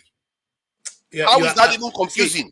Kai, don't let me lose my temper in this thing. Lose your temper. Let's hear it. Because you asserted that they are going to wipe out Igbo people, which was false. Then and the other day, somebody was telling me that he was saying that the Southeast was small. I told him that is not what he said. He said the Southeast won't have access to the sea. That's what I understood it to mean. And now this video has confirmed it again. I think there's something, the way we listen to stuff, we lack comprehension. I don't understand it. We watch the same thing and we hear different things completely. Because you're already biased. You're already paranoid. Wow. And I can understand the paranoia because of history, but I'm telling you, as somebody that is dispassionate about this thing, that is not what he's saying. He's not saying he's going to attack all Igbo people. He doesn't. That's crazy. Okay, thank you. That may be this thing. Let us move on. Mr. Why would he attack all Igbo people? That's crazy now. So if the government is fighting Boko Haram, right, will they make a statement like, well, the Northerners have properties everywhere? You know, if we're going to fight them, where are they going to go? Like, he's not separating IPOB from the rest of the Igbo, because when he said they own properties everywhere, not there in the north. The day that he was talking about are Igbo people, not the IPOBs, when he said they own properties everywhere. So what he's saying is he's associating I can't believe you two are falling for that. What are you talking about? So it's a spoken word. It's not a written statement. It's not a hold on now. After he will say that he will attack Southeasterners. Finish. It's not a written statement. It's a spoken word. Therefore, you have to analyze his statement in general. You don't have to pick apart what he said. Yeah, yes, he mentioned IPOB, yes. But when he said, but they own properties everywhere, then he turned back and said IPOB again. What are you talking about? No. After he said that, then he came back again and used the name. When he was talking about going after them, he said IPOB. Because in his mind, IPOB and Igbo are similar. There's no difference. Because he's crazy. You see, based on the Nigeria is crazy. Doesn't know the difference. Based on the fact that he mentioned the ownership of properties in all the regions of people. Oh my God. Does IPOB own properties in every region in Nigeria? Like, what are you talking about? Think again. Think about the person you are talking about, the people that surround him, his senators and all of it. Think again about what you are saying. Whether it makes sense. That's non sequitur. Okay. All right. It's like saying I have. It's like a white person. It's like a white person saying I have black friends. Listen. I just need 2 minutes. 2 minutes of the time. It's like a white person saying I have black friends. Hold on, guys. Listen. It's not enough to sweat about. Listen, forefathers. If there is anybody that's delusional here, it is you. You are very out of touch. Why do the people like to insult? All right, listen to me. Listen. You are not edifying yourself by starting with insults. The man said, listen to you, you are pissing everybody off. I'm using very strong language. I'm being factual. Which I usually don't do. You're not factual. Okay. Actually, you do. You just went around the background. The man said he's going to go after IPOB. IPOB equals Igbos in his dictionary. He comes here to insult me and you are okay with it. IPOB equals Igbos in his dictionary. Exactly. IPOB does not own properties in Sokoto, Kanu, Kaduna, and everywhere else there. It's Igbos that's everywhere. You and I know that. The man is talking about Igbo people. That's right. And who tells you he gives a damn about Igbo senators, Igbo members that are his cabinet? He said he will do it, and he did it. Today, you and I are talking about the military folks that are stationed almost every turn and corner in Igbo land. And they are doing what he said he will do. What is there that is out of the ordinary that you can understand. Shame on you. Shame on you. You are so delusional. I don't know why this conversation is being had with you. It is very, very out of disrespectful to the Igbo people that have been suffering this marginalization, killings, and oppression every day. And the man said it clear. It is audible. You are hearing it. And you're giving him a different explanation. His statements are clear. You don't need any interpretation. IPOB is Igbo in his dictionary. That's right. That's why he mentioned the properties. That's why he mentioned the properties. Like IPOB doesn't own properties anywhere. Like, I mean, this is absurd. That's I don't see why you defend such. Yeah, he's wrong on that one. Doesn't mean that he's wrong. Nigeria today. Nobody's saying anything about them. The people from the north that are causing the problems, nobody's saying anything about them. They are everywhere. But all of a sudden, Igbo people are a dot on a circle that cannot run anywhere should he decide to do anything. And he did it. And you're talking about that's not what he meant? Come on, man. Come off it. All right. My apologies. Thank you. Thank you. Forefather, you have a right to respond, but I don't want you to be rowdy. So I'm going to first take... No, listen, now, in a moderator, let him finish the program and let him be the last person to finish. I said I can say whatever I want. Let me ask you, so that I can say whatever I want. Yes, go ahead, sir. So say your own. So you don't have to say everything you want to say. So you don't have to interrupt anybody again. Okay, exactly. Okay, let me say that. Who took over that out? Sorry. Wait. Look up, P. Hold on. Okay, you're not a century. I'm asking a question. Who took over that out? You're not century cast. Calm down, bro. I took him out. I'm the one moderating. I took him out. No, don't tell me that. I don't. No, please don't go there. You shouldn't have. No, but maybe this should not be the conversation now. What has happened has happened. You don't take a mark. Can we move on? I don't know why I think I shouldn't have. You want to help me to moderate it. No, for next time. It's not nice. Trust me, it's not nice. Next time. Okay, it's not nice. Let's move on. It has happened. It don't happen now. Yeah, so it's not Buhari's statement is very bigoted, right? It's very bigoted. Like, it was very clear. You know, when he talks about their own properties everywhere, he's comparing IPOB with the rest of the Igbo. That's pretty wrong. And talking about they're gonna the South youths going to prevent them from using the sea route or whatever. That's crazy. Talk from a leader, you know, from a president of a country. That was terrible. That was bad. I agree with Forefather on other points, but this one, man, listen, you have to be very analytical. Like, you know what I mean? Because it's a spoken word. He didn't write it down, so he didn't take his time to think about it. But I mean, clearly you can see, you can hear his mind. He's trying to be smart by saying IPOB, but then the rest of the statement shows that he is associating IPOB with the rest of the Igbo, and I don't like that. People that make comments when they say Igbo people are meek, Igbo people are this and that. Don't generalize. You know what I mean? We all have a difference of opinion. You know what I mean? We have difference in morality. Just for the fact that I'm Igbo doesn't mean that I agree with everyone that's Igbo on the panel. I don't agree with I don't agree with Luke, whatever her name is. I don't agree with her. She's Igbo, she's half Igbo, but I don't agree with her. It doesn't mean anything. Politically, we don't have to share the same ideology. I don't share political ideology with a lot of people here. I'm a socialist, right? And I'm Igbo. It's fine. You know, there are differences. There are different Igbo people with different opinion. You're not gonna say, okay, just for the fact that a certain group is doing something, you know, you're gonna indict the whole group of people. That's wrong, right? And when it comes to the issue of political party, the reason why you want a political party is when you capture the power in the region, you can use the political leaders to push for cessation. And that's more legit because that's what they did in the Eastern Ukrainians before they did the cessation. It is their leaders of all their region, the Bakhmut regions, whatever names that they have in those regions, the leaders, the governors of that region are the ones that conducted the referendum, right? Same thing with Crimea. It was the leaders in Crimea. The leadership class, what they did was they contacted Russia and say, hey, we want to conduct this. And they contacted United Nations. And that made it legitimate because it's the leaders of that region. That's why if IPOB capture East, right, this is why there's a problem. You know, the governors don't agree with IPOB. You know, so there's a power conflict between the leadership class in the Eastern region, the governors, and IPOB, because they feel like these guys are trying to usurp their power. But if IPOB run politically and depose them, IPOB can that would legitimize their movement. They can have a political group, right? But they can still have other group.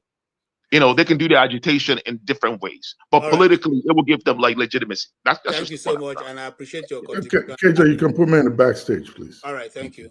I appreciate your contribution, especially the last part. You know, for today. But here is what I want to let you know. Even if the whole political parties, whole political people, political representative of the Southeast, all of them put together and vote in one direction, they will still not be able to move the needle forward. Even if the whole of the senators and House of Rep people in the Southeast join together with the South and vote in one cause, they still not be able to make a change. That's how bad it is right now. But let's move on. Mr. Ike, yeah, your last contribution, sir, for today. Mr. Ike, can you hear me? Yes, I can hear you. All right, sir. I think that for you to have played this video,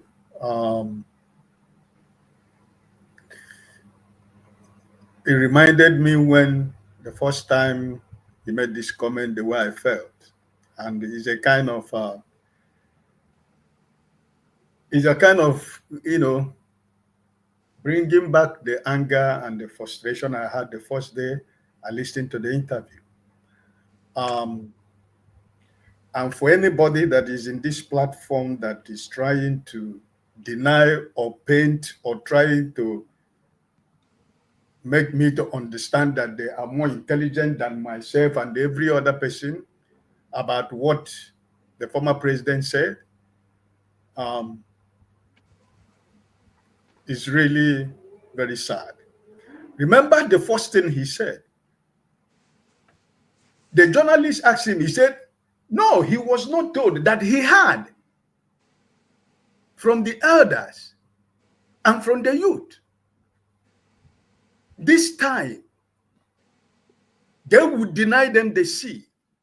There will be no access to the sea. Right? And also, they have properties everywhere. So they're going to use the military and the police to go after them.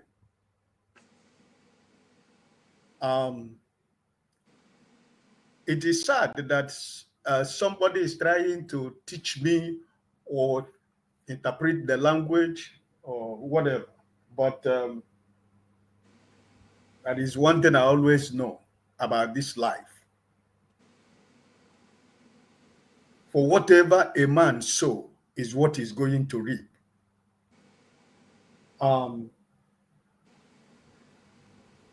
The word has made me to understand. The word of God has made me to understand that man will always reap what he sows.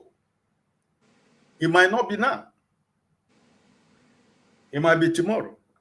It might be next tomorrow. But one thing is sure.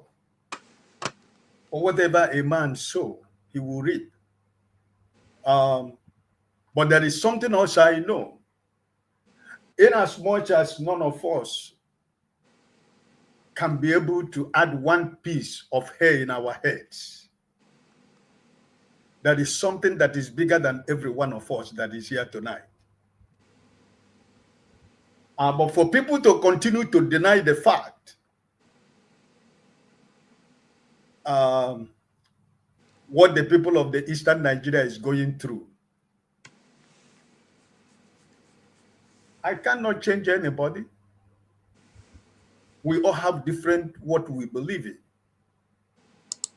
But at the end of the day, there is a day of reckoning for every one of us, for whatever we do, whatever we do in this life. As long as we are alive, you know. So I'm proud to be an Igbo man. If I die 1 million times in this world, I will continue to be an Igbo man. And nothing changes. It doesn't matter what any other person feels about me being an Igbo man, what anybody feels about an Igbo man. I will forever remain an Igbo man. Like KJ made something. We are fearless people. Igbo man is a fearless animal. You know, so don't worry. it's coming. Don't worry. Everybody's gonna test it. It's not just the Igbos. You know. I wish all of us the best of the week. God bless you. Thank you so much. We appreciate your contribution. I'll move to Oti right away. So this is a kind of rounding off the discussion for tonight. Is that what's going on? Yes, sir. We have already shut up past our Right. time. Okay. Look, I'm not a good talker, really. The only thing I would say is this. There's I don't know, a gentleman, a guy called Stanley Diamond. He was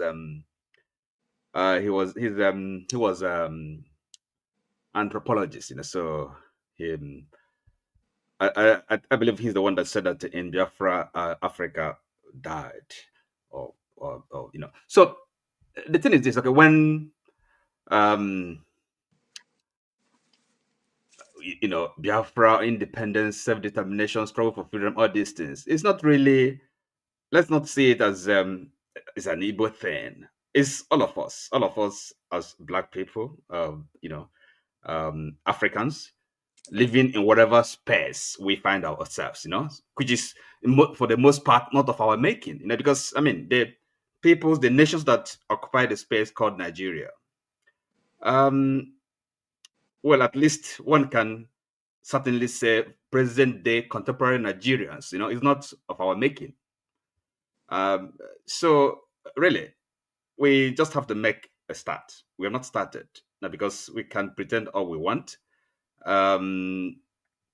That's self-reflection, self-awareness, and coming to grips with our lives.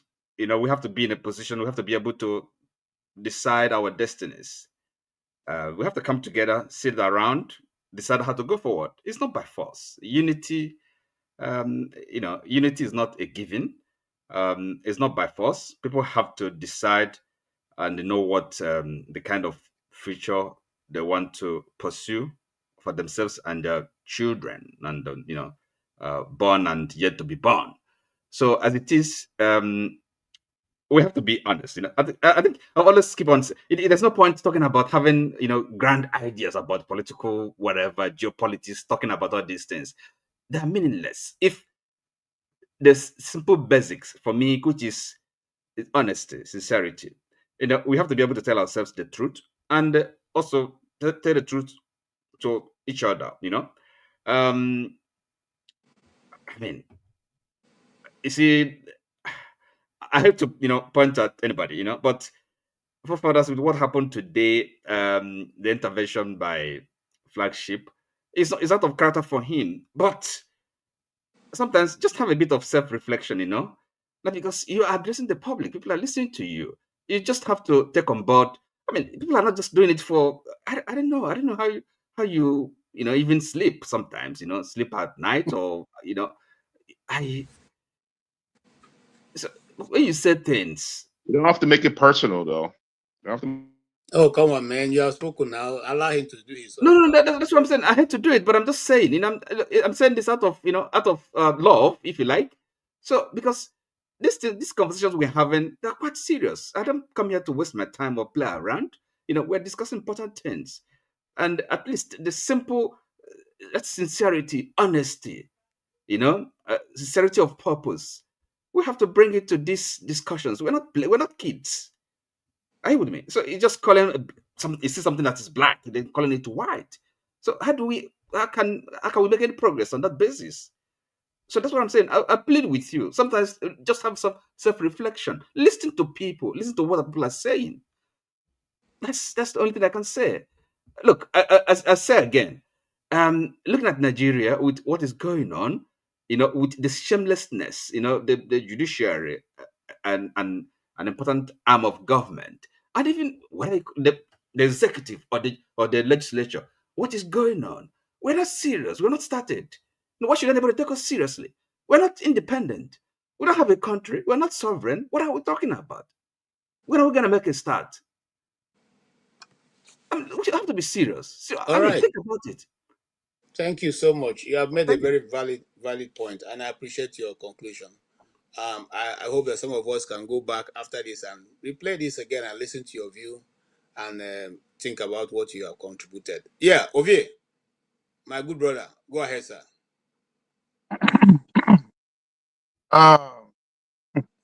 I came back because I promised I will have to. I promised my brother tonight that I will give me a benefit of doubt, just leading to round once.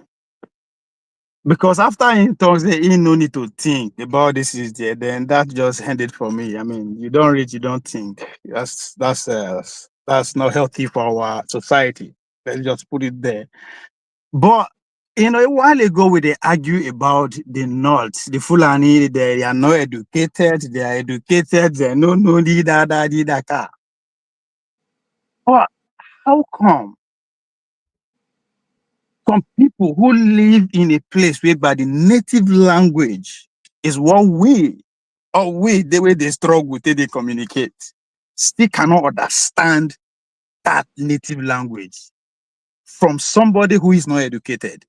It's just beyond me. And that Buhari started.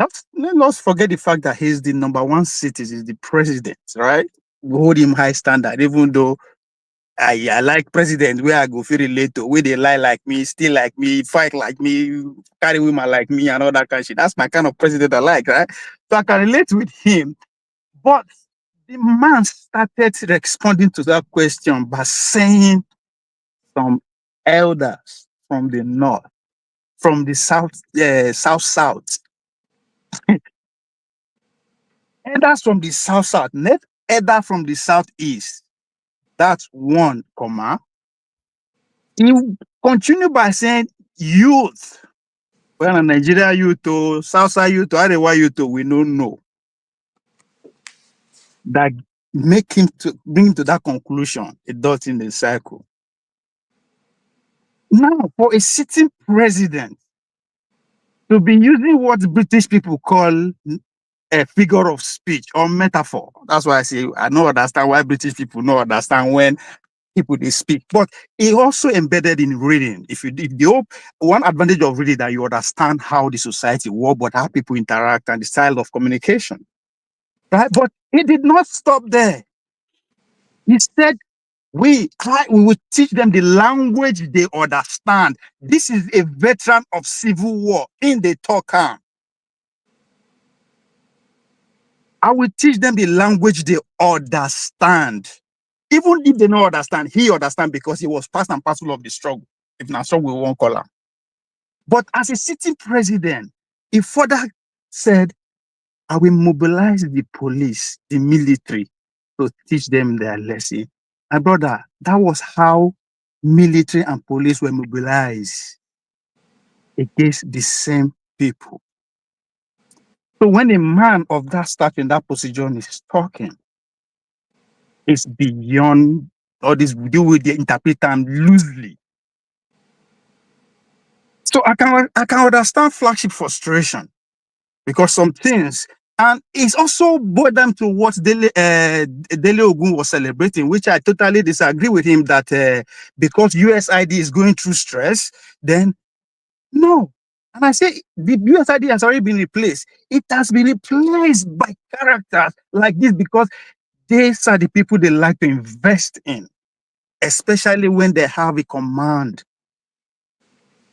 of the slave master language. But it behooves me that this time around, the interpretation of what the Mr. President is totally missed. Even when people are trying to point that, because this is a conversation that dominated the airwave for months when this thing hit the airwave. But again, we are not here that time. We know the rate. It doesn't matter. But I promise to come back with receipts.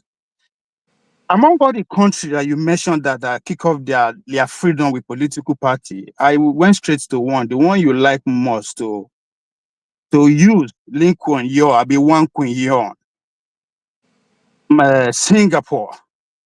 But again, I think now lack of reading because you should understand that when Singapore get their independence from the British in 1959, that's when that political party it took off. Just like me, Nigerian, NCNC, whatever. After they gained freedom from British, that's not the same. Now that in 1963 they joined force They merged with Malaysia with 3 other entities. In the spirit of that mergeness, it was inculcation in that Malaysia agreement. Go do your research. That succession is allowed. Even before they joined that agreement, that party was already existing. Lee Young was the secretary.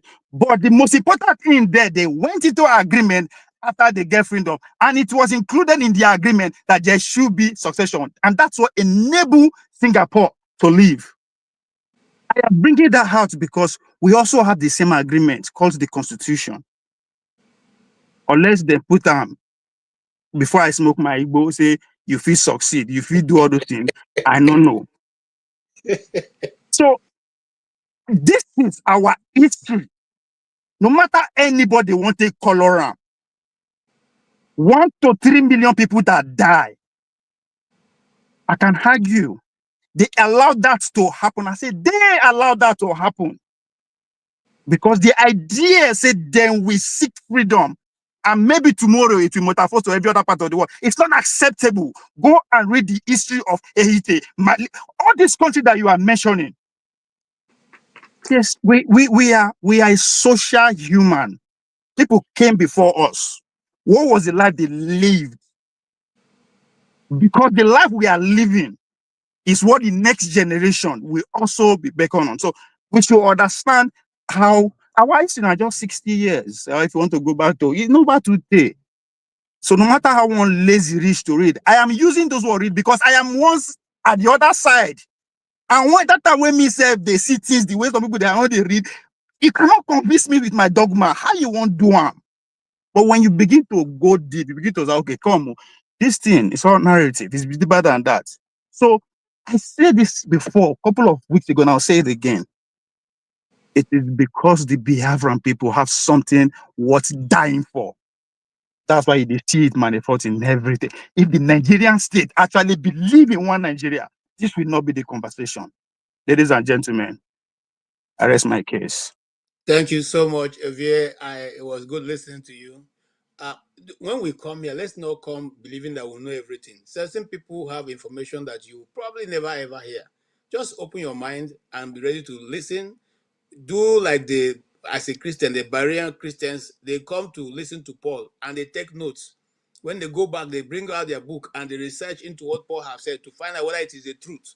That's what we should be doing because we have variety of people from different walks of life who have different ideas, different experiences that we all can benefit from, even as we continue to spend a little time here. Thank you so much. I appreciate that contribution. Yeah, and the next person will be... yeah, Tony. I have spoken. You want me to speak again? Okay. Okay. Sorry. Then they go back to. Okay. Let me just in case there's a live stream coming up in about 30 minutes or so, just so you know. By the way, Ovi did not disprove Forefathers' take though on that political party thing. Everything he said did not disprove what Forefathers said. Okay. Neither did he say, and everybody missed it. Neither did Hold on. Wipe everybody out. Do you understand what I said about Singapore? It is very clear. You made your point. They come together as one entity and get freedom. Hold on. They come together as one entity and get freedom from the British. Oh God. Just like we get our freedom from the British. There was an agreement that brought us to the North, the West together. What is that agreement? Because it was the agreement that the Luke and you acted upon. What about Eastern Ukraine? No, I said no. I did not get time. I only came here with one receipt because he loved you and you too much. That's why I went straight to that one. Why did you come with only one? Because we are two Niger. No, we don't be only us there. We don't have all day. Right? I went straight to that one because you use it often. I go to area be that Singapore. Everybody can insult me. Like it's okay. Sorry, can you go ahead, Loco P? What about Mr. Tony? No, Mr. Tony has spoken. Loco P, go ahead. Okay. Hello everyone, how you doing? First, to Mr. Ovi and what's it called, KJ. What you did just now, I did not like it. I'll just leave my mind.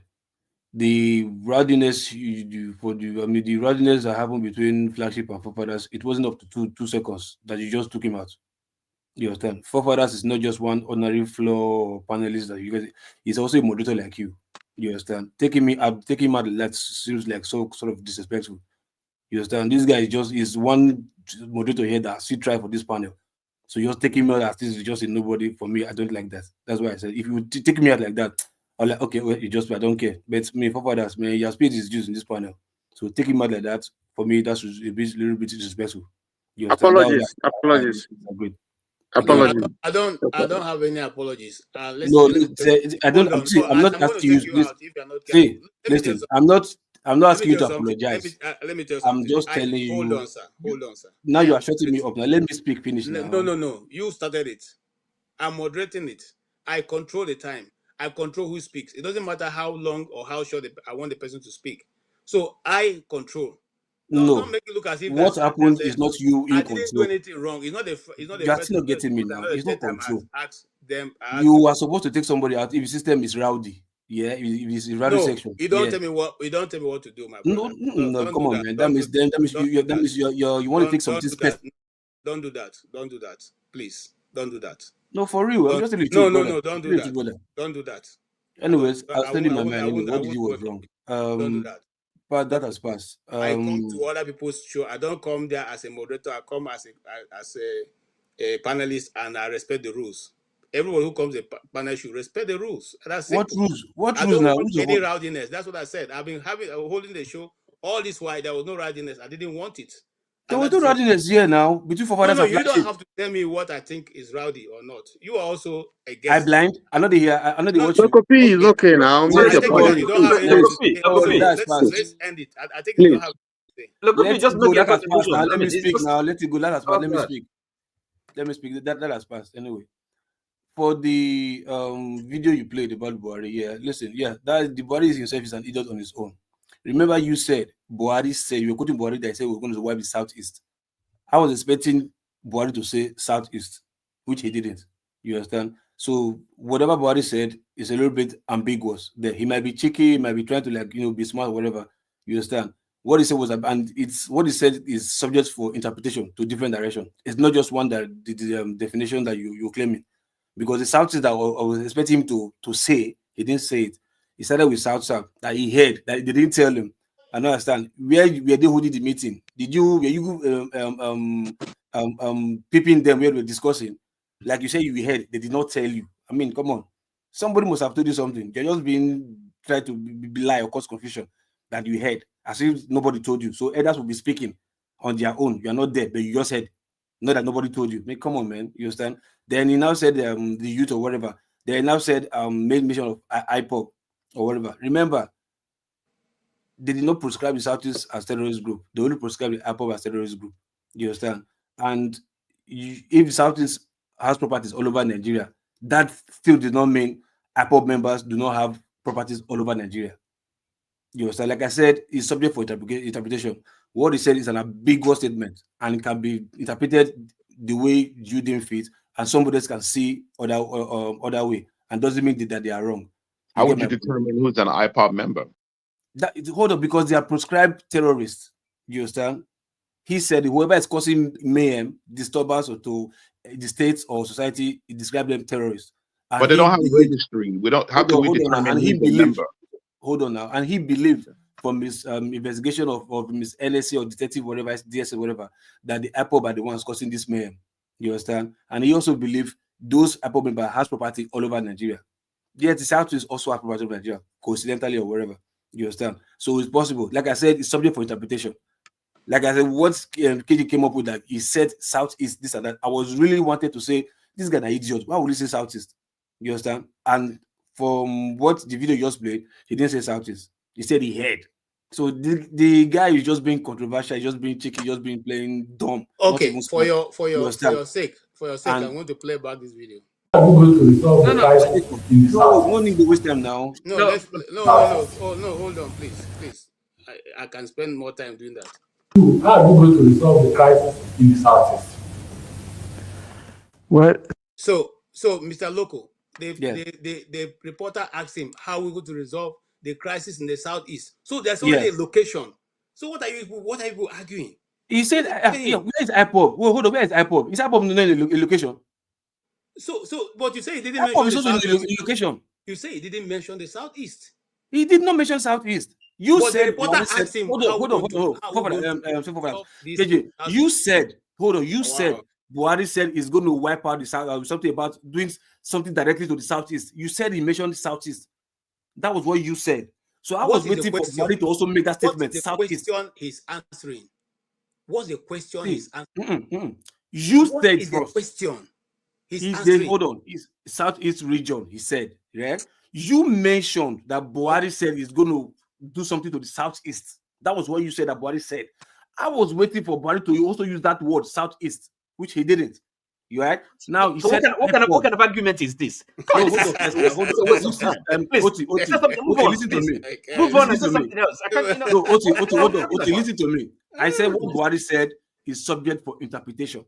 No, there's nothing. Now, two people now. What are we talking two about? Gentlemen on this platform. Yes, sir. Two most gentlemen on this platform. Forefathers and local have succeeded in making them angry today. Flagship and OT. You guys have succeeded in making these two gentlemen angry. And that is very, very annoying. That is very, very pathetic to have come from you guys. Una shame, they shame me, honestly. Like I said, Una shame, they shame me. Said is subject for interpretation. No, don't be coming with that kind of narrative. Don't be twisting things. We are not daft. Like I said, what brought me to this topic was what KJ said, that Buhari said southeast, whatever. So I was really waiting for Buhari to really mention that sentence that you said. But now he didn't. He now said IPOB. You get my point? Like I said, IPOB are proscribed terrorist group already. So he didn't say it's going to make it difficult for the southeastern people. Yes, he was asking questions about the southeastern region or whatever. And fortunately or unfortunately, IPOB is also located in that same region. Do you understand? So like I said, that's why I said it's subject for interpretation. If I'm going to deal with southeastern people, I'm going to wipe them out in language you understand. What about the properties? Properties everywhere. How do you reconcile? You don't hear English. I said, fortunately or unfortunately, listen. I said, fortunately or unfortunately, the IPOB also happens to have properties everywhere. How do you determine IPOB don't have property out of any IPOB member? Full-fledged IPOB member don't have property out of Southeast. You don't know that. You don't know that. I'm telling you that. I know more than you do. I know that. Average person from the Southeast has properties every average. Okay, now you are saying Southeast. Now you are saying Southeast. Now you are confirming. You see, you are making your argument very ugly now. You are confirming what we're saying now. You are too low to comprehend. Listen, let me tell you, it's two things. Yeah. What do they call it? Local. Why is he allowed to speak without being? Your analytic ability is very, very low. You have no analytic ability. It's very, very low. So when you are trying to make sense, it's very annoying because. Okay. KJ, why not taking it out? You see you now. No, no. You are. It's only you and the forefather group that comes here to accuse me of being biased. I've not heard it from any other panel. I want you to repeat what you did to forefathers. You don't have to love me. You don't have to. It's okay. No, it's okay. I'm serious. It's okay. But I'm doing my best to able to put their points across. That's all I'm trying to do. I'm not paid for it now. So what? Okay. So let me round up anyway. No, let me round up so that you can continue. In a nutshell, like I said, right? What Buhari said is subject for interpretation. You understand?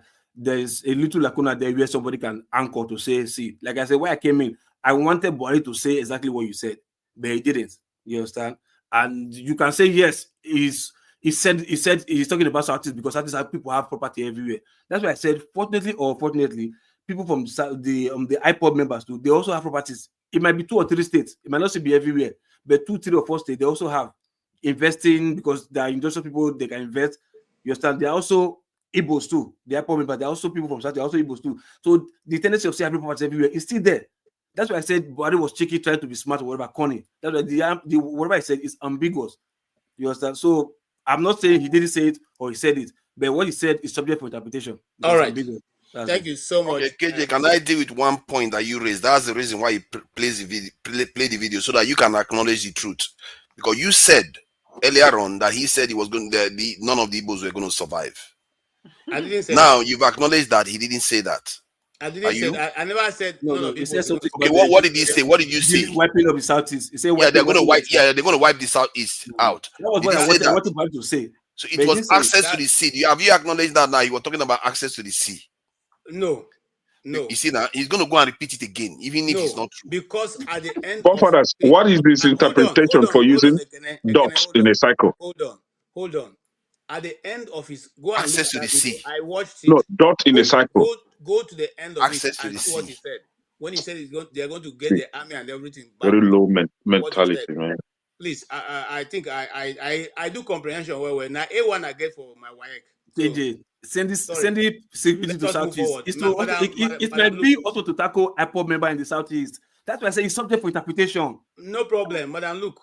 Yeah, but he's the president, right? He shouldn't be making a bigger statement like statement. He's an idiot. Yes, he's an idiot. No, it's okay. Idiot. He's talking about he's talking about the Igbos. The Igbos are not worth anything, so they can make any statement. So it's not the problem. Mr. KJ, so that's a very let's move on. Thank you. That could incite violence. Those kind of statement can incite violence. But it's not go good. ahead.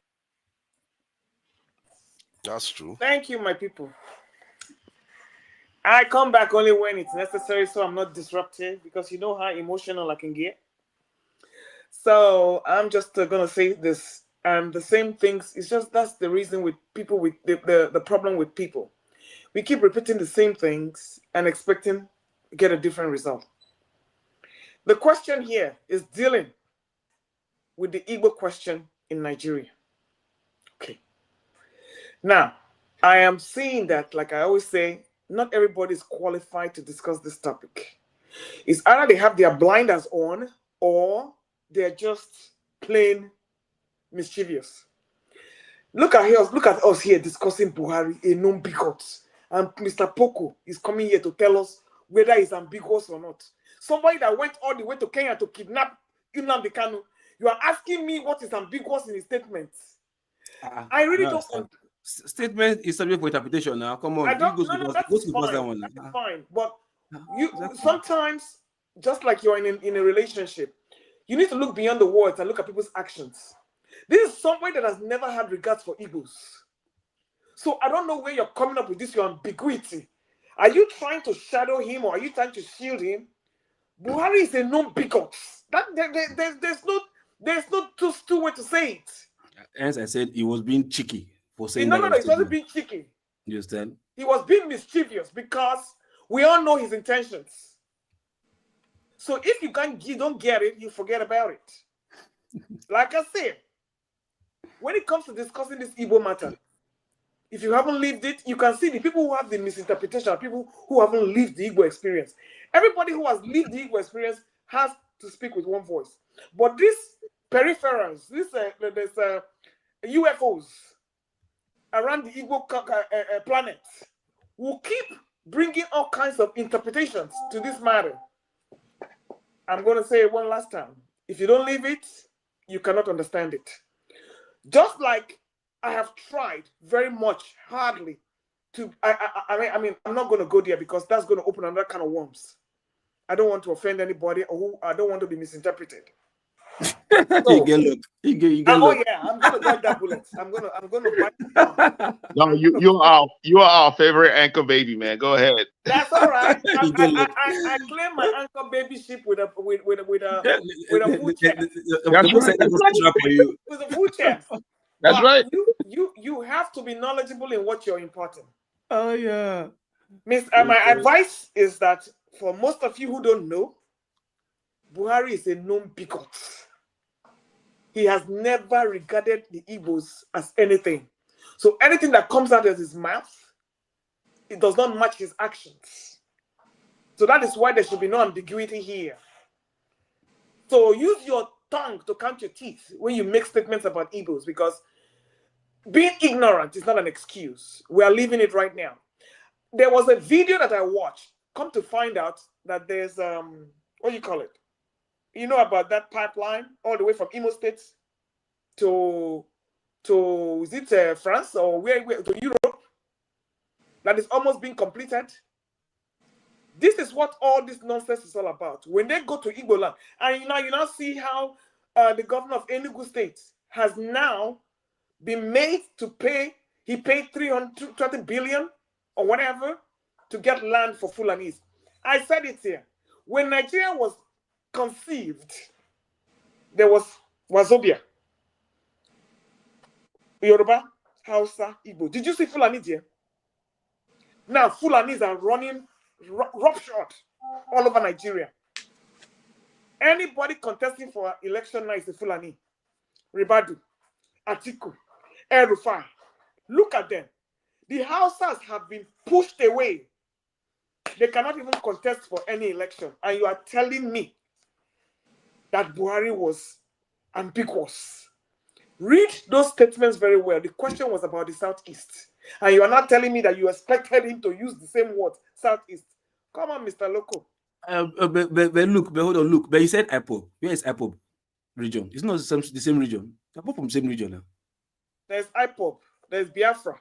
There is Ohanese. So, excuse me. What is your point? Good. Look, like are you going to who even did the proscription? No, hold on. It was not a legitimate proscription. Okay. I don't know the grounds they use. They use terrorism. Who are they? Like I said, hold on first, madam. Listen, no.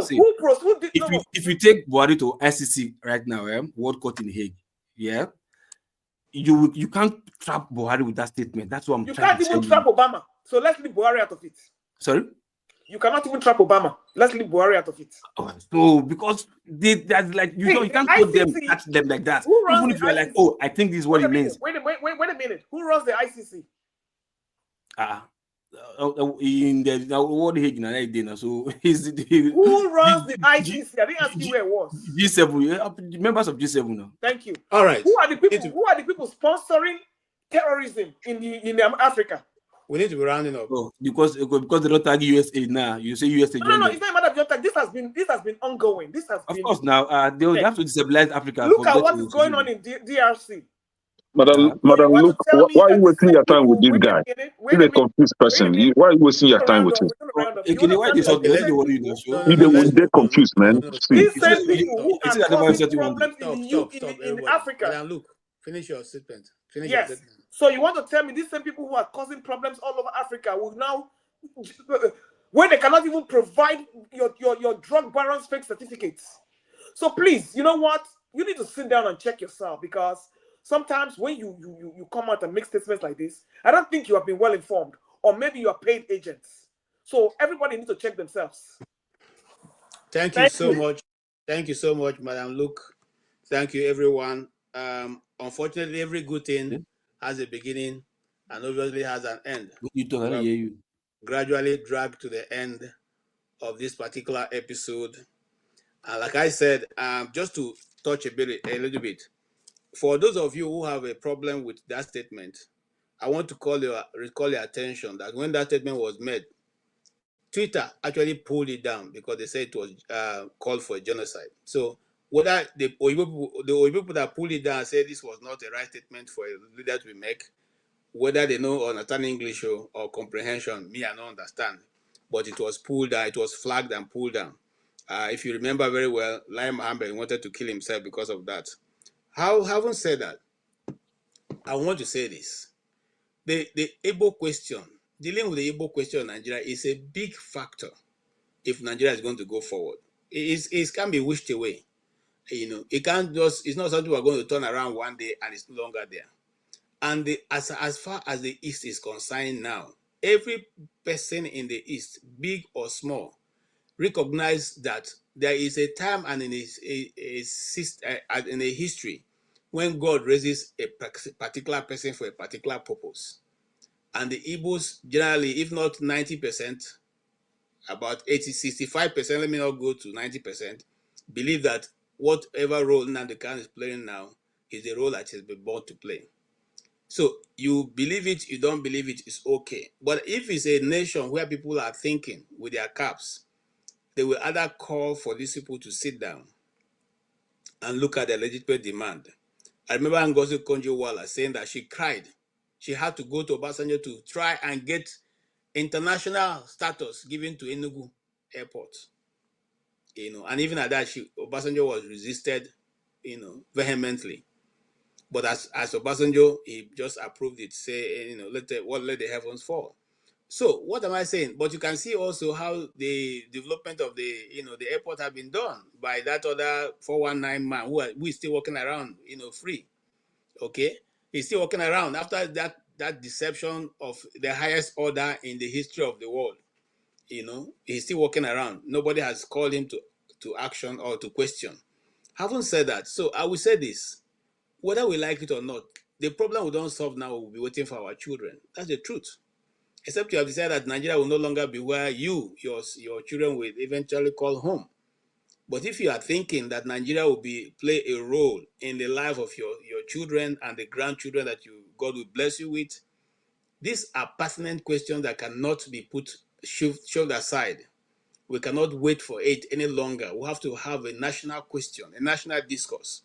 And the people that you consider not important, you should let them go their way and have their life and build. Even if you think that the Igbos will kill themselves, allow them to go and kill themselves so you can have a free land to inherit.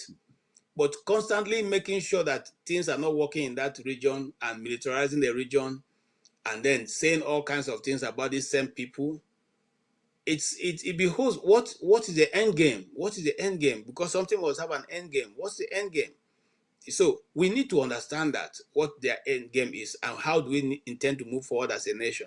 No nation plans have two developmental plans and they ever make progress. You cannot be having 3 meetings at the same time. I don't know how to say it, but we need to sit down as a nation and consider. Having said that, because of the way that forefathers have defended these issues very passionately, I, for one, have said to form up a new topic we're going to discuss, which I personally invite forefather to come with all his crew to understanding the apprehension, what's driving the fear among the many minority groups in the southern Nigeria, in the southeast of Nigeria. That also includes the south. So if you're a minority guy who is afraid that the Igbos have been, being overbearing, and you have, something to say, let's have the discourse. Let's meet and then trash it out. And the meat can either be busted or can be arranged so we know this is what the fear is and we can be able to correct it. But as far as I can see and concern, the Southeast have always operated as one entity until the division started coming. And the division that come is for political purpose, whether you like it or not. Right now, before now, the Idomas, and other part of the north that didn't used to really look like Hausas were putting marks on their face. Nowadays, they are no longer putting marks on their face because they have realized that was just a gimmick for them to be said and not to be Igbos. So now they are going back because they said there's no need to keep mutilating their faces because they want to look different from the Igbos. That's a development that we all should encourage in our various locations. More so that technology has made so nice now that you cannot really dominate anybody and not be.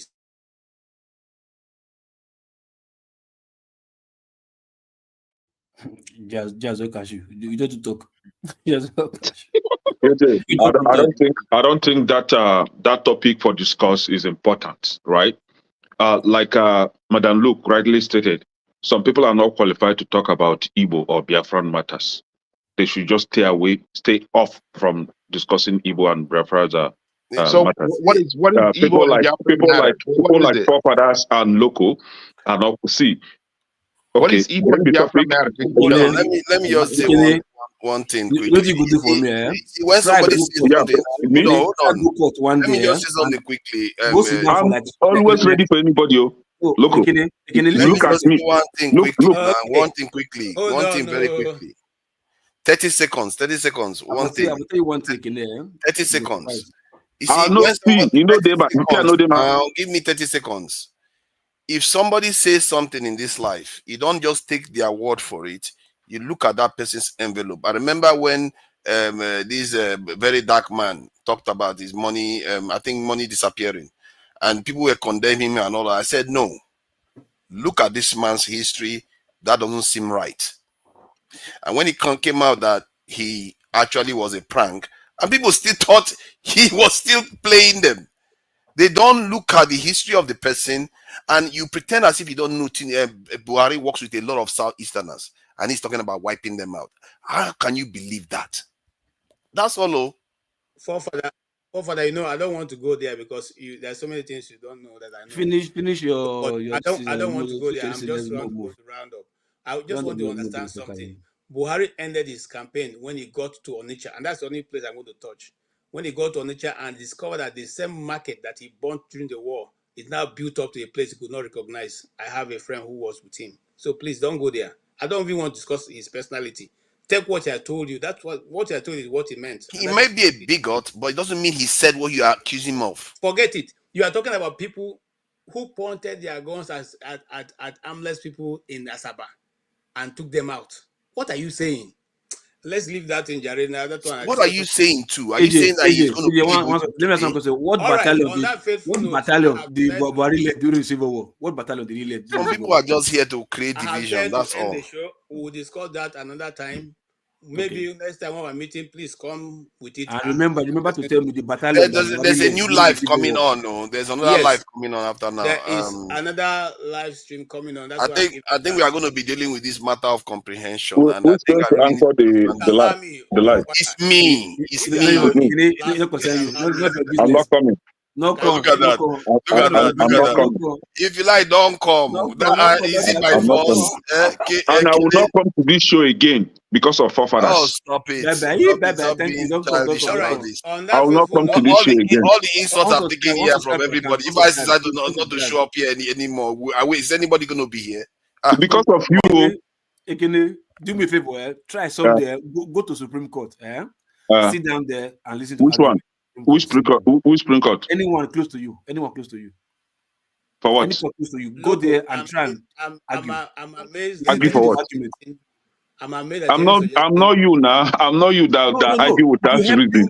Help you to think. No, I'm not you that argue without reason. Have you ever been to the court? I was encouraged by what I heard. Nobody told me.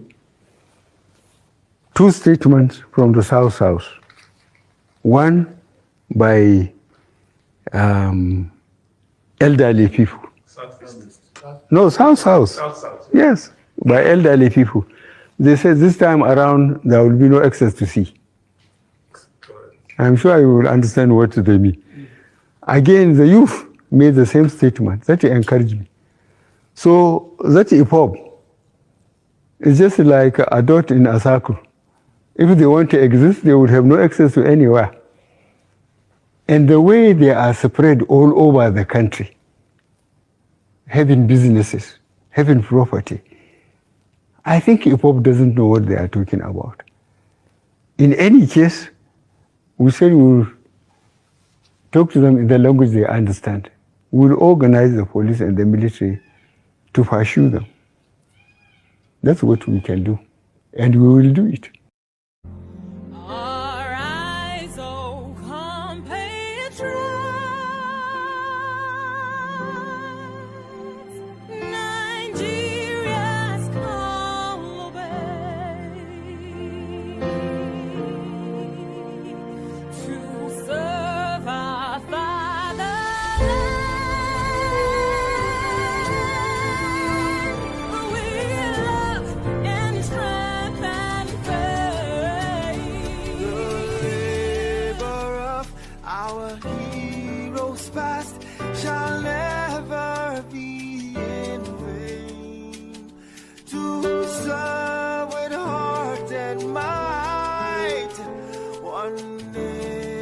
Bound in freedom,